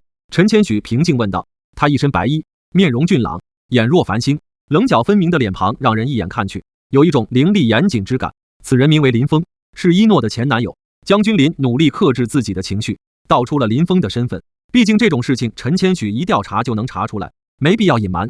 前男友？陈千许眉头微皱，随后不知道是想到了什么，他的神色瞬间冷了下来，看向林峰，默然道：过去的事情我也不想计较太多，但从今以后，我希望你离一诺远远的，你配不上他，干你屁事？你家住大海，管得这么宽？林峰冷笑一声，他一眼就看出了眼前这个男人是地境巅峰武者，但那又如何？在他眼里，依旧是个蝼蚁。我是一诺的哥，亲哥，怎么样？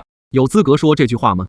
陈千举冷声说道。林峰闻言面色一怔，他下意识地看了一眼旁边的一诺，却见一诺一脸戏谑的样子，不由心中一紧，原来是大舅哥啊！幸会幸会。林峰轻笑一声，可别，我不是你的大舅哥，而且我说了，你配不上我妹妹，你若是为了她好，就请你滚得远远的。陈千许冷哼一声，我哪里配不上了？林峰问道。你扪心自问，我妹妹为你吃了多少苦？她这些年过得有多惨，你知道吗？她为了你，不惜跟父母对抗，带着女儿租住在阴暗潮湿的地下室时，你又在哪里？陈千许说着说着，又冷笑一声。林峰，事情不是这样玩的，也就是看在我妹妹的份上，不然你现在已经是具尸体了。哥，别说了。这时，陈一诺出声打断了陈千许的话。老妹，以后离这种男人远点，和这种人纠缠不清是没有好处的，他只会一次又一次的去吸你的血，然后将你打入无尽深渊，永不翻身。陈千许提醒道。陈一诺摇了摇头，没有回话，转身向着电梯的方向走去。老妹，等等我。陈千许见此，赶忙跟了上去。林峰，好好珍惜接下来的日子吧。将军林冷冷地看了一眼林峰，也是跟了上去，目送三人离开。林峰眉头微皱，刚刚大舅哥那番话是什么意思？什么叫为了我对抗父母，带着女儿去住地下室？不是因为上一段的不幸婚姻吗？难道那个小女孩是我的女儿？林峰心中一惊，可很快他又摇了摇头。我失踪了10年，而那个小女孩从照片上看明明也就5、6岁的样子，不可能是我的女儿。罢了，一切慢慢来吧，不可操之过急。至少经过刚刚的事情，一诺好像不怎么反感自己了。林峰叹了一声，随后他将目光看向了身前的4个性感嫩模，没好气地说道：赶紧回去把衣服穿上，答应给你们的钱不会少的，我对你们没兴趣，你是个好人。4个性感嫩模神色复杂地看了一眼林峰，林峰愣了一下，然后摇了摇头说道：我可不是什么好人，我杀的人可能比你们睡过的人都要多。4个性感嫩模闻言面色一怔，随即咯咯咯地笑了起来。帅哥，你可真会开玩笑。与此同时，楼下903总统套房内，王冲和张斌2个人刚刚办完事，正一起坐在沙发上，悠闲地抽着雪茄，一副怡然自得的样子。斌子，还是你眼力劲高，知道林老弟喜欢女人，我才能投其所好。王冲吐了一口烟圈，笑眯眯地说道：就是不知道林老弟的小身体能不能扛得住，4个而已，对于林哥那种等级的武者，轻轻松松搞定。张斌微笑着说道：哈哈哈，说的也对，4个小卡拉米而已，不算什么，等会林老弟下来之后，也不知道会怎么感谢我。王冲又抽了一口雪茄，悠哉悠哉地说道：我觉得林哥他也许会跟你结拜兄弟呢。张斌猜测道。王冲闻言眼睛一亮，能和一位玄境武者结拜，对他来说自然好处多多。而就在这时，房间的门被人从外面推开，林峰一脸平静地走了进来。哈哈，林老弟，你这么快就回来了啊？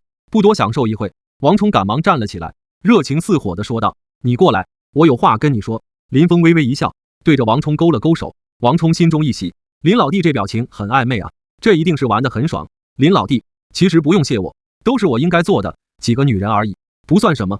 王冲一边摆手，一边笑眯眯地走上前去。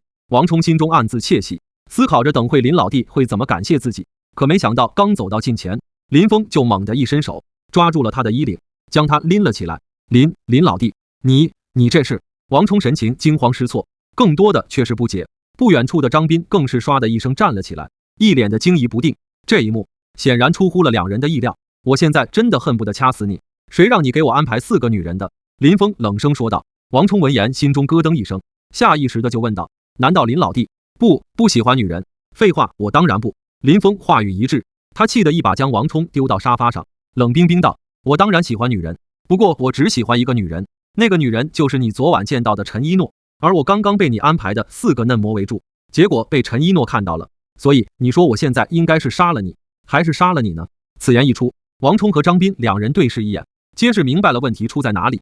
昨晚林峰见到将军林未婚妻的表现很热情，2人皆还以为林峰喜欢漂亮的女人，所以打算投其所好，攀附一下交情，结果没想到这马屁拍到马腿上去了。这时张斌猛然拿起桌子上的烟灰缸，往自己的额头上来了一下，砰，瞬时间鲜血流满了张斌的脸。林哥，这事情和老大没关系，是我出的馊主意，我们只想着让你爽一爽，没想到却是害了你。张斌呼出一口浊气，又道：林哥，我也不多做解释了，你要杀要剐尽管冲我来，但凡我吭一声，我就不叫张斌。斌子，你……王冲神色微变，赶忙抽出纸巾去帮张斌擦拭额头上的伤口，斌子与他有着生死的交情，现在他看到好兄弟为了自己连命都不要，心中是又感动又难受。林峰神色平静，这个张斌倒也是个狠人。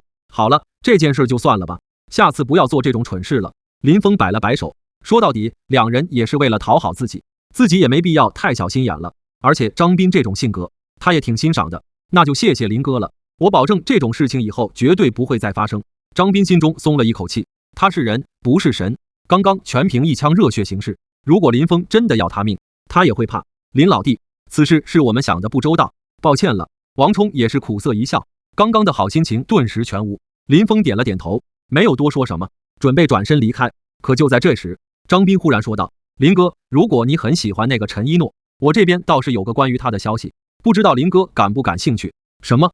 林峰问道。张斌闻言酝酿了一下情绪，然后才是缓缓说道：现在金陵城上层圈子里都在传这个陈一诺的背景深不可测，是云川某个超级世家的嫡女。那江家虽然厉害，但想娶这种大族嫡女也不是那么容易的。我听说陈一诺之所以答应江君临的求婚，是因为江家请来了一位神医，那位神医能治好陈一诺女儿的病。林峰闻言心中一动，问道：一诺的女儿患了什么病？这个我倒是不清楚，只知道是一种绝症，整个西洋医学界都对这种病束手无策。而这一次江家请来的老神医很不简单，擅长中医之术，所以很有可能治好他女儿的病。原来如此，林峰眼中划过一缕金光，真是山重水复疑无路，柳暗花明又一村。山上10年，他的医道之术也是练得炉火纯青，老头子传给他的阴阳13针，足以应对天下99.9%的疑难杂症。很好，你提供的这个消息对我帮助很大，算我欠你一个恩情。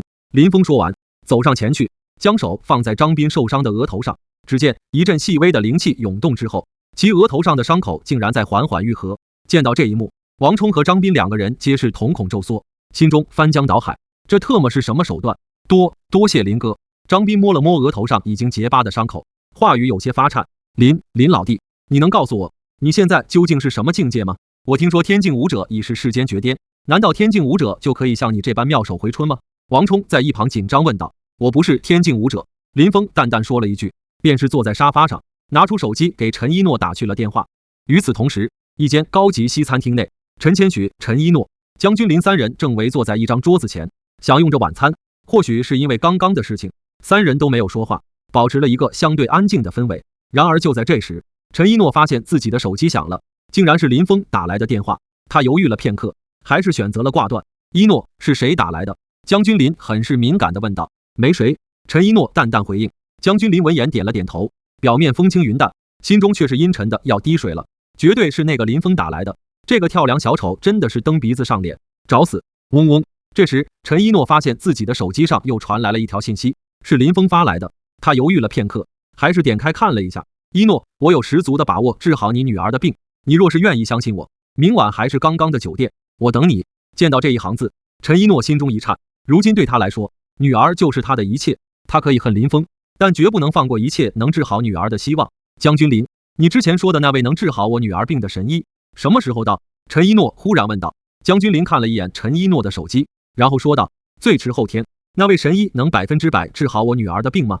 陈一诺又问道。100%我不敢保证，但耀云医师可是出自天下医药圣地药王谷，还是我求我姐花费了大代价才从山上请下来的绝世高人，如果连他治不好，其他人也希望渺茫。江君临这重在其他人3个字上加重了语气，很显然他已经意识到了什么，说这样的话也是在委婉地提醒陈一诺，可别干一些让我不舒服的傻事。我知道了。陈一诺点了点头，继续吃起盘子里的西餐来。江君临的姐姐江飞燕在10年前拜入了山上的某个大宗门，据说已经成为了真传弟子，此等身份的确能请来药王谷的高人。千许兄，一诺，你们先吃着，我去一下厕所。这时江君临笑了一声，站起身来向着厕所走去。可刚一走进厕所，他的神色就瞬间冰冷下来，拿出手机给司徒浩打去了电话，沉声说道，司徒堂主，我昨晚让你对付林峰，你派人了吗？我已经跟云三水说了。云三水就是你第2堂口的那个玄境中期武者。不错，云三水虽然是玄境中期，但就算面对玄境后期强者也有一战之力。那个林峰实力估摸在玄境初期，完全可以轻易拿捏。很好，另外我改变主意了，我要林峰活不过今晚，我要他现在就去死。好。挂断电话之后，江君临只觉得心情舒服多了，不由低声冷笑道，林峰本来还想让你多活几天，是你自找的，一个废物也敢跟我斗。另一边，林峰给陈一诺发完信息之后，就离开了酒店，向着家的方向慢悠悠地走去。可没走多远，他就发现原本还人来人往的街上，忽然变得安静了许多。林峰眉头微皱，回头看向身后，只见一个身穿黑衣的中年男人正朝着自己缓步走来。虽然中年人竭力压制住体内的气息，但他还是一眼就看出了对方的实力，竟然是一位玄境中期的武者，这在世俗间绝对算是一个很厉害的高手了。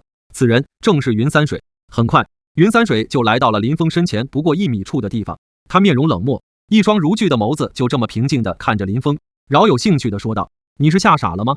看到我来了，竟然不选择逃跑。我为什么要逃跑？”林峰问道：“因为你得罪了很多人，别人让我过来杀你。”云三水冷冷说道：“所以你是谁派来的？是三口堂还是江家？”林峰问道。云三水闻言，眼睛微眯起来，这个小子心态倒是不俗，面对自己竟然还能保持淡定，难能可贵。你问的太多了，这些事情还是留着你下地狱去问阎罗王吧。云三水冷笑一声，直接伸出大手对着林峰的脖子抓去。林峰微微侧头，轻易地躲过了这一击，然后说道：“你的力量太弱，速度太慢了。说吧，是谁派你来的？我可以考虑给你留一个全尸，倒是挺会装逼的。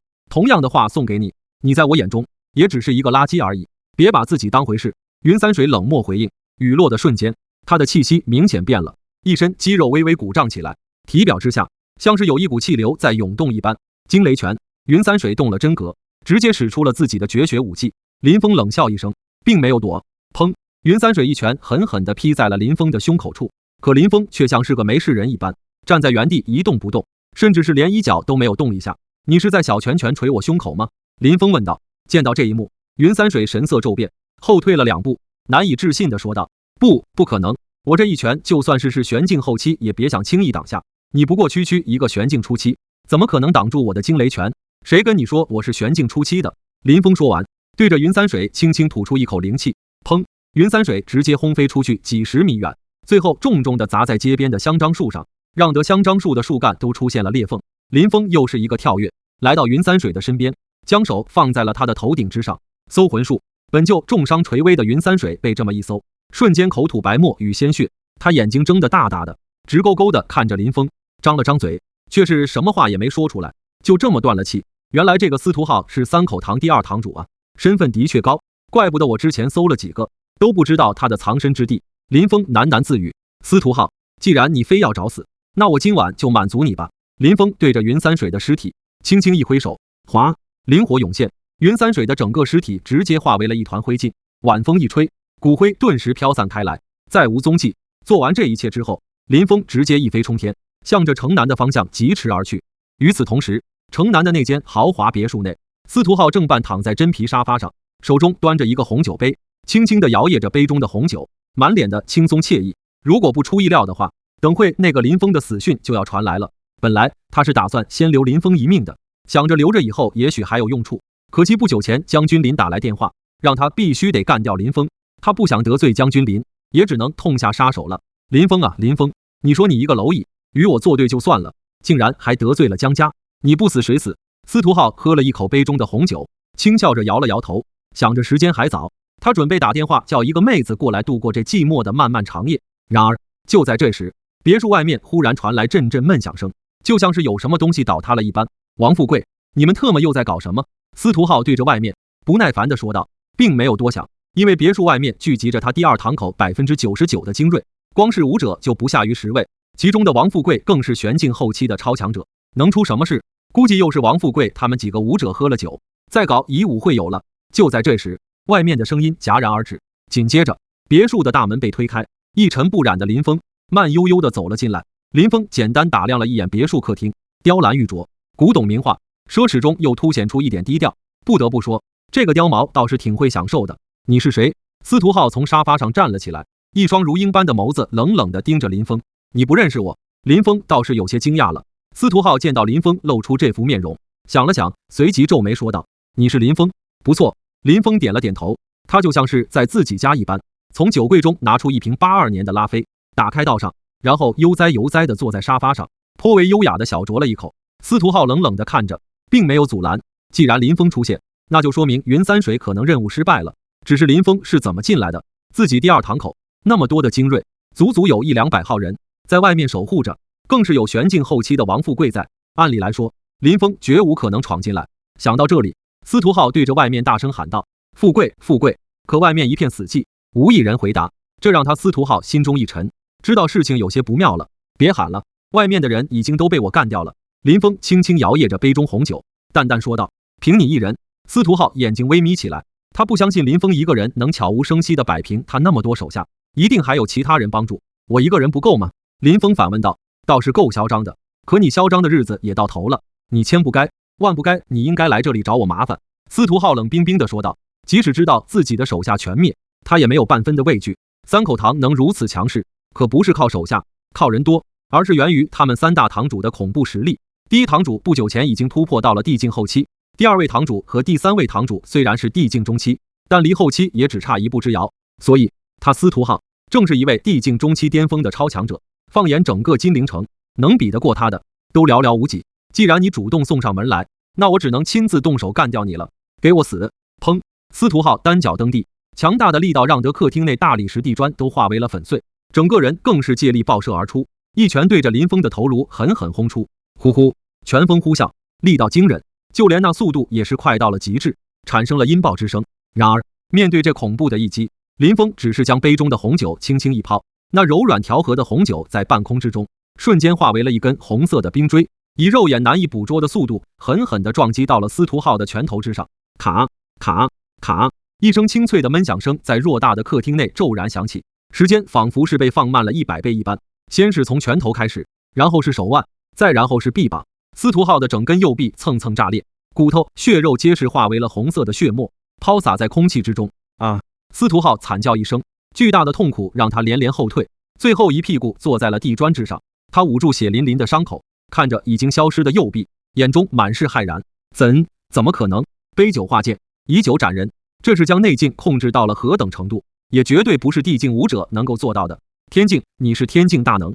司徒浩难以置信地看着那坐在沙发上自始至终都表现得很淡然的青年，心中已然翻江倒海。我特么到底是惹上了什么人啊？我可不是天境武者。林峰站了起来，向司徒浩缓缓走去。为了避免以后麻烦不断，他得搜索司徒浩的记忆，将其他2位堂主也找出来一并击杀。你想干什么？司徒浩面色苍白，额头都冒出了汗珠。事已至此，你说我能干什么？当然是要你的命了。刁毛！林峰淡淡回道，你不要逼我，现在给我滚，不然我死了，你也别想活。司徒浩咬了咬牙，厉声威胁。林峰有些诧异，事到如今，这司徒浩难道还有什么底牌不成？不过他并没有停下脚步，因为不管对方有什么底牌，对他来说都无用。是你逼我的。司徒浩狞笑一声，从怀中掏出了一个块白色的石头，石头上刻满了密密麻麻的符文，符文此刻微微闪烁着金光，看起来神异无比。咦！林峰停下了脚步，一脸惊讶地看着司徒浩手中的石头，竟然是一块灵石。何为灵石？通俗来说，就是灵气的储藏器。每一块灵石里面都蕴藏有浓郁的天地灵气，能够助修仙者冲击大穴，洗刷经脉，辅助突破。可惜自从末法时代之后，世间灵石少之又少，不可见。即使当初在山上，老头子手里面也没有多少，而那些灵石几乎全部用来给他淬体了。林峰没有想到司徒浩这么一个武者手中竟然还有灵石，而且这块灵石还被刻满了攻击符文。看你这副模样，想必也认出我手中的东西了。现在给我滚，不然我俩就同归于尽吧。司徒浩冷声说道。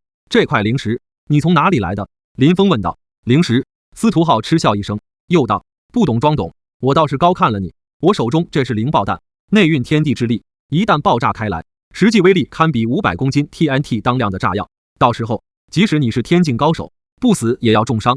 灵爆弹？林峰有些无语，这奇奇怪怪的名字是谁想出来的？不过这也让他心中一动，这种灵爆弹肯定不止一个，只要知道是谁制造的灵爆弹，岂不是能获得一批灵石？想到这里，林峰迫不及待地朝着司徒浩走去。你！司徒浩没想到林峰竟然如此嚣张，还敢朝自己走来，他心中一发狠，直接将灵爆弹扔了过去。去死吧你！林峰伸出右手，很轻易就将灵石接住，然后大拇指轻轻抚摸了一下，灵石表面剧烈闪烁的符文瞬间安静下来。这个灵爆弹的原理其实很简单，就跟手榴弹差不多，只不过手榴弹里面的是炸药，而灵爆弹里面的是灵气，那表面的符文就相当于引爆灵气的催化剂。傻逼！司徒浩看到林峰竟然敢徒手接自己的灵爆弹，当即讥笑一声，这无疑是找死的行为，即使是天境强者，被这样近距离一炸，也必死无疑。可没想到等了半天，灵爆弹竟然一点反应也没有。爆，给我爆啊！司徒浩心中慌了，他不会爆了。林峰一边说，一边将灵石收起来，打算回去再详细研究一下，看能不能把表面的符文给抹掉。以灵石来造这种鸡肋的东西，真的是暴殄天物，让他有些生气。不可能，灵爆石怎么可能会坏？司徒浩面色惨白，忽然他似乎想到了什么，一脸震惊地看着林峰，说道：“是你也会这种奇门异术，所以出手破坏了灵爆石表面的符文？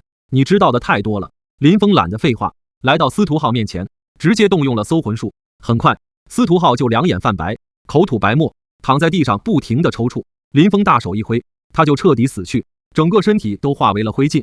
从司徒浩的记忆中，林峰不仅知道了其他2位堂主的住处，而且也知道了灵石的来历。这种灵爆石在武道界算是一个比较稀少的东西，价值连城。而司徒浩也是在一次大型拍卖会上偶然得到，真是可惜了。林峰无奈地摇了摇头，既然这么稀少，他现在也懒得去找。随后，林峰动身，准备去干掉3口堂另外2位堂主，这样就可以永绝后患了。可没想到，就在这时，外面传来了一阵脚步声，紧接着，一群人冲了进来，为首的是一对男女，男人年纪约莫50岁，不胖不瘦，竟然是一位地境后期的武者。女人看起来要年轻一点，但也有40来岁了，体态丰腴，满是成熟女人的性感与魅力。这个女人则是一位地境中期武者。至于2人后面跟着的10几个人，都是一些玄境、黄境的小卡拉米而已，不足为虑。不会这么巧吧？林峰面色一怔，自己正准备要去找2位堂主，结果对方就送上门来了。你是谁？其他人呢？第一堂主谭天红眉头微皱。不久前，他收到了一个神秘人的消息，说司徒浩与江家勾结，打算颠覆3口堂的政权。对于2弟司徒浩的性格，他这个当大哥的自然一清二楚，根本就没有任何怀疑。所以在准备一番之后，连夜带人过来，打算先下手为强。结果没想到往日热闹非凡的别墅，竟然只有1个人，其他人都死了。林峰说道：“哥。”第3堂主周云梅闻言，忍不住掩嘴轻笑起来，风韵的身体花枝乱颤，白花花的，晃得人头脑发晕。小帅哥，可不许撒谎哦！第2堂口高手无数，司徒浩更是地境中期武者，你说他们都死了？此言一出，其他人皆是哈哈大笑起来，觉得眼前这个小子就跟个弱智一样。呵呵，见此，林峰也是轻声笑了笑。双方就这样笑了一会。你说其他人都死了，那他们尸体呢？你又是谁？怎么在这里出现？谭天红漫不经心地问道，心里面已经把林峰当成了一个傻子。毕竟在他眼中，林峰身上看不出任何的武道气息，又说出这种无脑的话语，不是傻子是什么？只是让他好奇的是，第2堂口的人都去哪里了？怎么只留了一个傻子在这里？他们的尸体已经成了灰烬，骨灰被风吹走了。林峰说道。此言一出，众人又是忍不住地笑了起来，即使是谭天红都是忍俊不禁，嘴角微翘起来，真是太逗了，这种无脑的话也能说出来，还骨灰都被吹走了，你以为你家是火葬场呢？然而就在这时，林峰对着笑得最欢的一个黄境武者挥了挥手，灵气喷涌而出，嗡！玄境武者都没有反应过来，整个人就直接化为了一团灰烬。然后呼呼一团风从窗户外面吹来，骨灰飘了旁边几个武者一脸。这一刻，场中瞬间安静下来，所有人脸上的笑容僵硬无比，呆呆地看着林峰。咋了？你们怎么不笑了？继续笑啊！我就喜欢看你们笑。林峰一脸的微笑，但他此刻的笑容落在场中其他人眼里，无疑就是魔鬼，不，甚至比魔鬼还要可怕。这是什么手段？挥了挥手，就让的一位黄境高手身体自燃。怎么样？我没有骗你们吧？林峰说着，又是抬了抬手，嗡！这一次是一位黄境巅峰的高手化为了灰烬。一群人见此瞳孔微缩，不由后退了几步，一脸忌惮地看着林峰。怪不得你明明不是武者，却敢如此嚣张，原来是旁门左道中的高人。这时谭天红吐出一口浊气，沉声说道：天下之大，除了传统的古武者之外，自然也有一些奇人异士。这些奇人异士修的旁门左道，奇门遁甲之法，如算术、蛊术、巫术、阵法、符术、诅咒等等。在他看来，叶秋能莫名让一位武者自燃，很有可能就是巫术亦或者蛊术一脉的高人。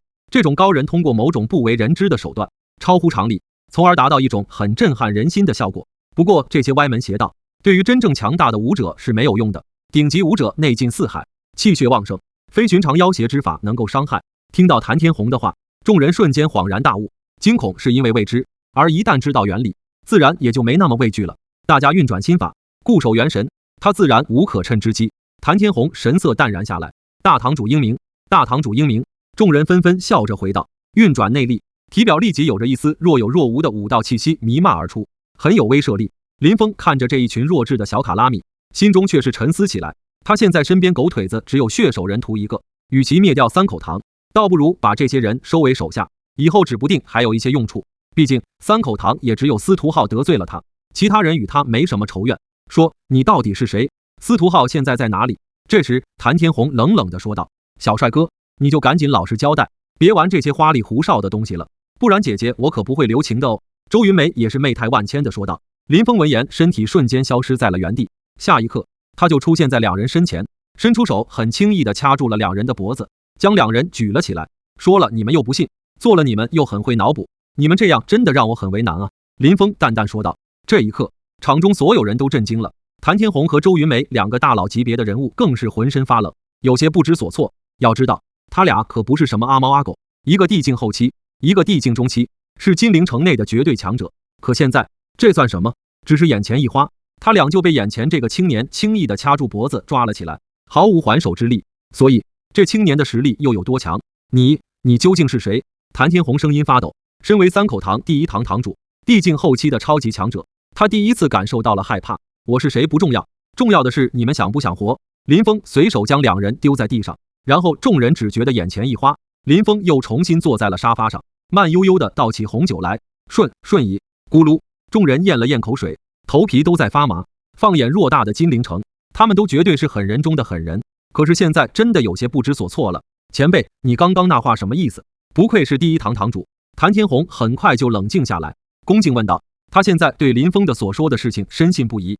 司徒浩死了，整个第二堂口的精锐都被眼前林峰随手灭掉，不管之后怎样，现在的他能做的就是服软，想活就当我的狗腿子，不想活，我现在就送你们下去陪司徒浩。林峰小酌一口红酒，淡淡说道。听到这话，谭天红等人都沉默了。当对方的狗腿子这三个字侮辱性太大，完全是没有把他们放在眼中。前辈，你的要求有些太过分了，就算你实力狠。这时一个玄境后期武者沉不住气，缓缓开口。不等他说完，林峰就是吐出口中的红酒，红酒以肉眼难见的速度射穿了武者的胸口。砰！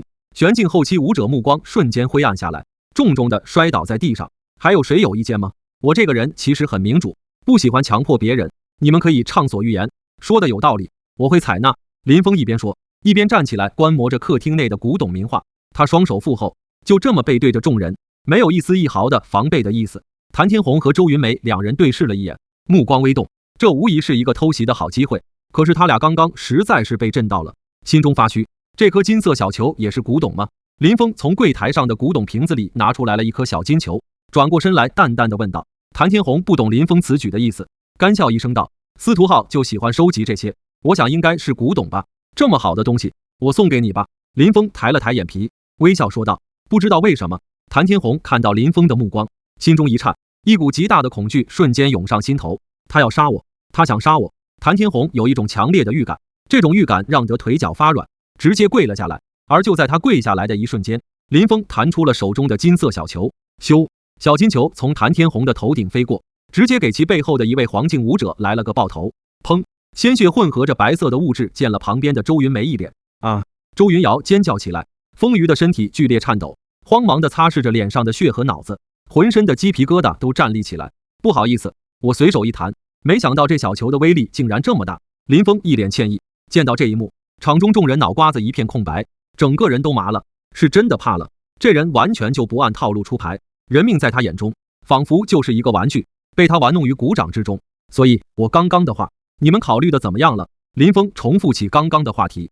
前辈，以后我就是你的狗腿子了。谭天红毫不犹豫说道，细细看去，他的额头上已经冒出了一丝丝冷汗，都快吓尿了。刚刚若不是跪下来，被爆头的就是他了。我们也是您的狗腿子，我们都是你的狗腿子。其他人亦是赶紧跪下来，颤声说道。周云梅擦干净脸上的污秽，扭动着大屁股向着林峰走来，将手搭在了林峰的肩膀上，桃花脸上挤出一丝笑容。前辈，你好厉害，我好喜欢。他想发挥自己的优势，让林峰接纳自己，不至于成为狗腿子那么难堪。砰！林峰一巴掌就将周云梅扇飞了出去。周云梅艰难起身，半跪在地上，一脸惊恐地看着林峰，不知所措。他对自己的身材与面容有着强大的自信，没想到竟然有男人能无视他的勾引。狗腿子就要有狗腿子的觉悟，千万别妄想勾引主人，知道吗？林峰淡淡提醒道：“知道了。”周云梅低下了头，不敢反驳。林峰思索了片刻，还是上前在每一个人的胸口轻点了几下，然后说道：“你们的命脉都被我布下了一个小禁制，所以最好不要干一些傻事，不然我一个念头就可以要了你们的命。”是前辈，是前辈。谭天红等人恭敬说道。此外，我现在需要大量的灵爆弹，你们去帮我搜寻，谁找到的数量多，我重重有赏。林峰说道。灵爆弹，谭天红、周云梅等人心中疑惑，但也不敢询问什么，赶忙点头答应下来。林峰满意的点了点头，然后再简单交代几句话，留下一个联系方式之后，直接离开了别墅。其实收服三口堂的这些人，只是他顺手为之，并没有过多放在心上。等林峰走了之后，谭天红、周云梅等人才是从地上爬起来，一群人面色阴沉的能滴水了，大半夜的跑过来，莫名其妙就变成了别人的狗腿子，这谁能受得了？大哥，你说他刚刚那句话说的是真的吗？就那么随便点了几下，就在我们命脉中布下手脚？周云梅问道。这个人深不可测，不仅是天境高手，而且还会旁门左道之术，他说的话我们宁可信其有，不可信其无。谭天红沉声说道。就在这时，一个玄境后期武者愤怒说道：大堂主，难道我们就真当他的狗腿子？这太耻辱了！当初就算是江、李、秦三大家族想要收买我们可都没有答应。不错，如果这件事被龙门堂、炸天帮的人知道，我们三口堂还有何脸面？大堂主，你可一定要想个对策啊！我们都是武道高手，怎么能当别人的狗？周云梅思索了片刻，也是说道：大哥，要不我们跟玄灵门汇报一下此事？暂时还没有这个必要。玄灵门个个狂妄至极，不比这个青年好多少，而且我们只是借玄灵门的名头扯大旗而已，想要让他们派出高手帮忙，几乎不可能。谭天红吐出一口浊气，又说道：好了，事已至此，大家也别生气了，你们现在先听话去找灵爆弹，能找到自然最好，找不到也无所谓。明日我会去找诸葛医师，看一看我们的命脉究竟有没有出现问题，如果证明那小子只是吓唬我们，那就好办多了。另一边，林峰一边走一边拿出灵爆弹，细细观摩起来。他发现灵爆弹上面刻制的符文并不复杂，只要破坏掉中间布局点，就可以轻松拆解掉符文。想到这里，林峰食指在灵爆石上的中心点轻轻地划拉一下，嗡！灵爆石先是散发出一阵微弱的光芒，然后又瞬间暗淡下来，刻在表面的符文瞬间失去了效力。见此，林峰不由笑了起来，一颗完好的灵石就这么到手了。从这灵气稀薄程度来看，这应该是一块下品灵石，可即使是下品灵石，在末法时代也是极为珍贵的了。这块灵石对我来说用处已经不大，不过小瑶现在还不能修炼，我可以利用这块灵石帮小瑶冲刷一下经脉大穴，增强小瑶的体质。林峰自言自语。约莫1分钟之后，林峰回到了家门口。此刻已经是晚上9点多了，天上夜色茫茫，几颗繁星点缀在银月边上，有一种朦胧之感。这时，林峰嗅了嗅鼻子，闻到了一股血腥气。他循着血腥气寻找，结果发现菜园子里的杏树下竟然有一滩血迹。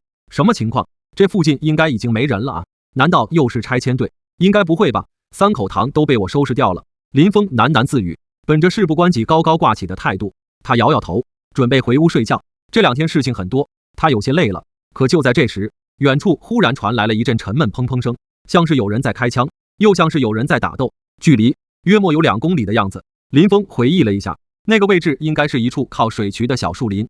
记忆中，小树林里面生活着一些朱鹮，这种鸟不仅长得好看，而且还是国家1级保护动物，每年都有很多游客慕名前来摄影。妈的，不会是夜里过来打鸟的吧？林峰面色一变，赶忙向着小树林的方向直奔而去。